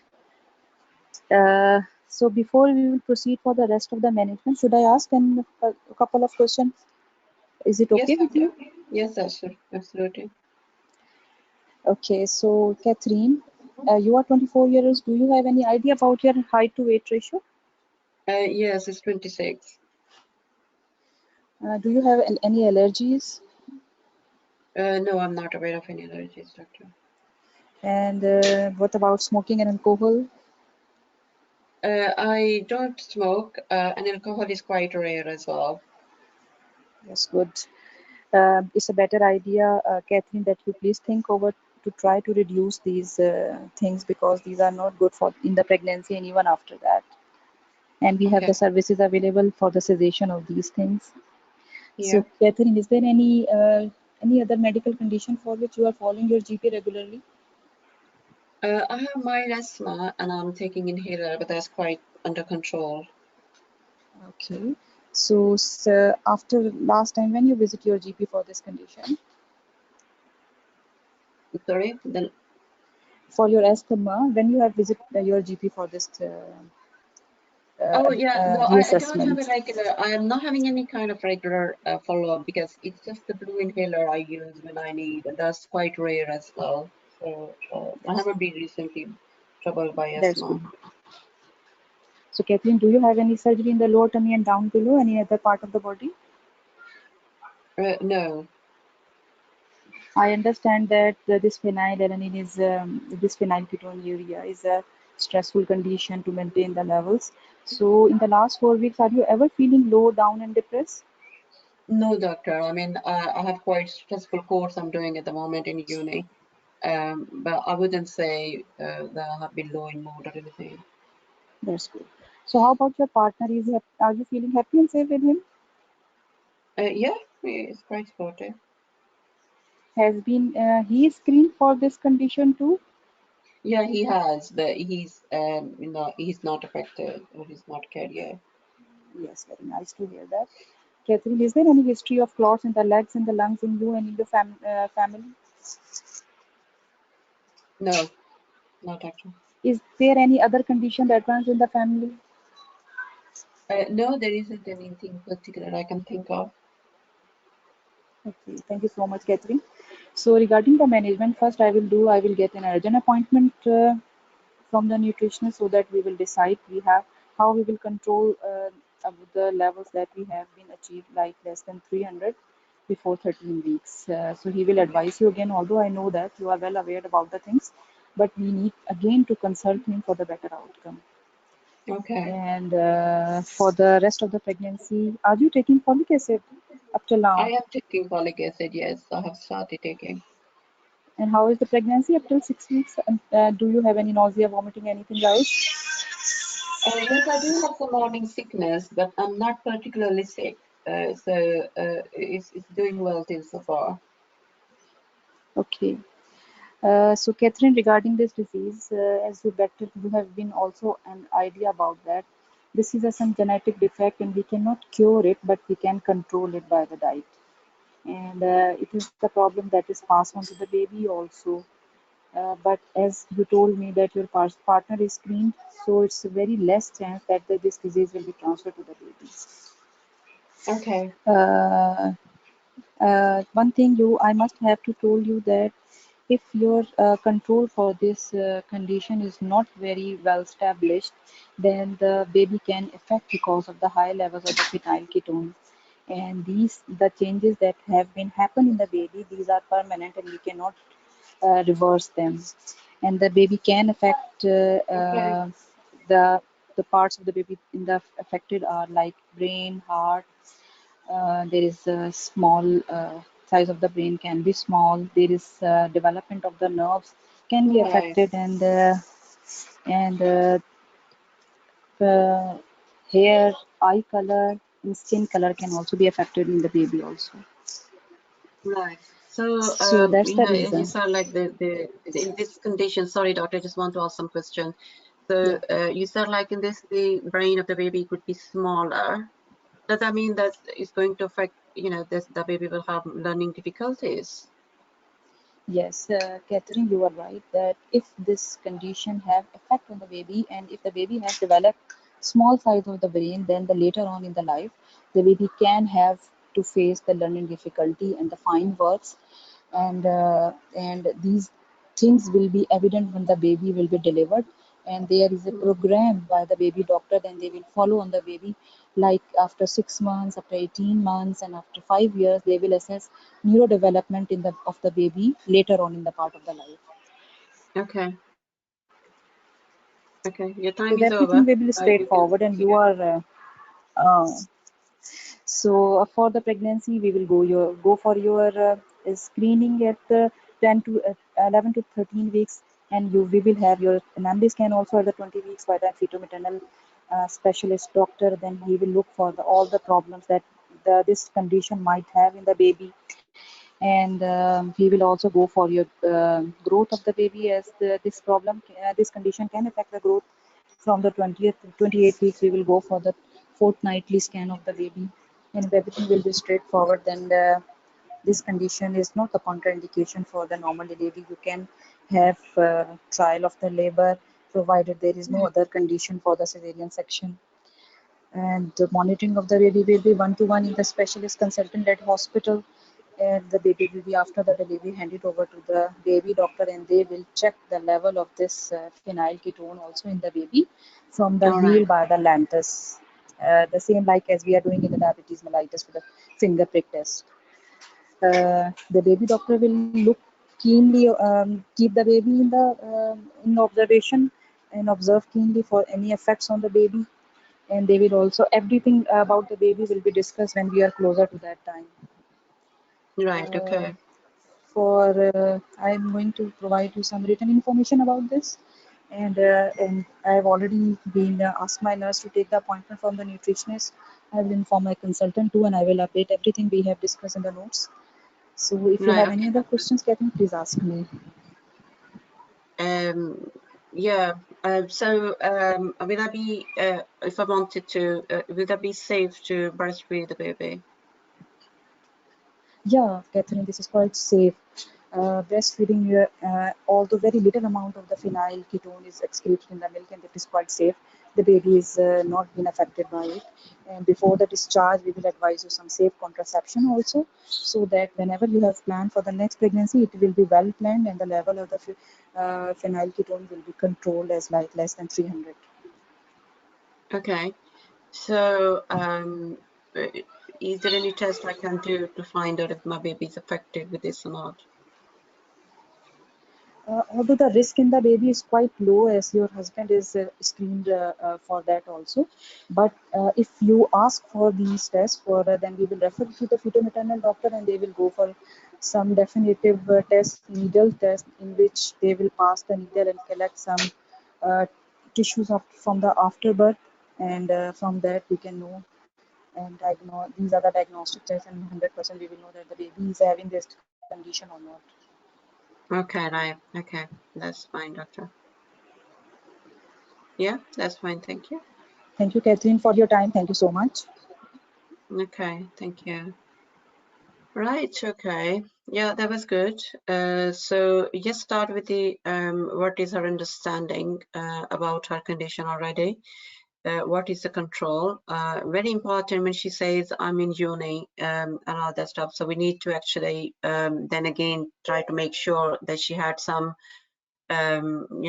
sport available who can help her basically to maintain her that formula diet, to try help her have a strict control of her phenylketonuria, because otherwise they can be quite serious obviously effects on the baby.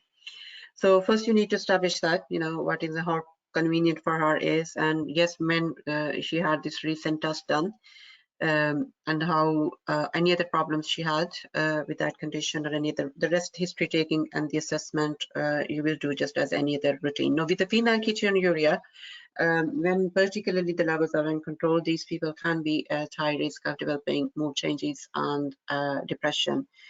So do that screening, and also inform her that pregnancy itself is a condition which can cause the low mood and changes, and because of this uncontrolled level that can enhance the risk. So advise her to keep an eye on her symptoms and seek help earlier, as to make sure that it doesn't progress to advanced levels. then you need to again think about how is that condition. So as long as if she actually is going to stick to her formula diet, then obviously this is not something which can kind of progress and cause any direct damage to her in the pregnancy, other than obviously a bit of mood changes. And it can be itself difficult, obviously, because of in the beginning, because of the nausea, vomiting, later on because of the acid reflux and all those things that she may not particularly stick to her diet type she needs to, and that might alter the phenylalanine levels in her blood. But we need to tell her that it's very important, and then it's also important that she attend her appointments and get her tests done whenever they're advised. So MDT involvement again here, GP, physician, and then consultant-led care, and this how it can affect the baby. So with the again, depending upon if it's not well controlled, there will be increased risk of miscarriage, and it can cause birth defects as well. So so think about first again 1 to 10 weeks. So just inform her. If she's vomiting or anything like that, then obviously we need to repeat the test and check her levels, and then advise her diet accordingly. 12 weeks, 11 to 12 weeks routine that may go down screening, combined test, dating scan, and also if she want to know about the status of the baby, whether the baby is affected by the condition or not, then we can offer her CVS, so there are amniocentesis if she want to go ahead. She needs to be booked with fetal-maternal medicine for the 20-week scan. And what type of effects it can do on the baby. So yes, it can cause microcephaly, it can cause heart defects in the development. Anyways, if it's microcephaly, then it's going to cause the mental retardation later on. And these are obviously serious risks which she needs to understand. It can also cause the growth restriction in the baby, so you will need to do serious scans for this baby, and then she should be able to have a normal vaginal birth, unless again if there is any other reasons for her to go for cesarean. Labor will be 1-to-1. Monitoring again for the fetal heart monitoring, baby will be checked by the baby doctors at the time of birth, and then baby will be checked as well about the blood test, which will be heel prick test. Baby will have within first 48 hours of the birth. For her, it will be dry spot test, which she will be doing. She will be given active home kit as well to keep an eye on phenyl ketone during the pregnancy.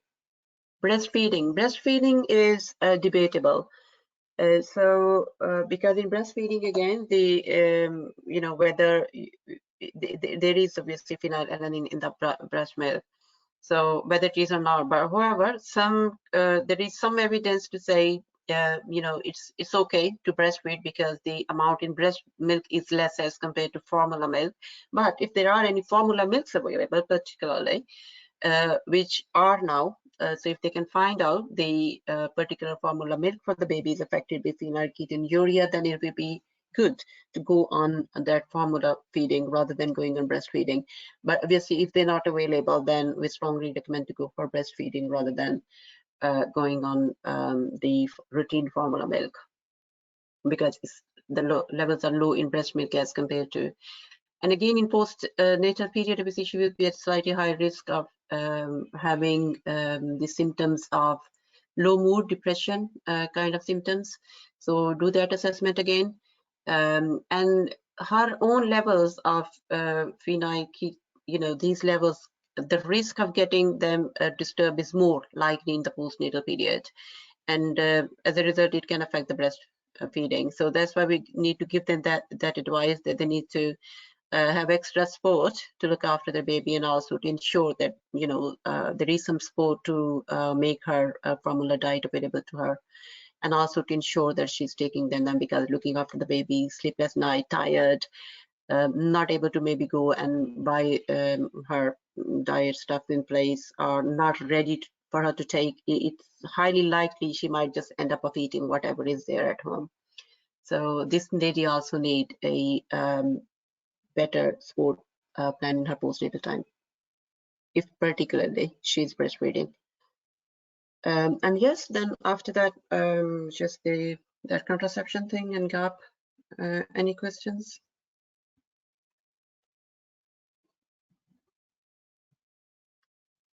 Somebody asking microcephaly is an indication of termination, depending upon if it's a microcephaly, how much is actually the size of the brain and cortical tissue, then it will be done accordingly. So yeah, but we don't particularly say for this condition that it can cause so pronounced microcephaly that we may offer you to have a termination.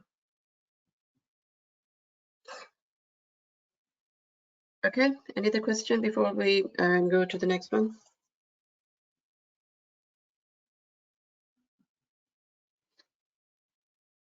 Okay, so let's move to the next and the last station, which is von Willebrand disease type 3.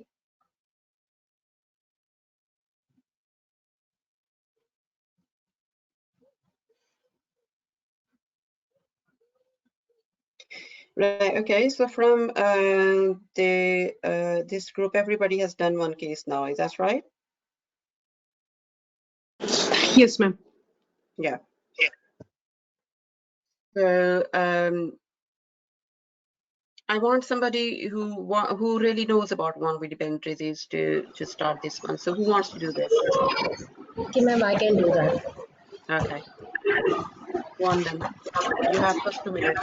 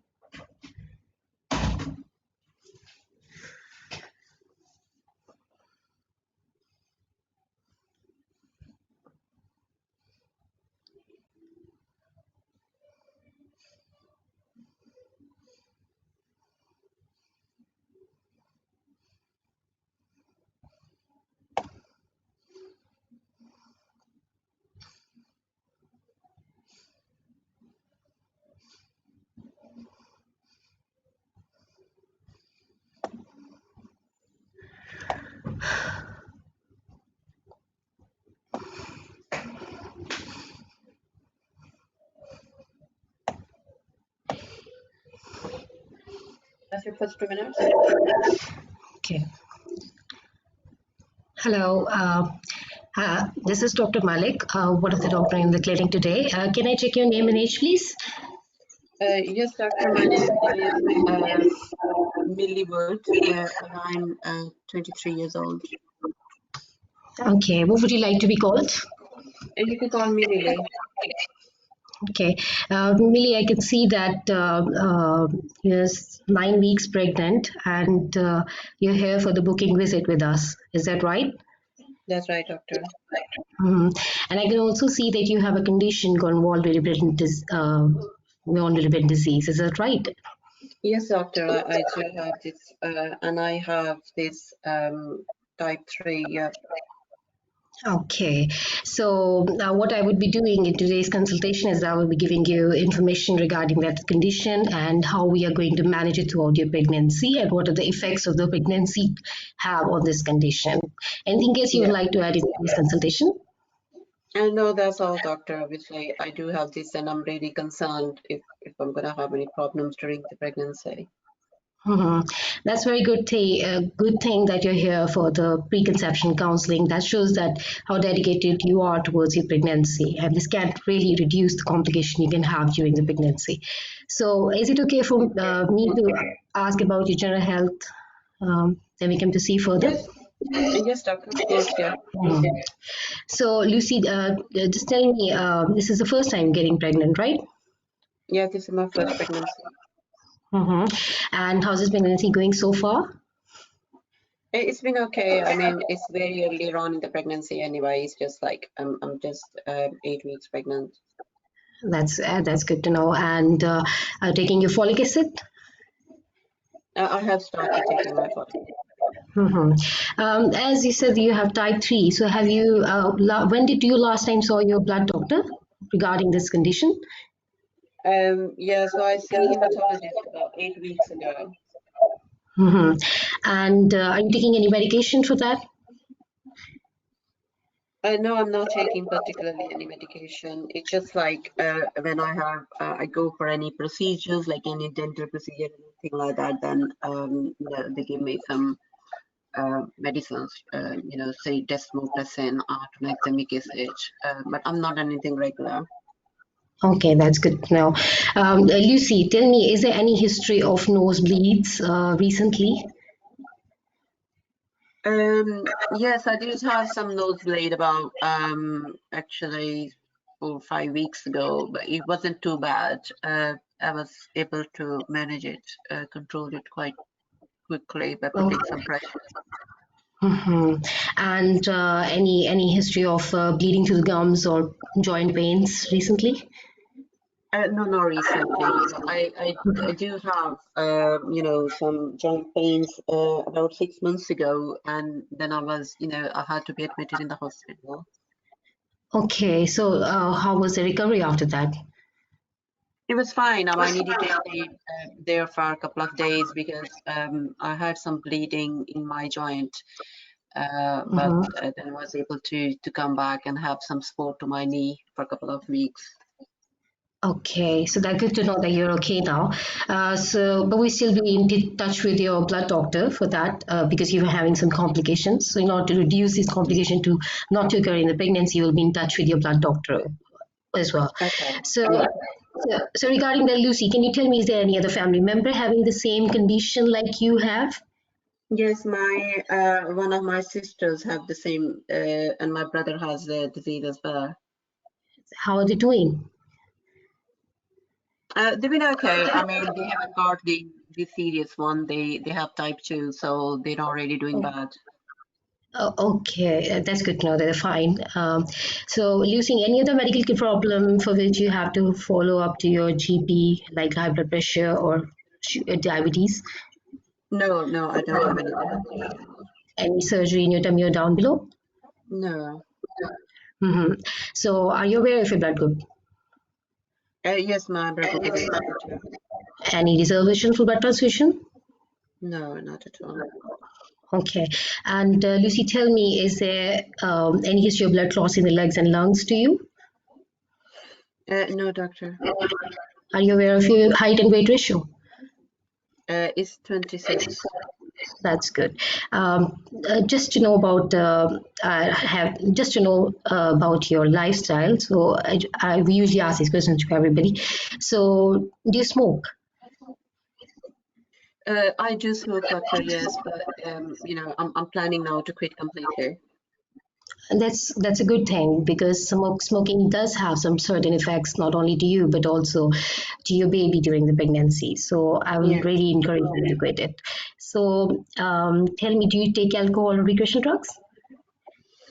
I don't take any drugs, and the drinking is again very rare. I think just in parties. Okay, so that's good that you only take it on the parties, but I would suggest that try to reduce it a little bit more because it also has the concerns of the baby.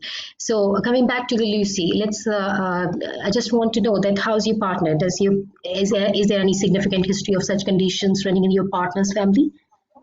No, no, there isn't any on that side at all, and he doesn't have any effect. He's not affected or career either. Mm-hmm. Okay, and how is he? Is he? You feel happy and safe with him? Yeah, he's fine. Okay, that's good. Okay. Thank you, Lucy, for telling me all this. I will be examining you in the presence of Chevron to have a general idea of you. So, coming back to the to your pregnancy counseling. So, as I can see that you're 9 weeks. Actually, Lucy, the von Willebrand disease is, as you already know, when you've already gone through it. So, it's actually defect in a special protein which helps the blood cells to clot in our body. So when it's not present, so sometimes it can cause the blood to easily not to clot, and you have an increased tendency to bleed as compared to the other Okay. so there are three types of the disease, and you already know that this is the third type. So type 3 has certain concerns when we're talking about in terms of having this condition passing to your baby. So it can be, it's variable. So it can be in a dominant way and it can be in a recessive way. That means that it can be passed on with the one gene if it is affected with the one faulty gene, and it can affect the baby even not by passing only one gene. That Yeah. means we need sometimes two faulty genes to pass to your baby so they can affect your baby. Right now, I'm not sure that what type you're carrying. So for this, I'll be making you a consultation with the genetic counselors. We're going to run more tests on you to see that what is the probability of getting the baby having this condition.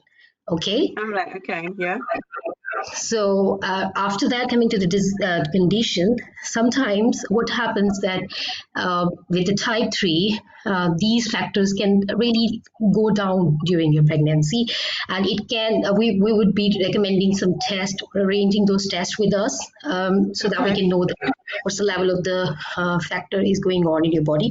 Our main aim is to keep it above certain rate, that is zero point 0.5, and we would be for that providing you a multidisciplinary care team in which we will be involving your blood doctor, my consultant who has a special interest in dealing with this von Willebrand disease, and also your specialist nurse and midwife and your GP. Okay, Right. so Okay. we Yeah. will. So we will be giving you initial scans, which is combined screening test scan at 11 to 13 weeks after your genetic counselors have talked to you. And then we will be arranging more scans at 20 weeks, structural anomaly scan to see your baby's fine. And then some more scan to see your baby's going fine afterwards, like at 28, 34. Right. Okay. Yeah. So you will have a normal delivery, but that will be in the tertiary care center, and you will be provided with one-to-one midwifery care.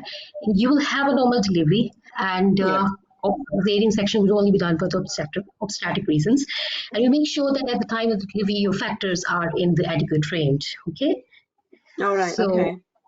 So the few precautionary measures we usually take when we are dealing with a woman with the von Willebrand conditions, we usually don't let the special types of instrument which called suction cup to be applied at the time of the delivery to your baby, because it can cause bleed to the plane of the baby.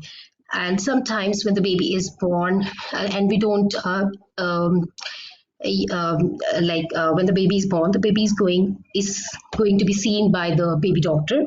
And if we thought that the baby is having some problem, so we can arrange bigger scans like cranial ultrasound and CT scans. So the information will be provided to you later on.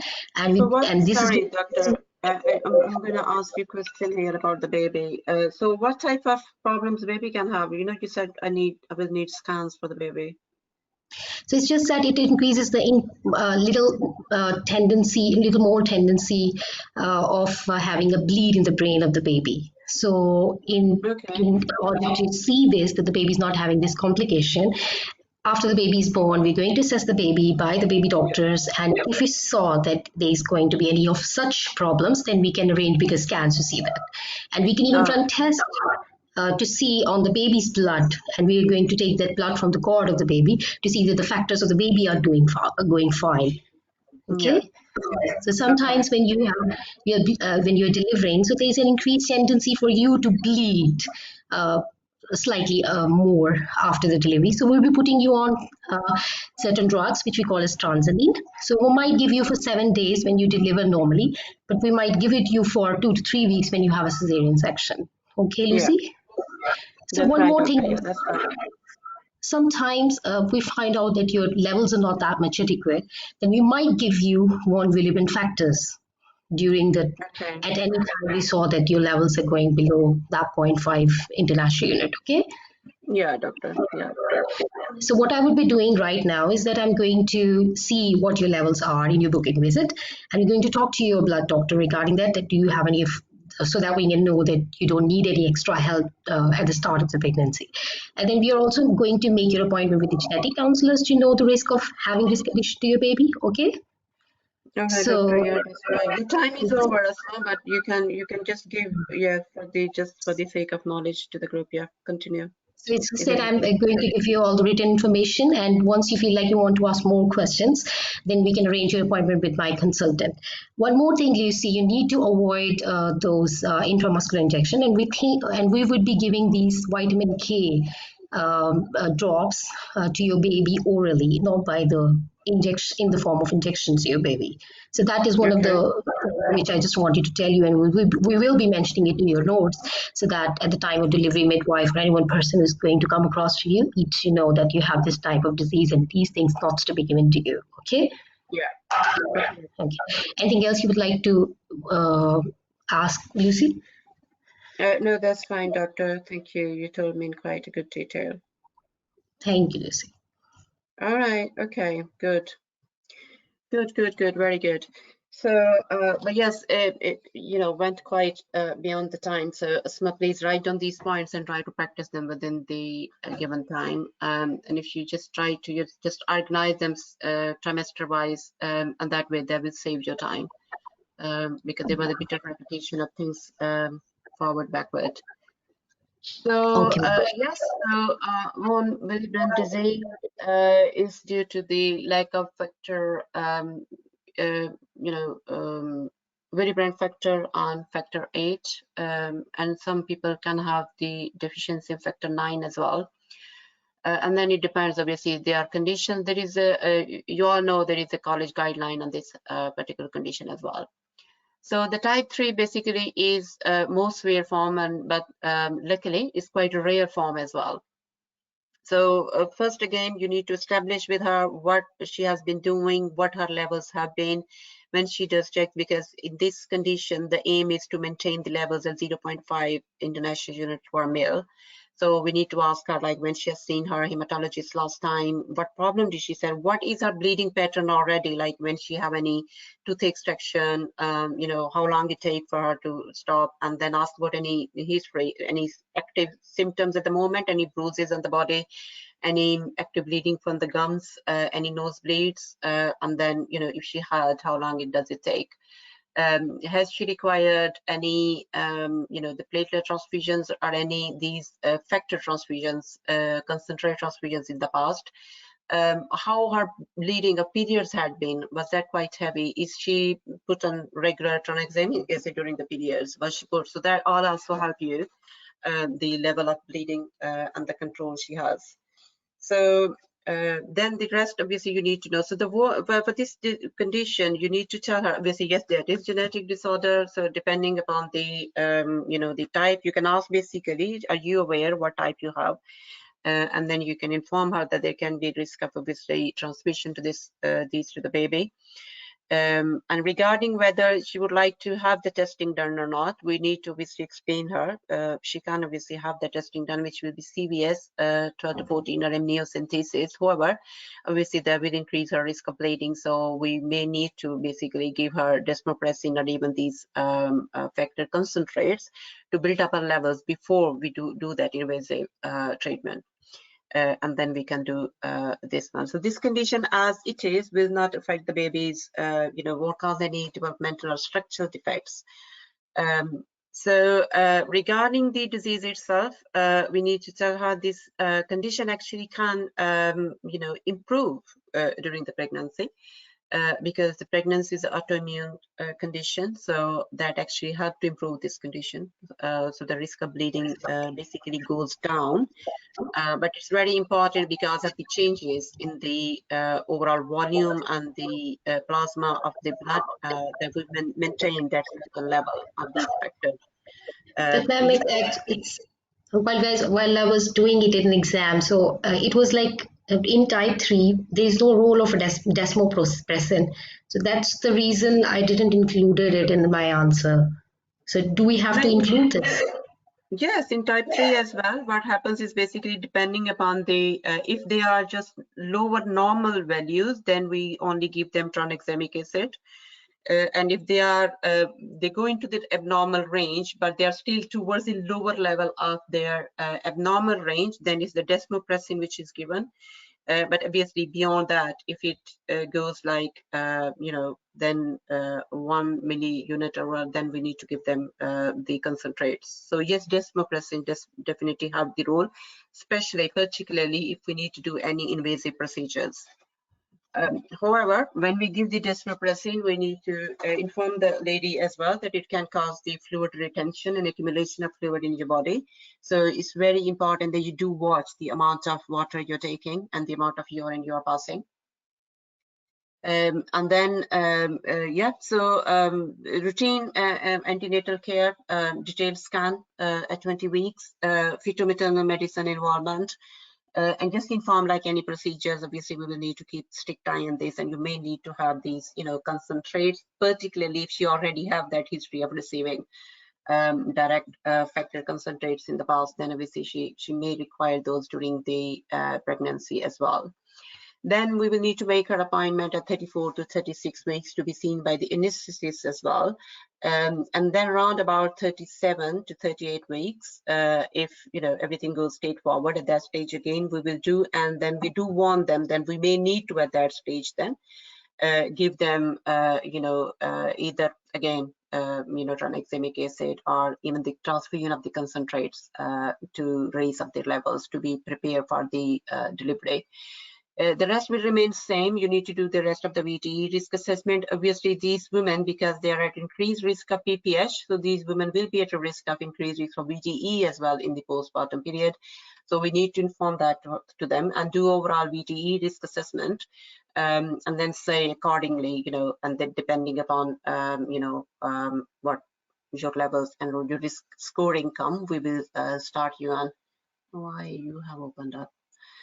We will start you on that one. The other advice we need to give them is to avoid obviously they should not take non-steroidal anti-inflammatory in pregnancy anyway, and intramuscular injections, because again, for the simple risk of the disease. Tranexamic acid is mainstay basically to be used in the postpartum period if they have the postpartum hemorrhage. So when we explain that you can be at a higher risk of having bleeding at the time of birth, because obviously you do lack this clotting factor in your blood, then we need to tell what we're going to do. So we'll tell we will be doing your we will be giving you some medicines during when you deliver the baby immediately after, to have your womb get contracted. So we'll give you, so basically they will have symptometrin, they will have syntocinon 10 and then 40 unit infusion. And obviously they will be closely monitored. They will be kept on labor watch for about 24 hours for their close monitoring. And if in case if they bleed, we can just see. So involve hematologist as well in their, if we require any cesarean for any reason, then obviously again, we can give you those concentrate transfusions beforehand. For the baby point of view, yes, when the baby is born, we'll be seen by the baby doctors, then baby will be checked for the condition. That will be done on cord blood. And then obviously baby requires, if we respond to have the condition and if needs any correction of those factors, that will be done by the neonatologist. You should be okay to breastfeed the baby. And then, yes, there's small risk. If the baby is affected with the condition, then there can be small risk of bleeding inside the brain of the baby.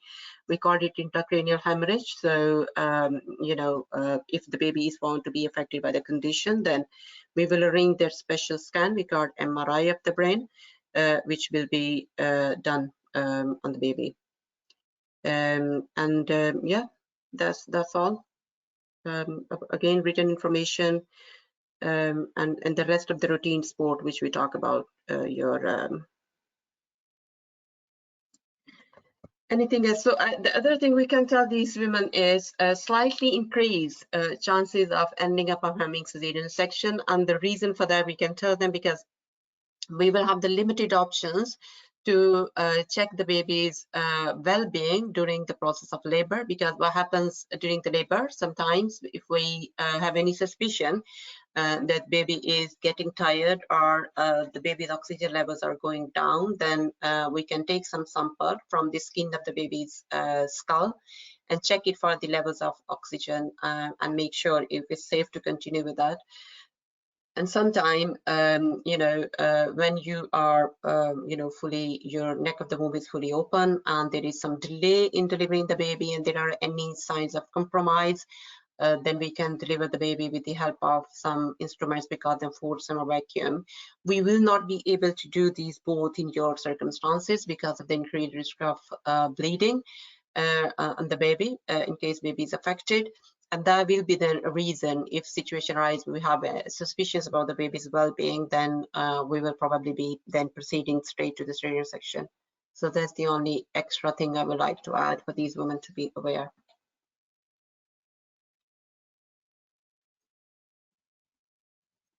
Okay. Okay. So yes, somebody said fluid restriction. Yes, if we give desmopressin, you need to do the desmopressin. No result for desmopressin to act in type 3. Type 2, yes, I don't know what that means. Type 2B, we cannot give desmo. All others we can see response depending on previous response. Yes, in type 3 we give them. We can give them. Any questions before I close for today?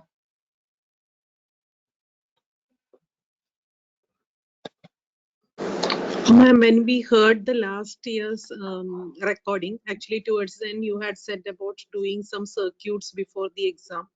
Are you doing this time like that? Yes, there will be circuits. Yes, there will be circuit codes. I will be publishing that in next couple of days. Okay. Okay, ma'am. Okay, so goodbye for today. So go over all these topics again. Just quickly write on your own bullet points, your own notes, how you're going to, what is necessary to include, your own order, how you're going to do it. And then please record. It's very important you do record your own. And then, delete unnecessary sentences and then rephrase them and make sure they are done in 10 minutes. So goodbye for today, and I will see you next Sunday. And still, I'm not seeing any activity on the Telegram group, because you should be really asking things over there if you need to. But if you don't need to, that's very reassuring for me, and I'm quite happy that that is the case. Okay, bye now. Then. Actually, ma'am, we are getting only time to go through these recordings. That's why we are I not can able see to that. put. All right. Okay. No worries. No worries. Okay. Good luck, all of you. So, right. So I'm going to close it now. Next one will be, what is next? Maternal labor management, right? So next one will be labor management, and that will have labor, ward prioritization, and different type of labor management, breach and all that type of stuff. Okay, bye. Yeah, thank you. Good night, ma'am. Thank you.